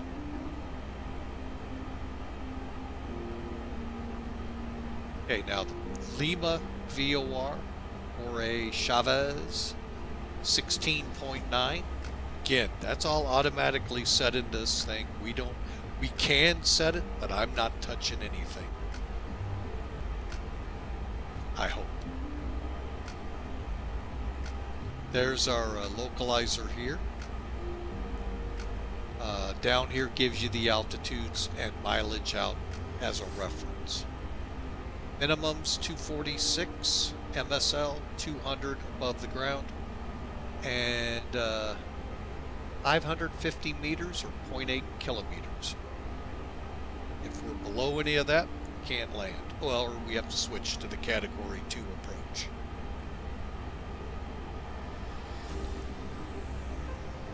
And that's how simple it is once we're on the ground. I don't know where we're going to park yet, but At the terminal. somewhere in here. Probably down on this arm. But I'll go ahead and see what we got for parking.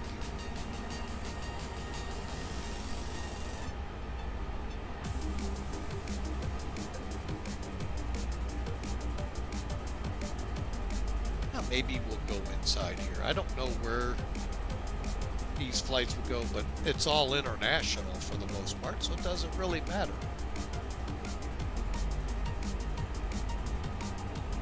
So we'll land, and hopefully, if I can touch down like we did at El Alto, get off at Charlie and right into the gates. Otherwise, we'll get off at the nearest taxiway or grass field and come back.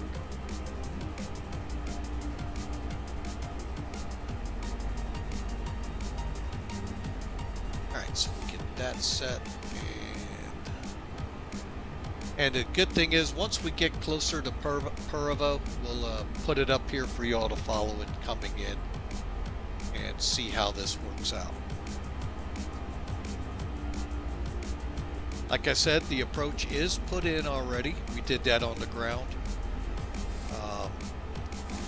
Unless ATC were to change things up, that's what we're planning. Even if it goes visual, folks, I can still turn in and take it.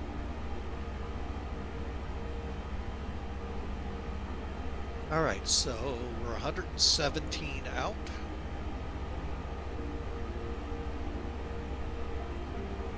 There's our guitars. Yep, they're set to roll. Hopefully they'll come up.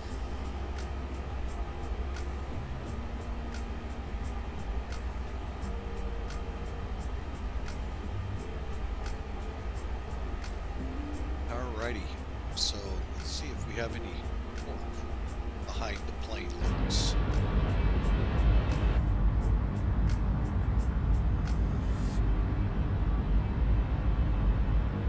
Now we're slowly getting up to where the Andes make the turn up to the north of the continent here. And start down pretty close to that point.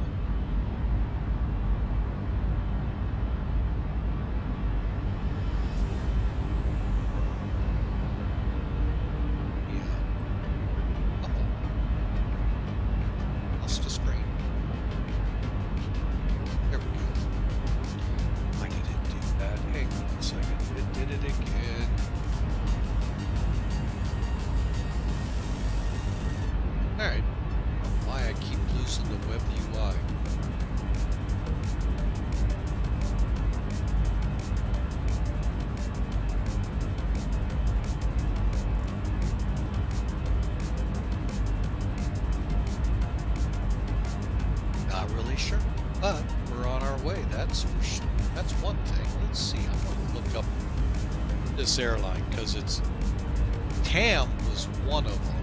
They merged.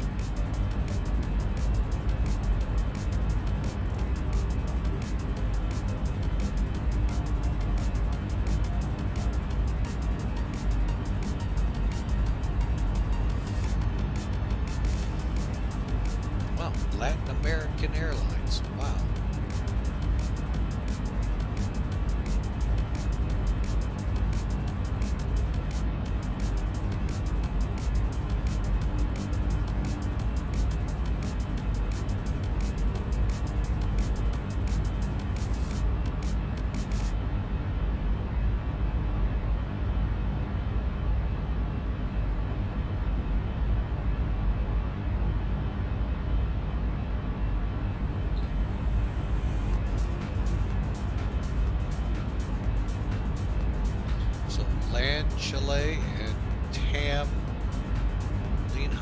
areas merged to form this. Wow.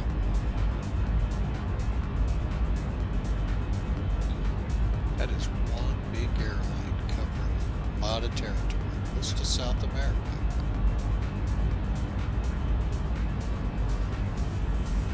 Wow.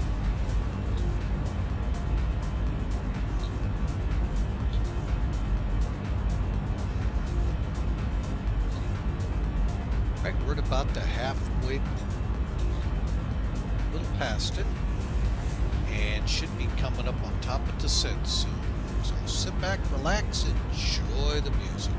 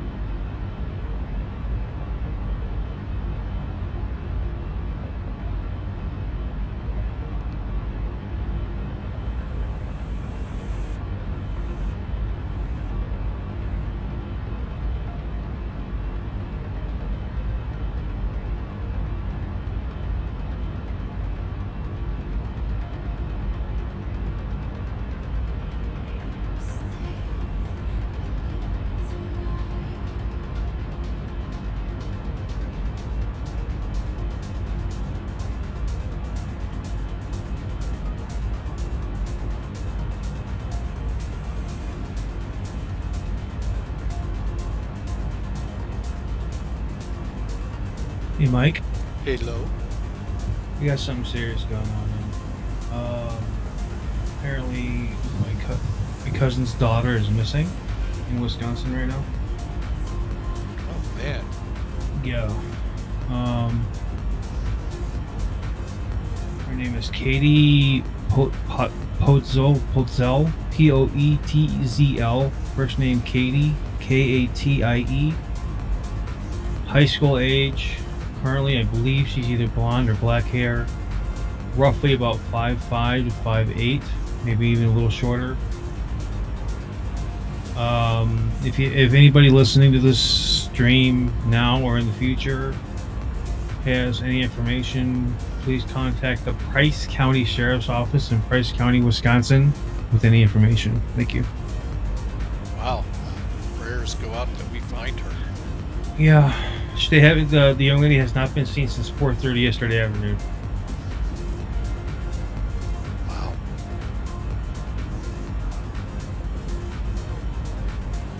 I'm just reading this on Facebook. I just posted it on Reddit, so hopefully that will help somebody.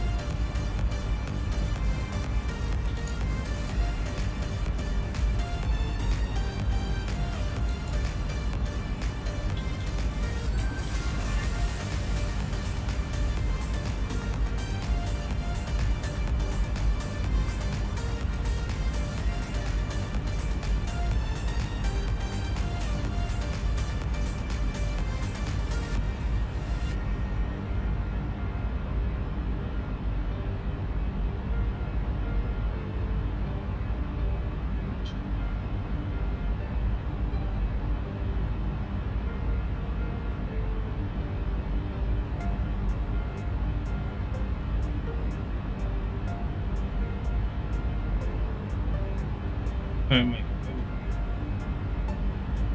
What was that? I'll be right back. Okay.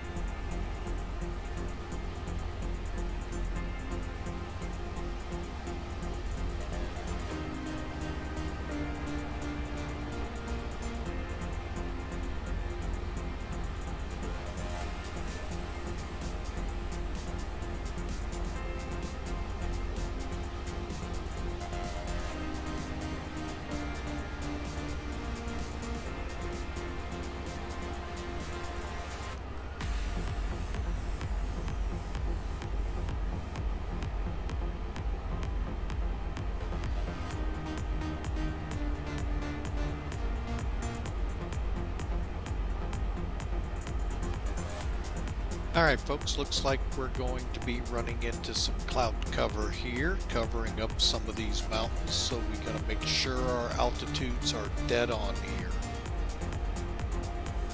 Let's see.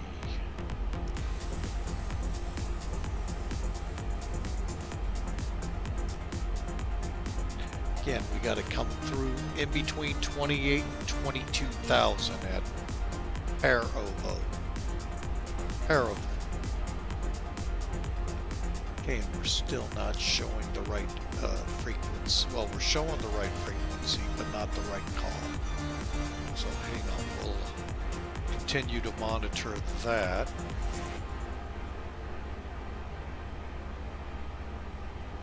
As we get closer and closer to top of descent.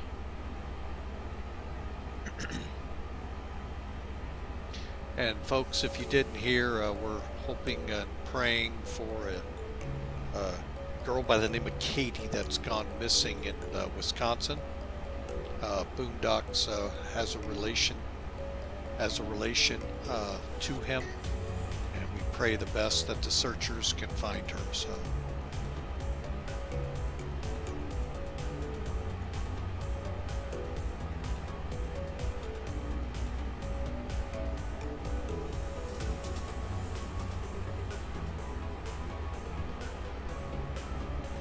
Let's go ahead and start our descent.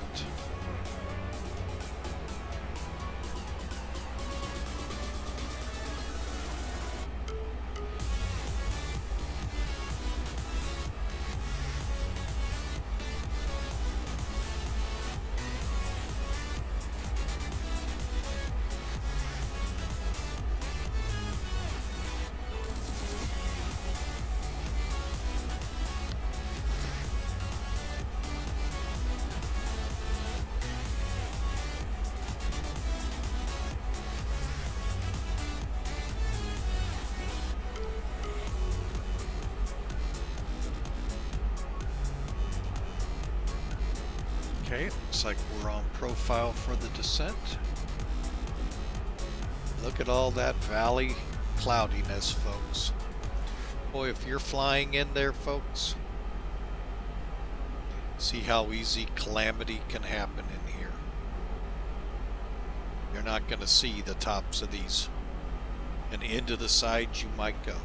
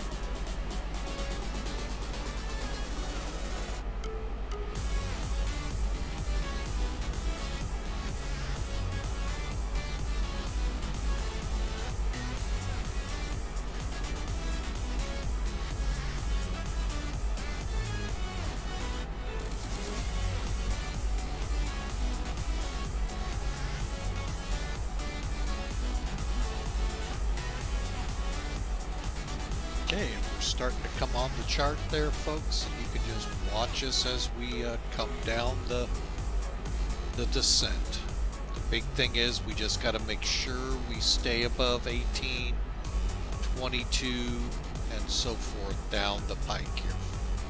Slowing up here, that's how we can make sure we stay away.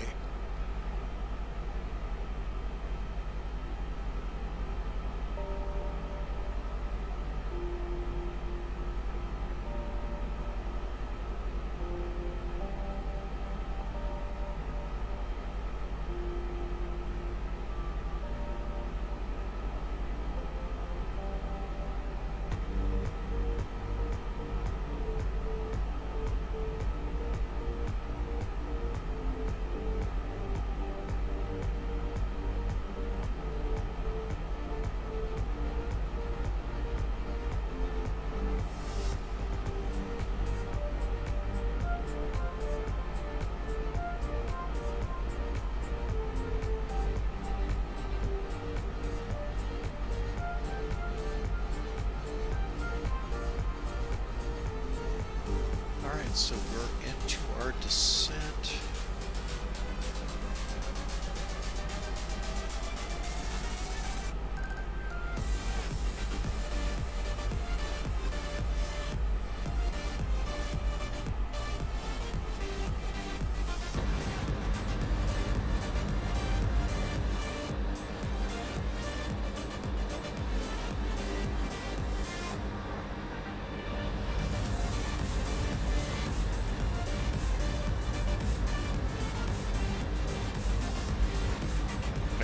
tell, folks, we're getting really close to the ocean. You can start seeing it out in the few pockets here. I'm assuming we're going to probably kick down right here towards Lima and then set up.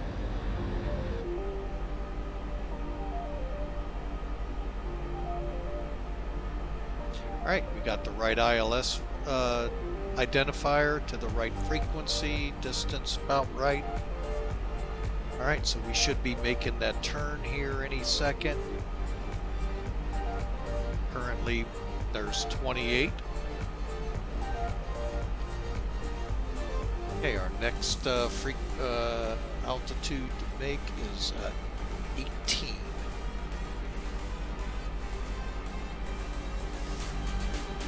I don't want to push it down to 14, folks, thinking it because it could descend quicker, and then we're into the mountains. Comes the turn.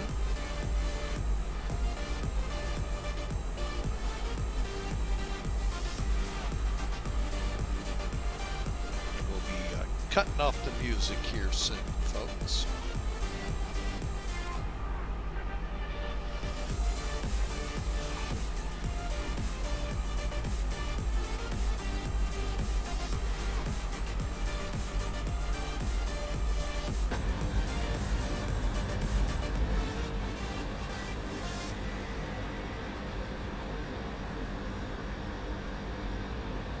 Alright, got that turned off now.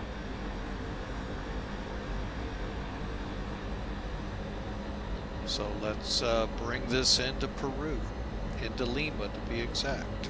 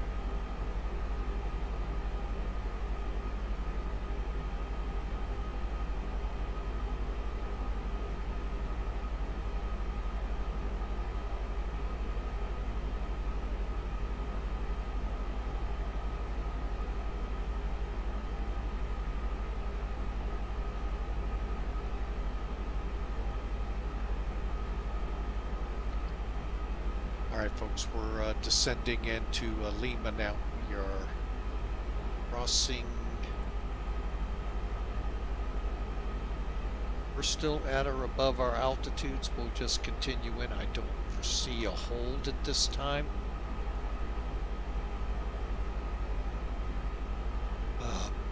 But as we're descending, Boondock Saints, if you weren't listening here about 5-10 minutes ago, mentioned a relative. No. Apparently she's been found. I posted on Reddit. Found. She has been found, yeah. Awesome. Good to hear. Hopefully in all good. Yeah, it was posted on Facebook 33 minutes ago. I posted it on Reddit. It almost like instantaneously after I posted it on Reddit, somebody posted she was found. So. Well, that is awesome. Yeah.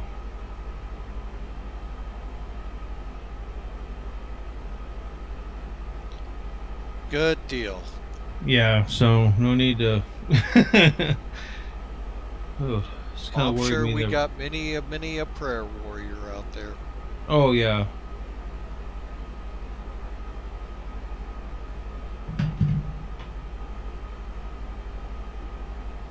Okay. I'm going to go ahead and set us for 14 because we're definitely going to cross at or above 18 there. We're at or above 15. I'm sorry, I'm past the one that was 18. Oh, and I will be right back, folks. Wife's got a Uh-oh. phone call.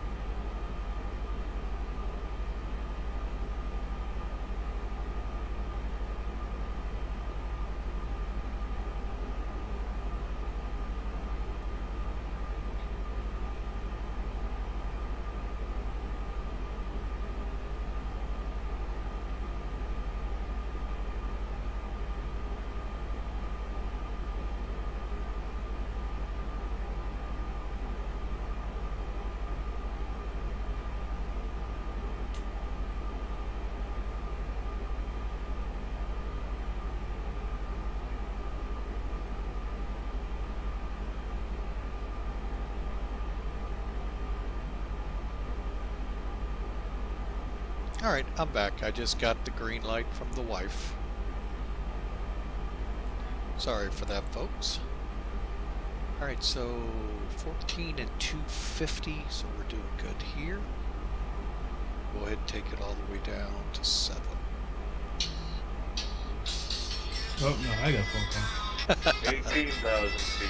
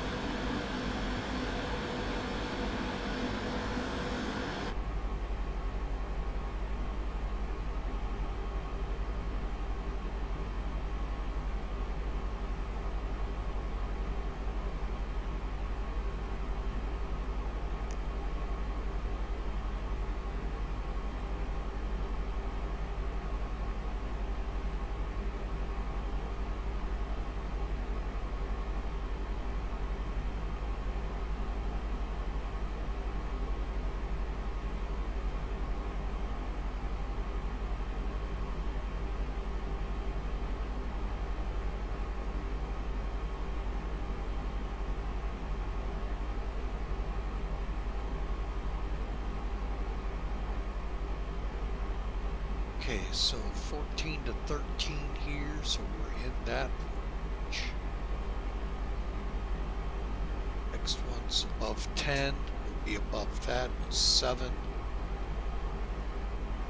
Alright, so here we go, folks. We're beginning the approach into Lima. Lima is actually under the clouds, off the nose to the right.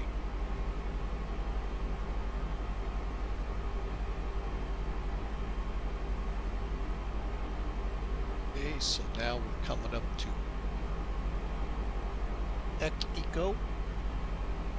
That'll be at or above 7 and 230 knots, which is where we're at.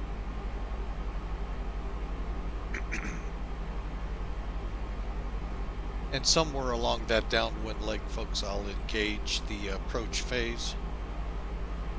For those not familiar, when I click this, the aircraft, hang on, I will descend, will slow to 148 automatically. So it is recommended you take over speed control, not managed, and otherwise you're going to fly 148 knots the whole approach. That way you can control it. So right now,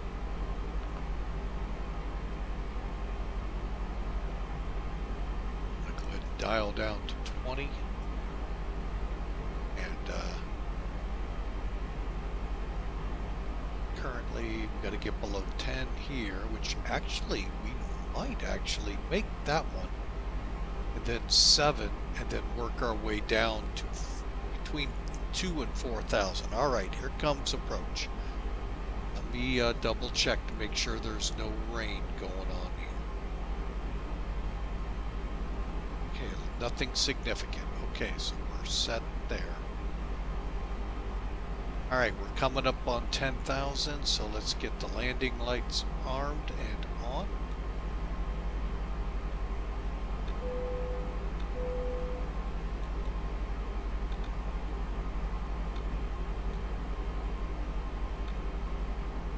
Okay, constraints are on, LS are on.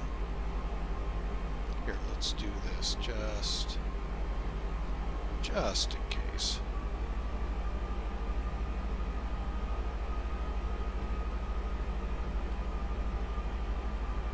Ten 10,000 feet. Okay.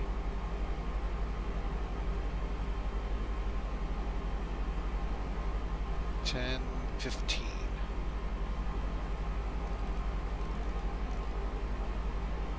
All right, and then we're gonna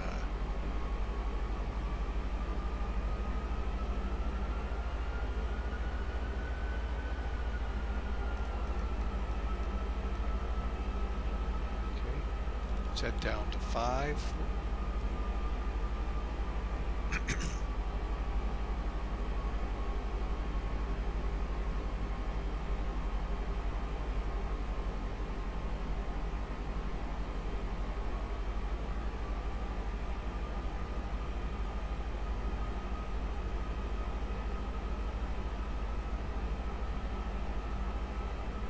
All right, folks, we are working our way onto the approach now. All right, so seatbelt signs.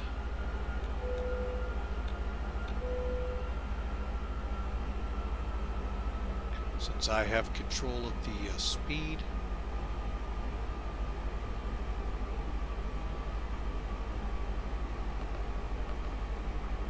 all right, approach will be 138. Okay.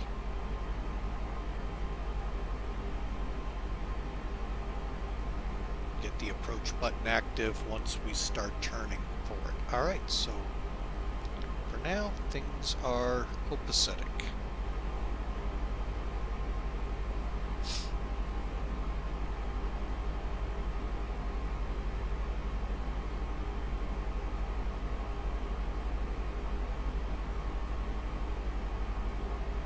Let's get it down to 4,000.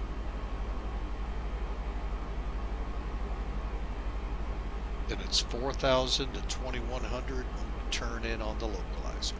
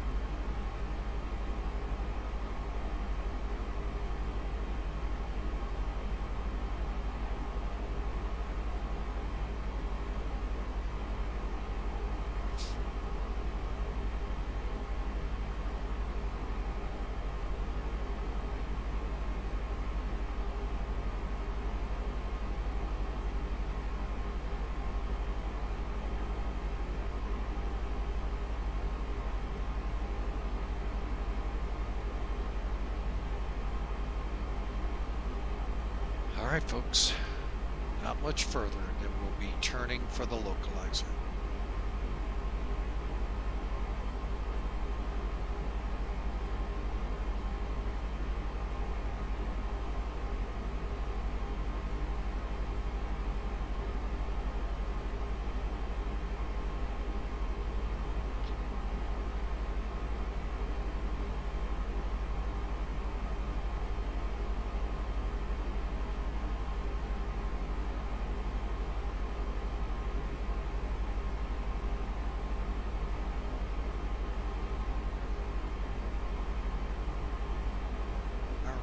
Let's go ahead and set for 3,000. That way we'll definitely intercept. Alright, so just about to land the final leg, folks. I'm going to go ahead and slow to 220.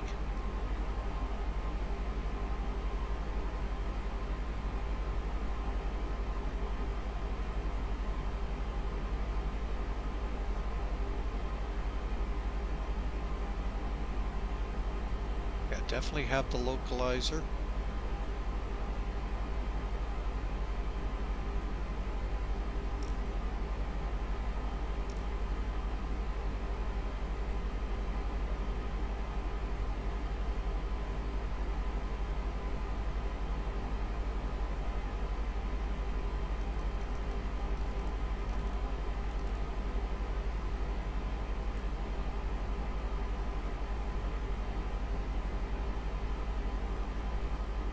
The glide slope.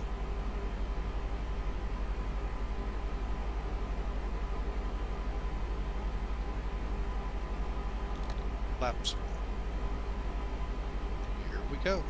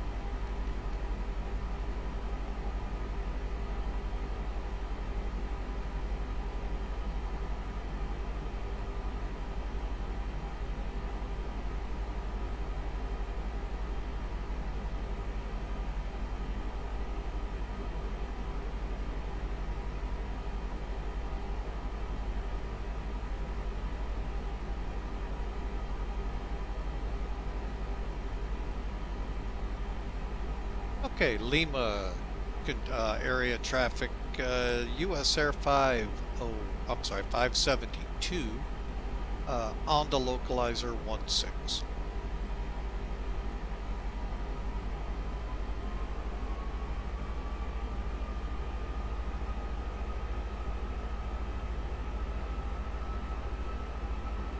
All right, time to start slowing down.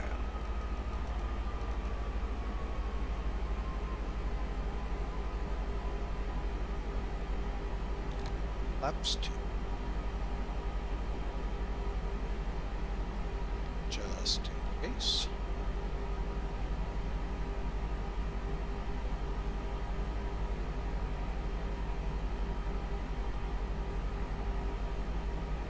Okay, everything's armed up. We're at flaps 2, 3, and gears coming down. Okay, let's arm up the spoilers.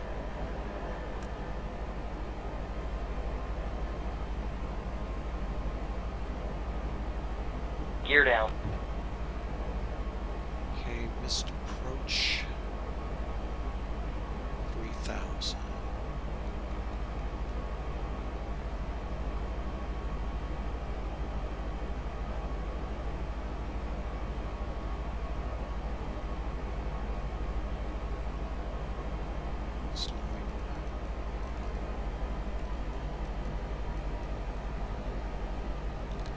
flaps. Okay. Well, look at that. We are going to actually pop out like they said we should. 2,500. 2,500.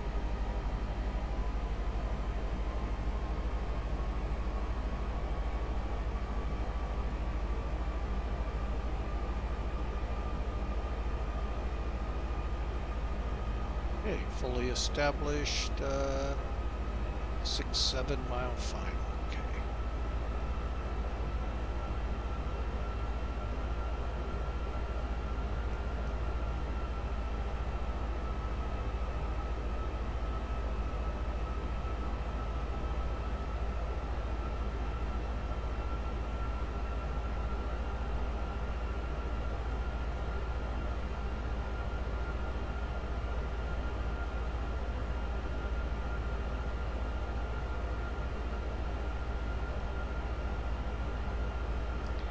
Lima traffic,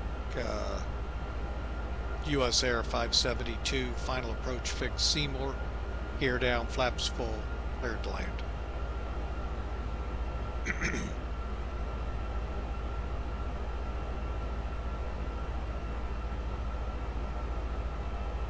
Alright, right now folks, we are fully established for a Category 3 arrival, meaning auto land. I don't think I'm going to let that happen.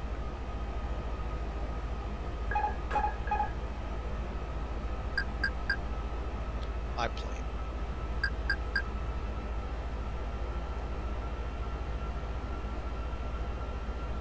Me.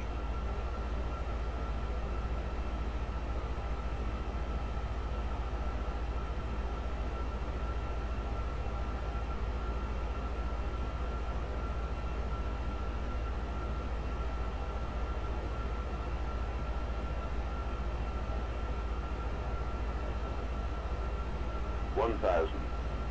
1,000. Okay, stable, landing.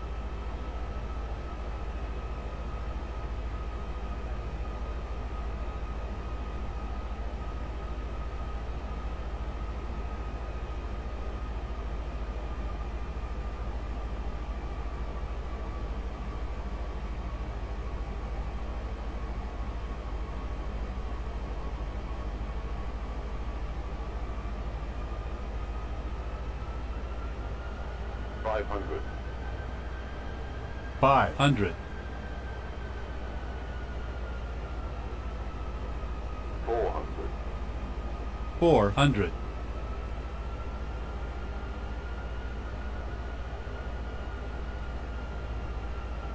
100 above. 300. 300. Stable, landing.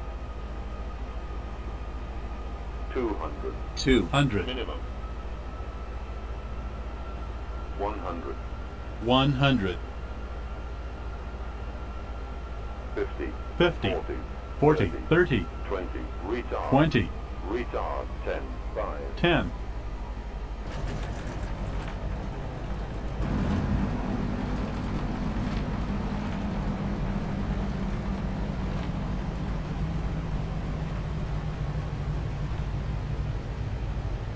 Okay, we're on the ground.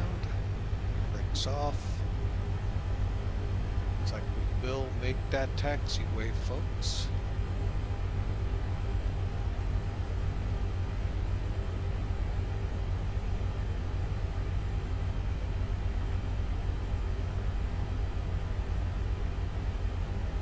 Lima traffic, US Air 572, clear, runway 16.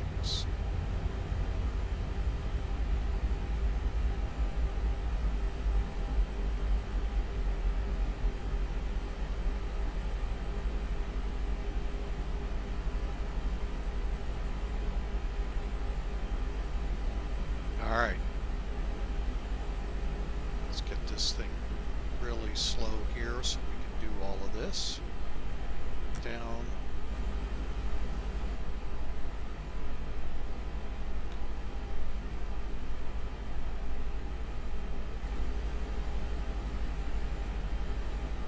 Flaps. Lights off.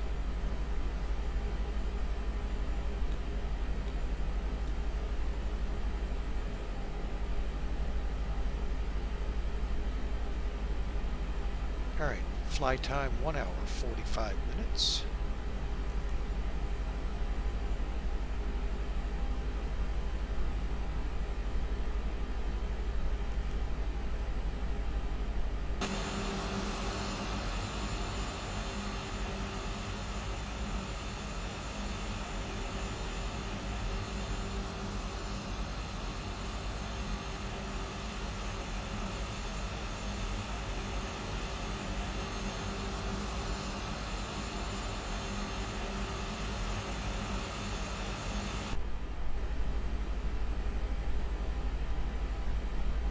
Alright, let's bring this thing in, strobe lights off. Let's get that app poop going.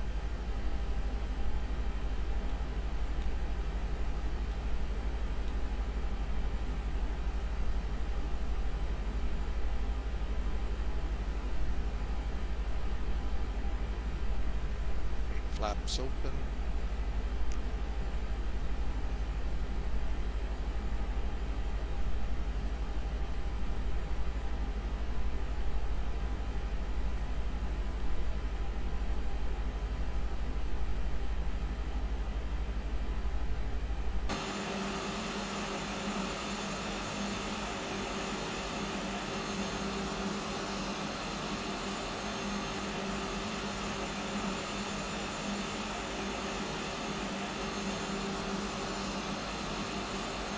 Okay, we're in the stand. Is APU available? Yes, it is. All right.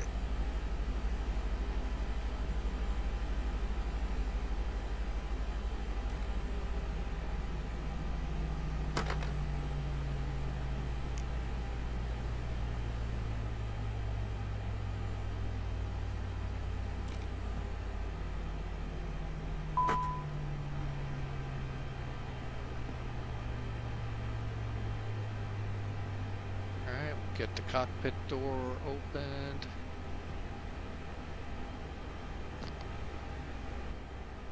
Alright, seat belts. Fuel pumps.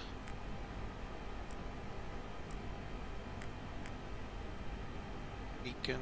Dink, dink, dink, dink, dink. Okay.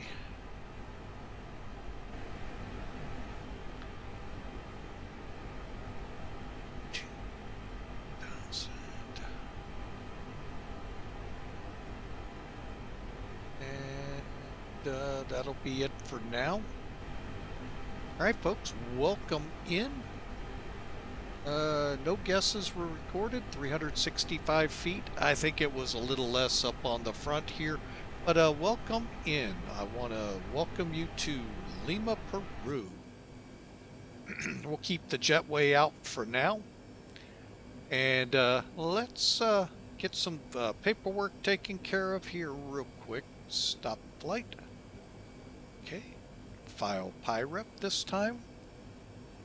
Perfect. All right, now we got a flight recorded for today. And we'll end the flight, review real quick. 266 from Volanta, so there's no complaints there. Folks, there was no complaints at all on this flight. The people were happy. The pilot was happy. Great flight. All right, 365 feet a minute. All right, we are in what looks like to be, well, I'm not even going to look. So hang on, we're going to get rid of this.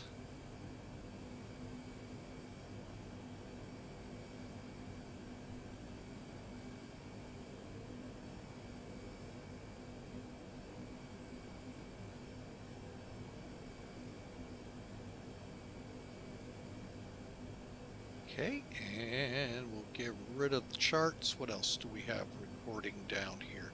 Ah, we can't be on POSCON for what we have up next, so stand by. Let's get off the network there.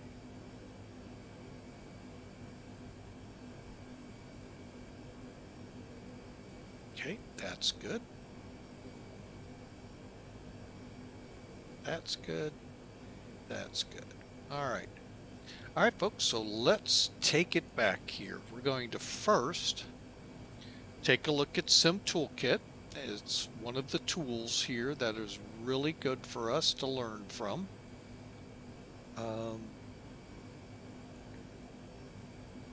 Okay, it did record the flight. So we'll come down to landing reports. Click on the last flight. He's starting to like what I see, folks. All right, so we landed just about 1,300 feet down the runway, 5 feet left. So still not dead on the center, but not bad. Touchdown 127, very close to VREF. Sim Toolkit put us at 365 a minute on our descent landing, 1.3 Gs. Now up here, this gives us our heading. The ideal was 156. I was 157, crabbing because of the wind, a very crabby approach, as some would say. Folks, it's a good arrival here. Now let's go back it up by taking a look at it from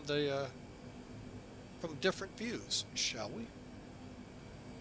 Sure, again, nothing is recording.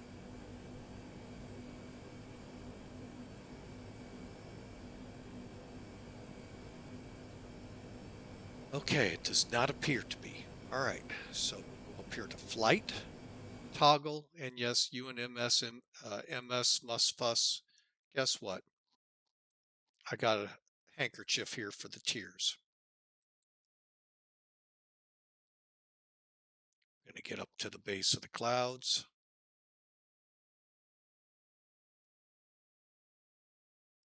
There we go. And let's bring in some music, shall we, maestro?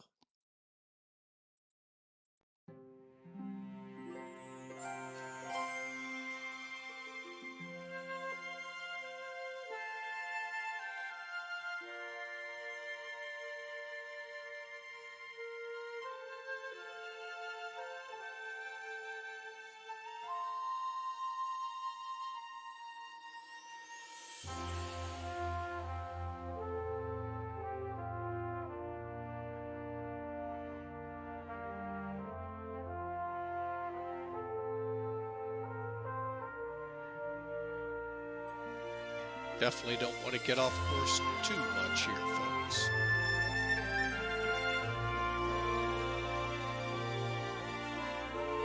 Correct it a little there.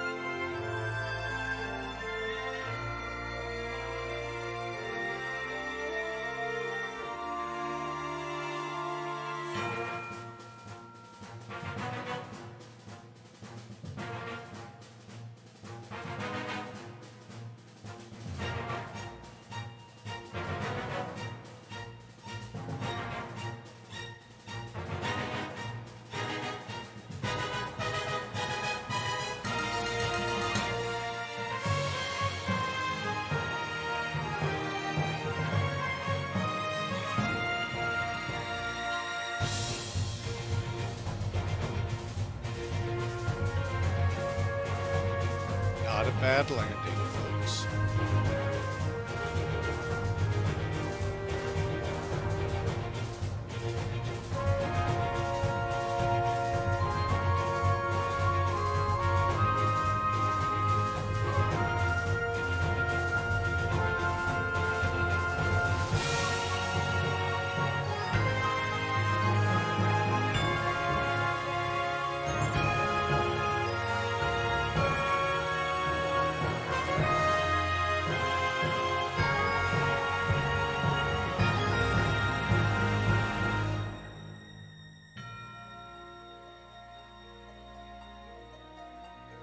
I mean, that looks, really good, folks, in every angle we're looking at it here.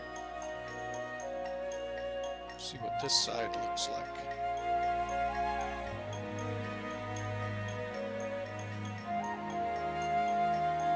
Any criticism I might have of myself, I might have been too low on the glide path, but folks, beautiful approach back into center. Well, maybe not. I think, yeah, we're right down the just about in the sweet spot, so.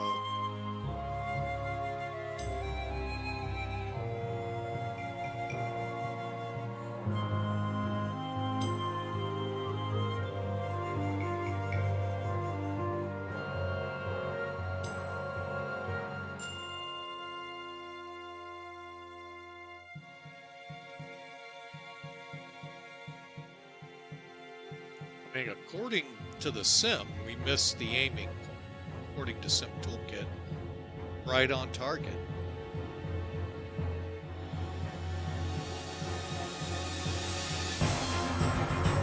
I had a feeling. Still in the landing zone, so folks, that's a great landing. Well, we're going to call it quits, folks. We've been at it for a little over 5 hours, 5 hours, 15 minutes. I think it's time to hand this to someone else. So,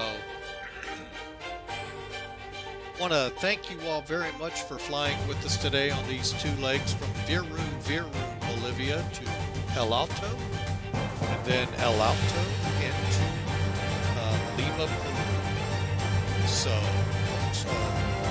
again, Wednesday's flight scheduled to be a 747 flight. I won't give away the destinations yet, but do know it will come out of San Francisco. That I will tell you. So we will see you on Wednesday. Great news to hear that the relative to Boondocks was found, and hope you all also have a great day. Folks, we're going to send it over to Iron Condor Simulations, another one that likes to fly on POSCON. So I hope you all have a great day the rest of today and tomorrow. God bless you all. Have a great day.